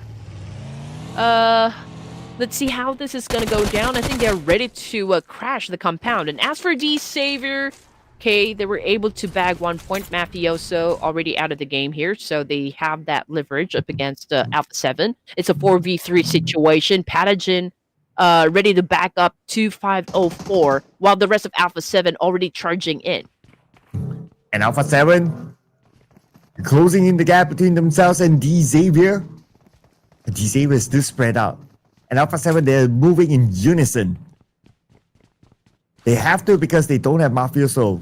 With 3 players, they're still trying to push D Xavier. But look at D Xavier's spread. Now, pretty much, in theory, D Xavier have Alpha7 locked in the stadium. Okay, here we go. Both of the teams waiting for the right opportunity. Nobody wants to be reckless at this point. Maybe because there's already a lot at stake. We are already halfway through the grand final, so yeah, maybe they don't want to rush into any wrong decisions so far. But here we go. FaZe already charging in. Team Secret right now got pinched. Red Bull with an effective shot. Trang down on the ground, and look at that. A 1-2 punch and finish them off with a melee. And that's a pan elimination. Naughty, naughty, naughty. But now FaZe Clan, okay, they know where Frankie is at behind the tree. UMP in hand, and FaZe Clan, they send out Chewy on the other side. Okay, he's gonna backstab Frankie. But Frankie realizes that. So they will force him to move in front of the tree, exposing himself to 779, 771. And Team Secret is out. All right, here we go. 4 points now for FaZe. Great start. Okay. Maybe they're in the mood to get a chicken dinner. You know, their second chicken dinner of the night. After all, they were the first team to stop NS Redforce on their tracks when it comes to getting that chicken dinner. So, yeah, maybe, maybe they're in the mood, you know, for at least for this round. But as for Alpha7, again, we all saw how Mafioso got eliminated from an exchange. But the fight is not over just yet. You know, there's still a big chance Alpha7 can win this fight up against the Savior. But, you know, both of the teams don't want to go for the hard push, obviously, because the moment that they do, the moment that they expose themselves out there in the open, then they would give the opportunity for the opposing team to take the point. So, for now, both of the teams, I feel like they're just going to stay inside the buildings and maybe just wait it out. Yeah, D Xavier, they're just playing a merry-go-round with Alpha7. They're like, okay, just circling around, you know, while the music is playing and see if they can get back. But as long as Alpha7 stays in this stadium, then it's unlikely that they will be shot. So if D Xavier wants to finish Alpha7, they need to push. So a signal for them to push is that when they start to gather together. But if they still spread like this, then, well, maybe not. Maybe they'll just wait. Okay, here we go. Oof. Maybe he's just guessing at this point. Okay, let's not waste bullets. Rivo. Okay, here we go. So far, really, nobody's moving at all. But I don't feel like, you know, teams are pressured, you know, to get into, or maybe to move to another location or move to another vantage point, just because, like, this area, this particular spot is still included in its zone. So maybe they will just wait it out. But as for Fourth Rise and Yangon Galacticos, okay, an exchange already happened. And again, it's always Master Smile. It's the first one to go down. What? The first one to go down for RRQ could be GenForce. And Sky patiently waited. There you go. That's what happens if there's somebody already waiting up there. You try to hike up, and they will get the first shot like that. All right, here we go. All I can say is that, okay, great vantage point for the side of Fourth Tribes. Always an advantage when you have, you know, like a high ground. And that puts Yangon Galacticos, of course, vulnerable at this point. But if they don't expose themselves, then I think they're going to be safe. But the circle already shifted, and this time it went to San Martin.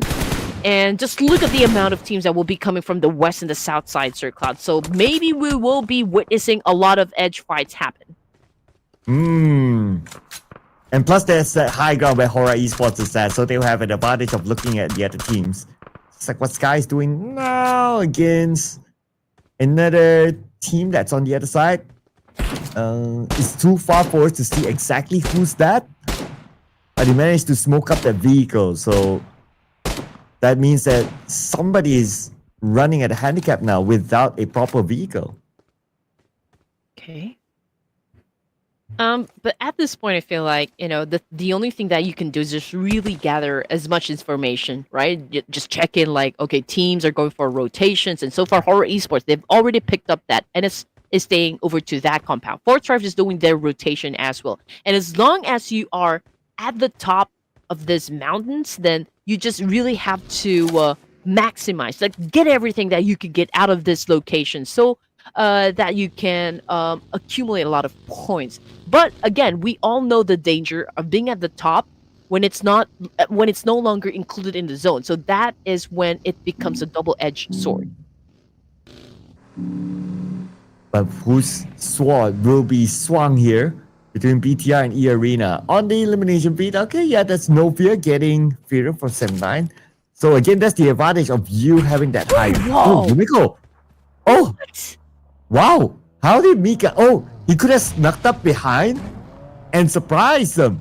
And now with them eliminating that one player of HORAA Esports, Jiggle has to leave. Jiggle has to go away. We're not even sure what happened. How they were able to sneak up an attack up against HORAA Esports. I mean, okay. Again, those are just like you snooze, you lose kind of thing. But anyway, okay, back into the gameplay. We got Talent Esports on the screen here going up against Vampire. We can see Shields trying to get into position, but wrong move! Wrong move, my brother. And good shot coming from Onzen. And Talon now on screen. Let's see how many points they can collect this time. Not the best of start for them. They lost Shields. Now they might lose Yoru. And Reboyazan needs to save his teammate, but leading out Yoru, calling up for help now. And as Redforce and 4th Thrice, T24 on the ground. Name will be launched by Doxy. As he circles towards the left side, he sees Noki. Noki takes damage with the DBS, and Nongshim Redforce will eliminate 4th Thrice. Okay, that was fast. 4th Thrive's getting eliminated this early. Okay, Talon Esports, Vampire having a trade-off as well. Talon going out empty-handed. Okay, that is not, of course, how you want to end things, or maybe even start things. But HORAA continues to challenge up other teams. I mean, Sleepy obviously found Doxy. Now, we're not even sure if, that was a confirmation if Doxy had already been taken out, or is he just on his knees at the moment. But in the meantime, we're looking back to Alpha7 versus D-Savior. And again, Revo already out of the game, courtesy of Patagene. 2 points now in the bag for D-Savior. So they now have the leverage really up against Alpha7. And DPLUS Cat, they need to defend the ground. If even sends a nade across. But FaZe Clan, now they have DPLUS Cat surrounded. But Dewey can't move forward. There's a bit of a support fire from behind, it seems. But this nade! Beautifully launched out to Fabian. Knocking him down. Nobu's pretty low as well.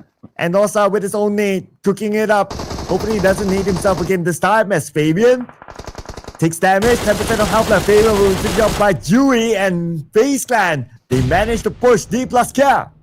Will FaZe Clan do it again? Alright, here we go. Interesting fight between D+K and FaZe, but D-Savior and Yangon Galacticos going at it as well in another part of town.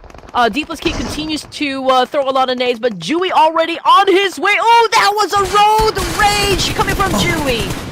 And D+K, they're falling apart. Now only one player left on the other side in the building.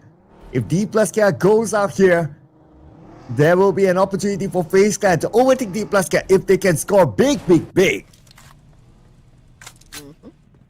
15 teams for stage 3. Master Smile got shut down by Finn of Sem9 again.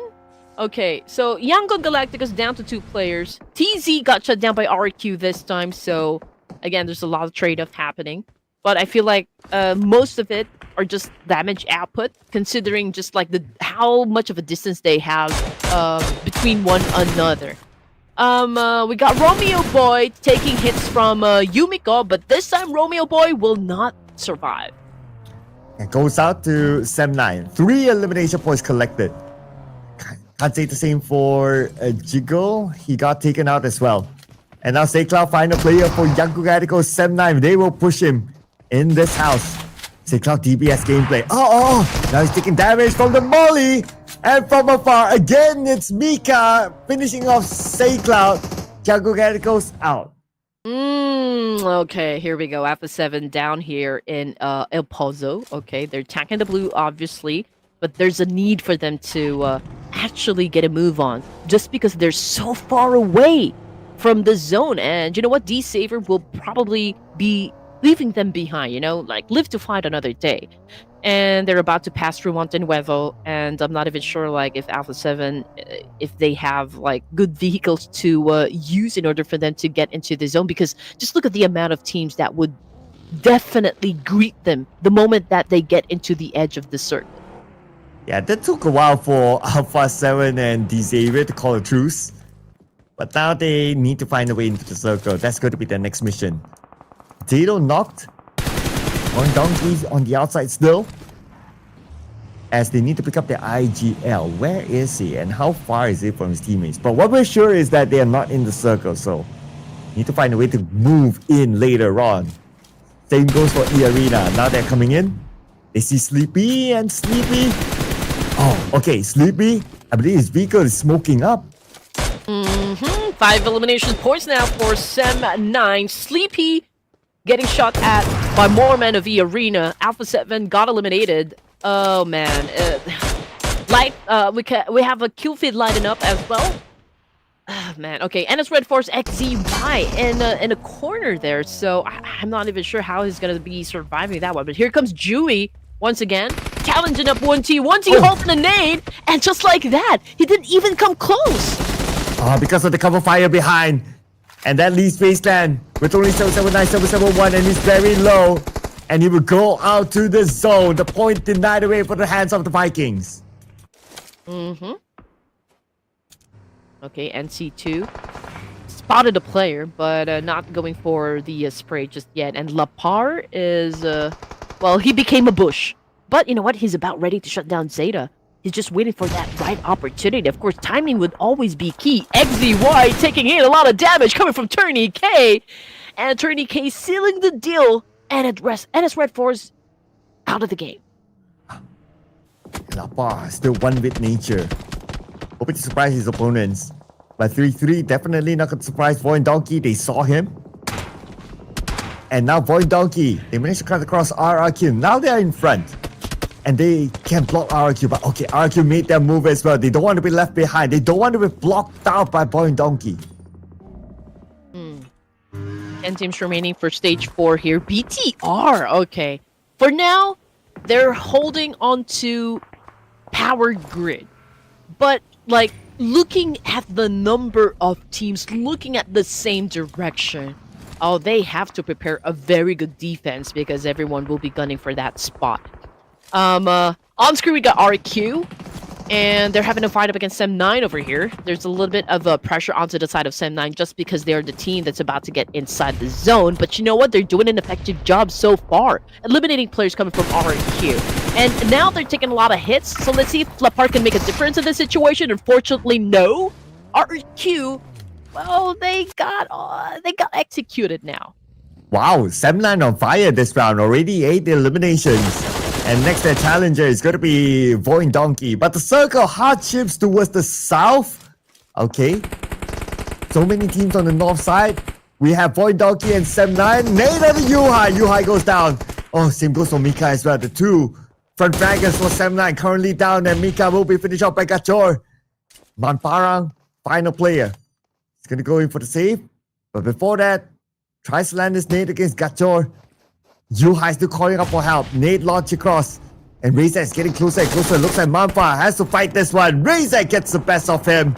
And 7-9 eliminated by VOIN Donkey. Yeah, they cannot lose the opportunity to dominate. They can't let the opposing team to reset and recuperate in this situation. So that was an opportunity done well. But anyway, here comes Superman, unfortunately, though. He received a big kryptonite coming from Stickley, and that puts him out of the game as well. 7 teams remaining for Stage 5. We're looking at GLU. KF is still down on the ground here, but Stickley managed to get 2 points under his belt. And just look at that. Stickley... Oh, is he gonna make it? Is he gonna make it? Oh, man, that was a close call. Yeah, I guess physics still is logic here.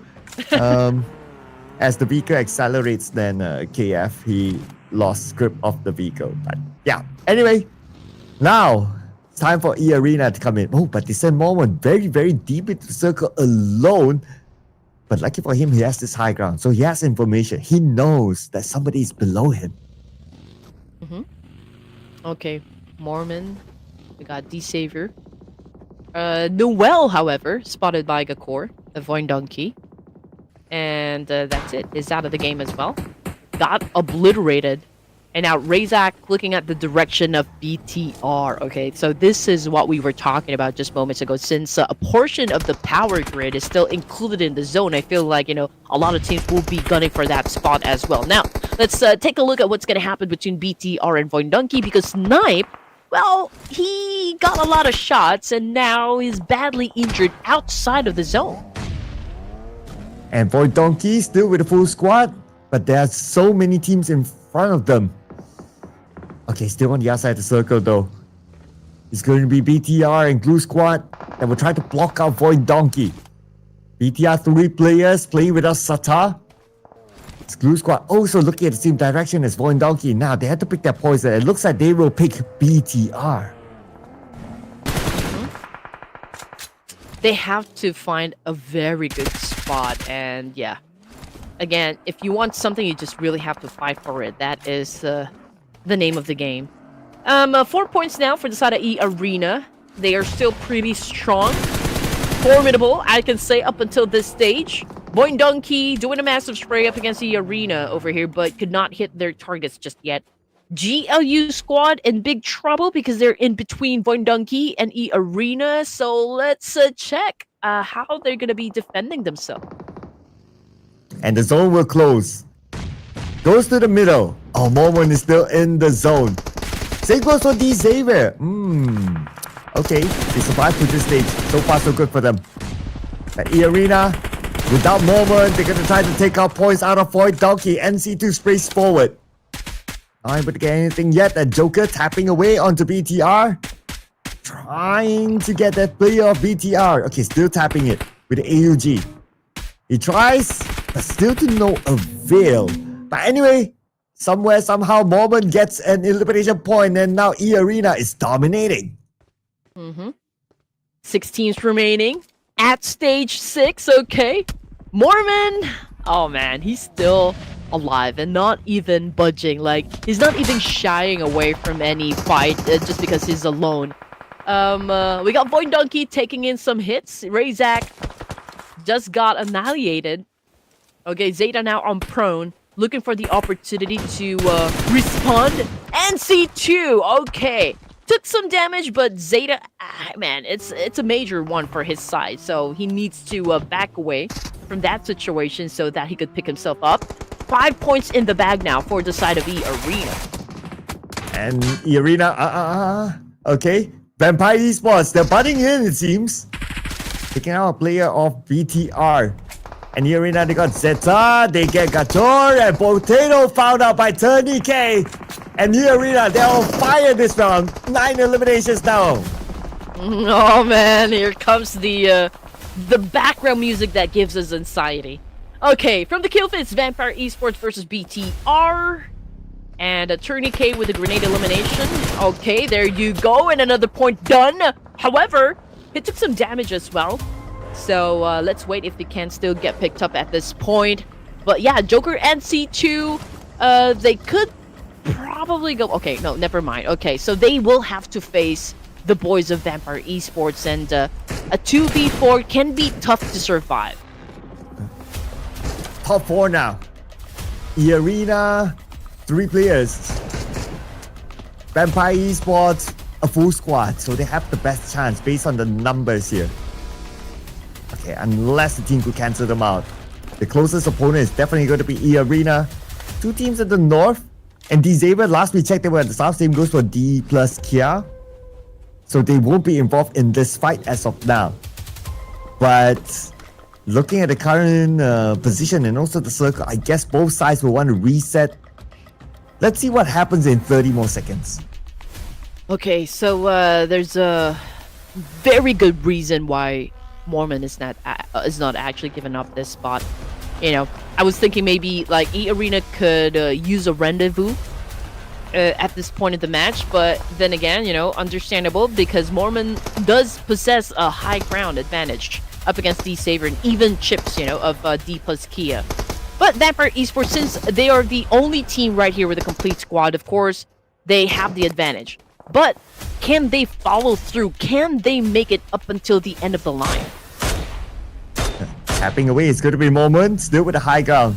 But now the circle has shifted away from this high ground. So Momo, he has to get down at some point. Okay, he's going to make a quick move with the buggy. Probably going to reconvene with his teammates. And Arena, 10 elimination points now. They don't really have the circle. They do have... Okay, nobody's in. Circle is now out in the open. So everybody have to move forward. Yep, nobody owns the circle at the moment. But we can see the offense coming from Vampire Esports. It's a 2-2 split as well. Mormon already moved out. Chips is still outside. So I guess, yeah, a rendezvous will definitely happen onto the side of the arena. As for Pathogen and Levi's, they're also getting ready to step into the zone. And Chips is probably not just making his presence felt. That's it. I mean, he no longer has, like, manpower. So if he goes in for a charge, nobody will back him up in that situation. So let's see if he can pull off a miracle this time. Yeah, definitely needs that miracle, being that one last player for the team. But if the 3 teams, they get busy with each other, wow, and Chips could be the one to be the kingmaker. Okay, we'll see what happens here because the fight needs to begin first. Now with this stage, everyone's forced to move front. Surely we'll see a fight. It's just a matter of time now. Arena has been looking at Vampire Esports for quite a while right now. But at any moment, DZaber could launch a shot. Oh man. DZaber, this is what we talked about. Well, it's a good thing Arena was quick on their feet. I mean, he was pretty exposed, but just in the nick of time, he was able to hide behind the vehicle. So it's fine, but it doesn't get them out of this situation just yet because they're exposed to DZaber. I mean, they're out there in the open. So let's see how this fight is gonna go down. Oh, circle shifts again. Famous for Vampire Esports and Arena. But Arena gets one. Okay, not eliminated yet. They can be still revived. But now no circle at all still for Chips.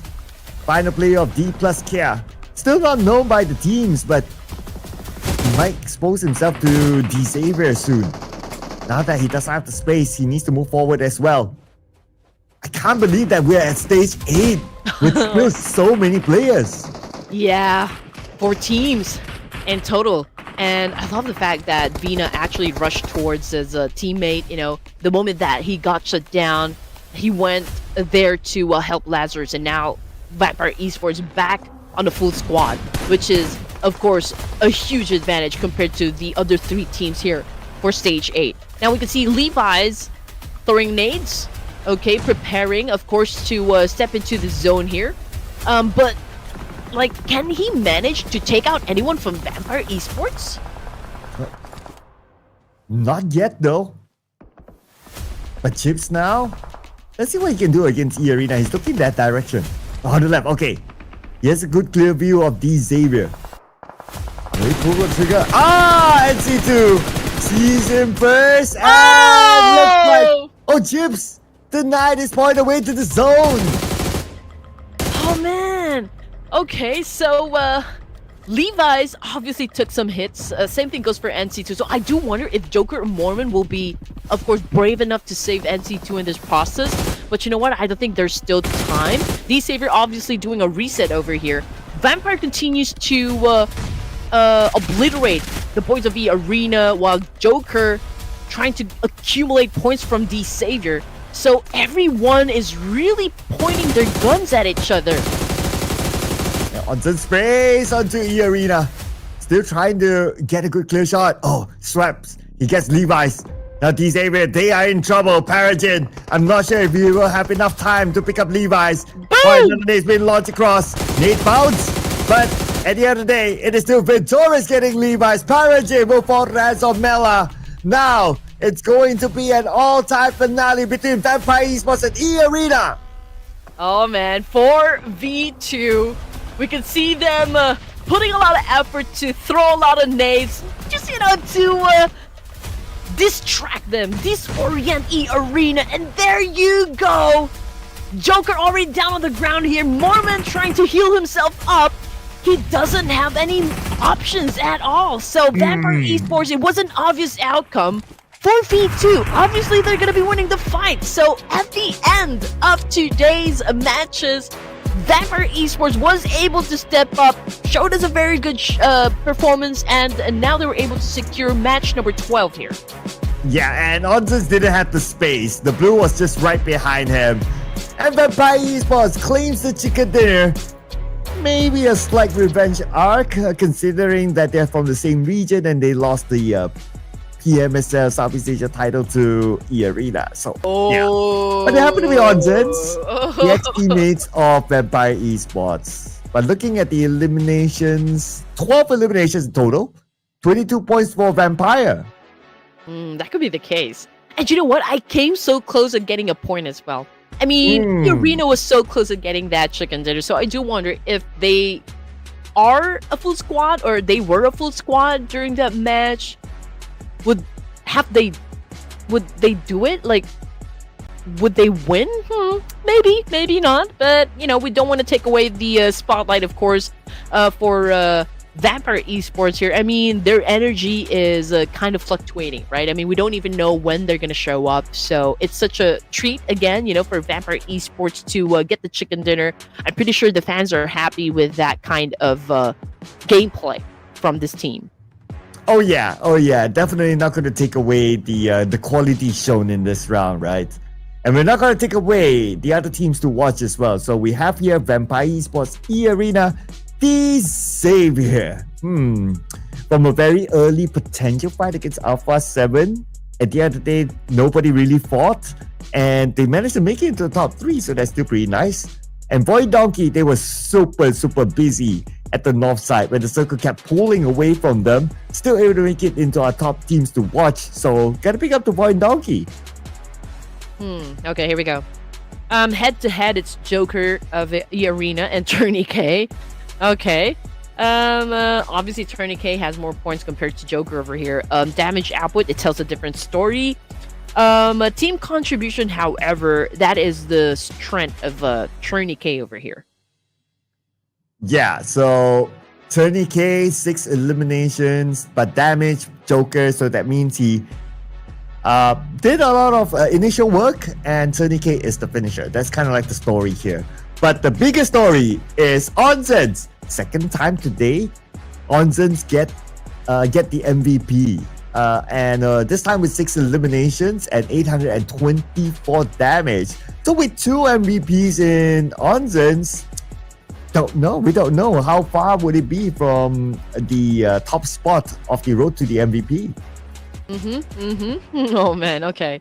Onsen definitely showed up, you know, today. Again, Tony K, no Tony K, no problem, because Onsen is here to fill up that space. Top performers, we have Tourniquet of the Arena with 6 elimination points, 558 damage output. That's more than half when it comes to team contribution as well. We got Yumiko of 7-9 and 779, 771. with 5 elimination points in the bag as well.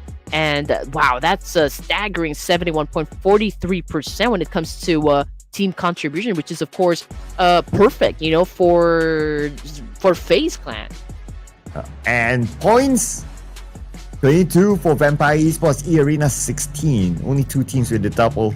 But Talent again in another 0. I don't know about Talent at this point. I mean, gotta somehow wake up. I agree with you. How many matches did they play without scoring any point? Maybe majority of the matches tonight. So yeah, they're still a non-mover. They're still at the bottom of the page here. So hey, Talent Esports, we're waiting for you. Yep, I lost count. How many? I lost count. It's crazy. So they'll surely still be rooted at number 18. But oh well, tomorrow is another day for Talent to try to rise up again to the occasion. Rise. Anyway, because Chips also survived rather long and they had a very healthy gap at the top, should be still DPLUS get number 1. For sure. I don't think that's gonna change, at least for now. But maybe it will be a different story come day number 3. I mean, as for me, I'm just really looking forward to the Smash rule. Again, I mean, we might be celebrating DPLUS Kia as well as Nongshim Redforce, but it could be another team that could probably get the crown, you know, for the whole tournament, you know, for the Ruthless Invitational Showdown. Again, it will depend on the Smash rule. But before we end the day, okay, before we end this live stream, let's give props to our overall MVP. It is still Noble King Noble right here with 25 elimination points and 4,731 damage output. Again, I am challenging the players from inside this lobby. Who is going to stop Noble? Well, Noble took it from the hands of Bumblebee, it seems. Well, no surprises. I thought maybe Onsis, but okay. Onsis could be close. We'll get a good view here.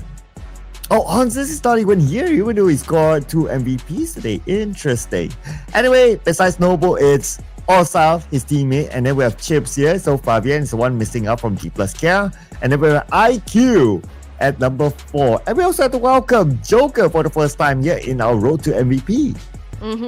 And again, you know, 3 players coming from DPLUS Kia on the road to becoming the overall MVP for the entirety of this tournament. And what I mean, the name that I don't see here would be Falax. Well, here are overall fraggers. Okay, you know what? I'm kind of surprised to not see more NS Redforce names as well. After 2 chicken dinners today. Yeah, we see XZY here, but I thought that they could have been more. Yeah. I mean, we have so many questions. Yeah. So many surprises, right? Yeah, so many surprises. So, it's interesting. That's what I can say. I'm already racking my brains out. Like, okay, what's gonna happen for day number 3 here? But okay, let's paint the picture, shall we? Okay, so overall rankings, 144 still for DPLUS Kia. That is a huge gap right there.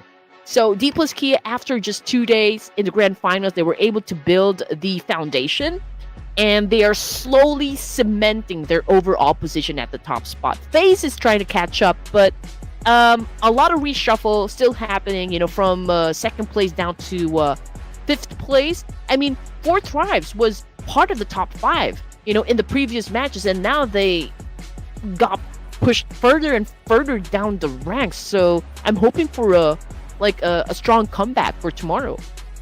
On the bright side, Vampire Esports, after that chicken dinner, now they're knocking on the door to be on page 1. They move up 4 notches, now with 71 points, sharing the same amount of points as BTR. So I guess the differentiator here is clearly the chicken dinner as the first tiebreaker rule. But on the end, yeah, Talent, VOIN Donkey still holding hands down there. I guess something needs to be done tomorrow by those teams if they don't want to end up at the very bottom. Head to head, to compare DPLUS Kia and FaZe Clan.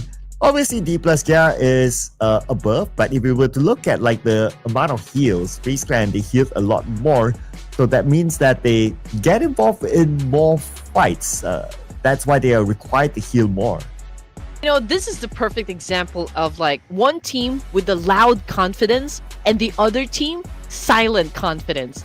I mean, FaZe Clan, yes, you feel them from now and then, but like I feel like we're so focused on the tenacity coming from Nongshim Redforce, Fourth Fries, and even HORAA Esports and some of the other teams. But FaZe, if you can see like just how much they were able to achieve in all of the matches that just happened and was able to get to the second place, I mean, they're pretty strong.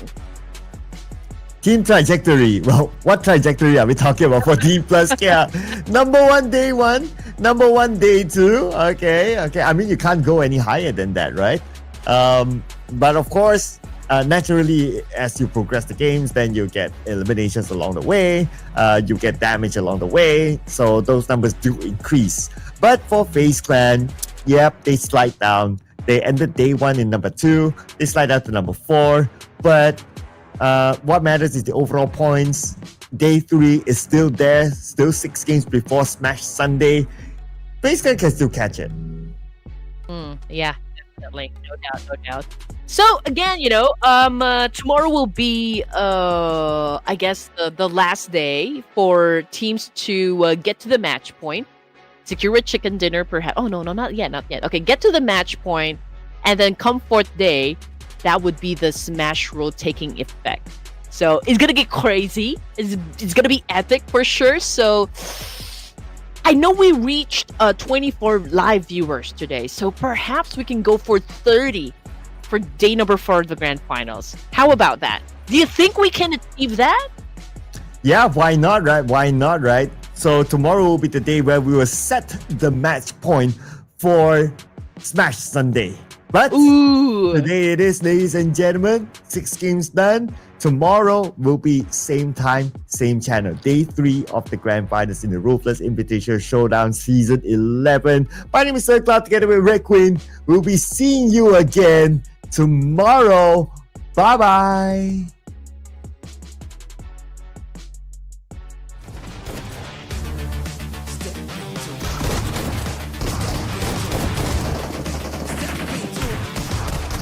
Step into the ring.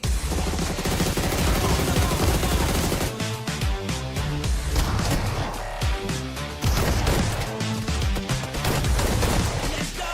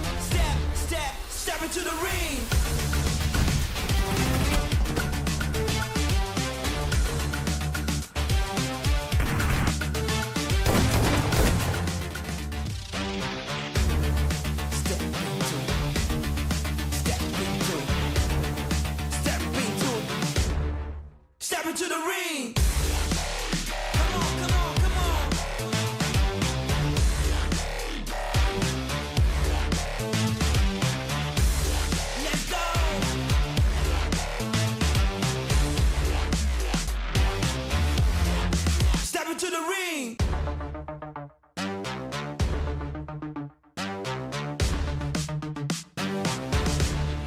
Step into the ring.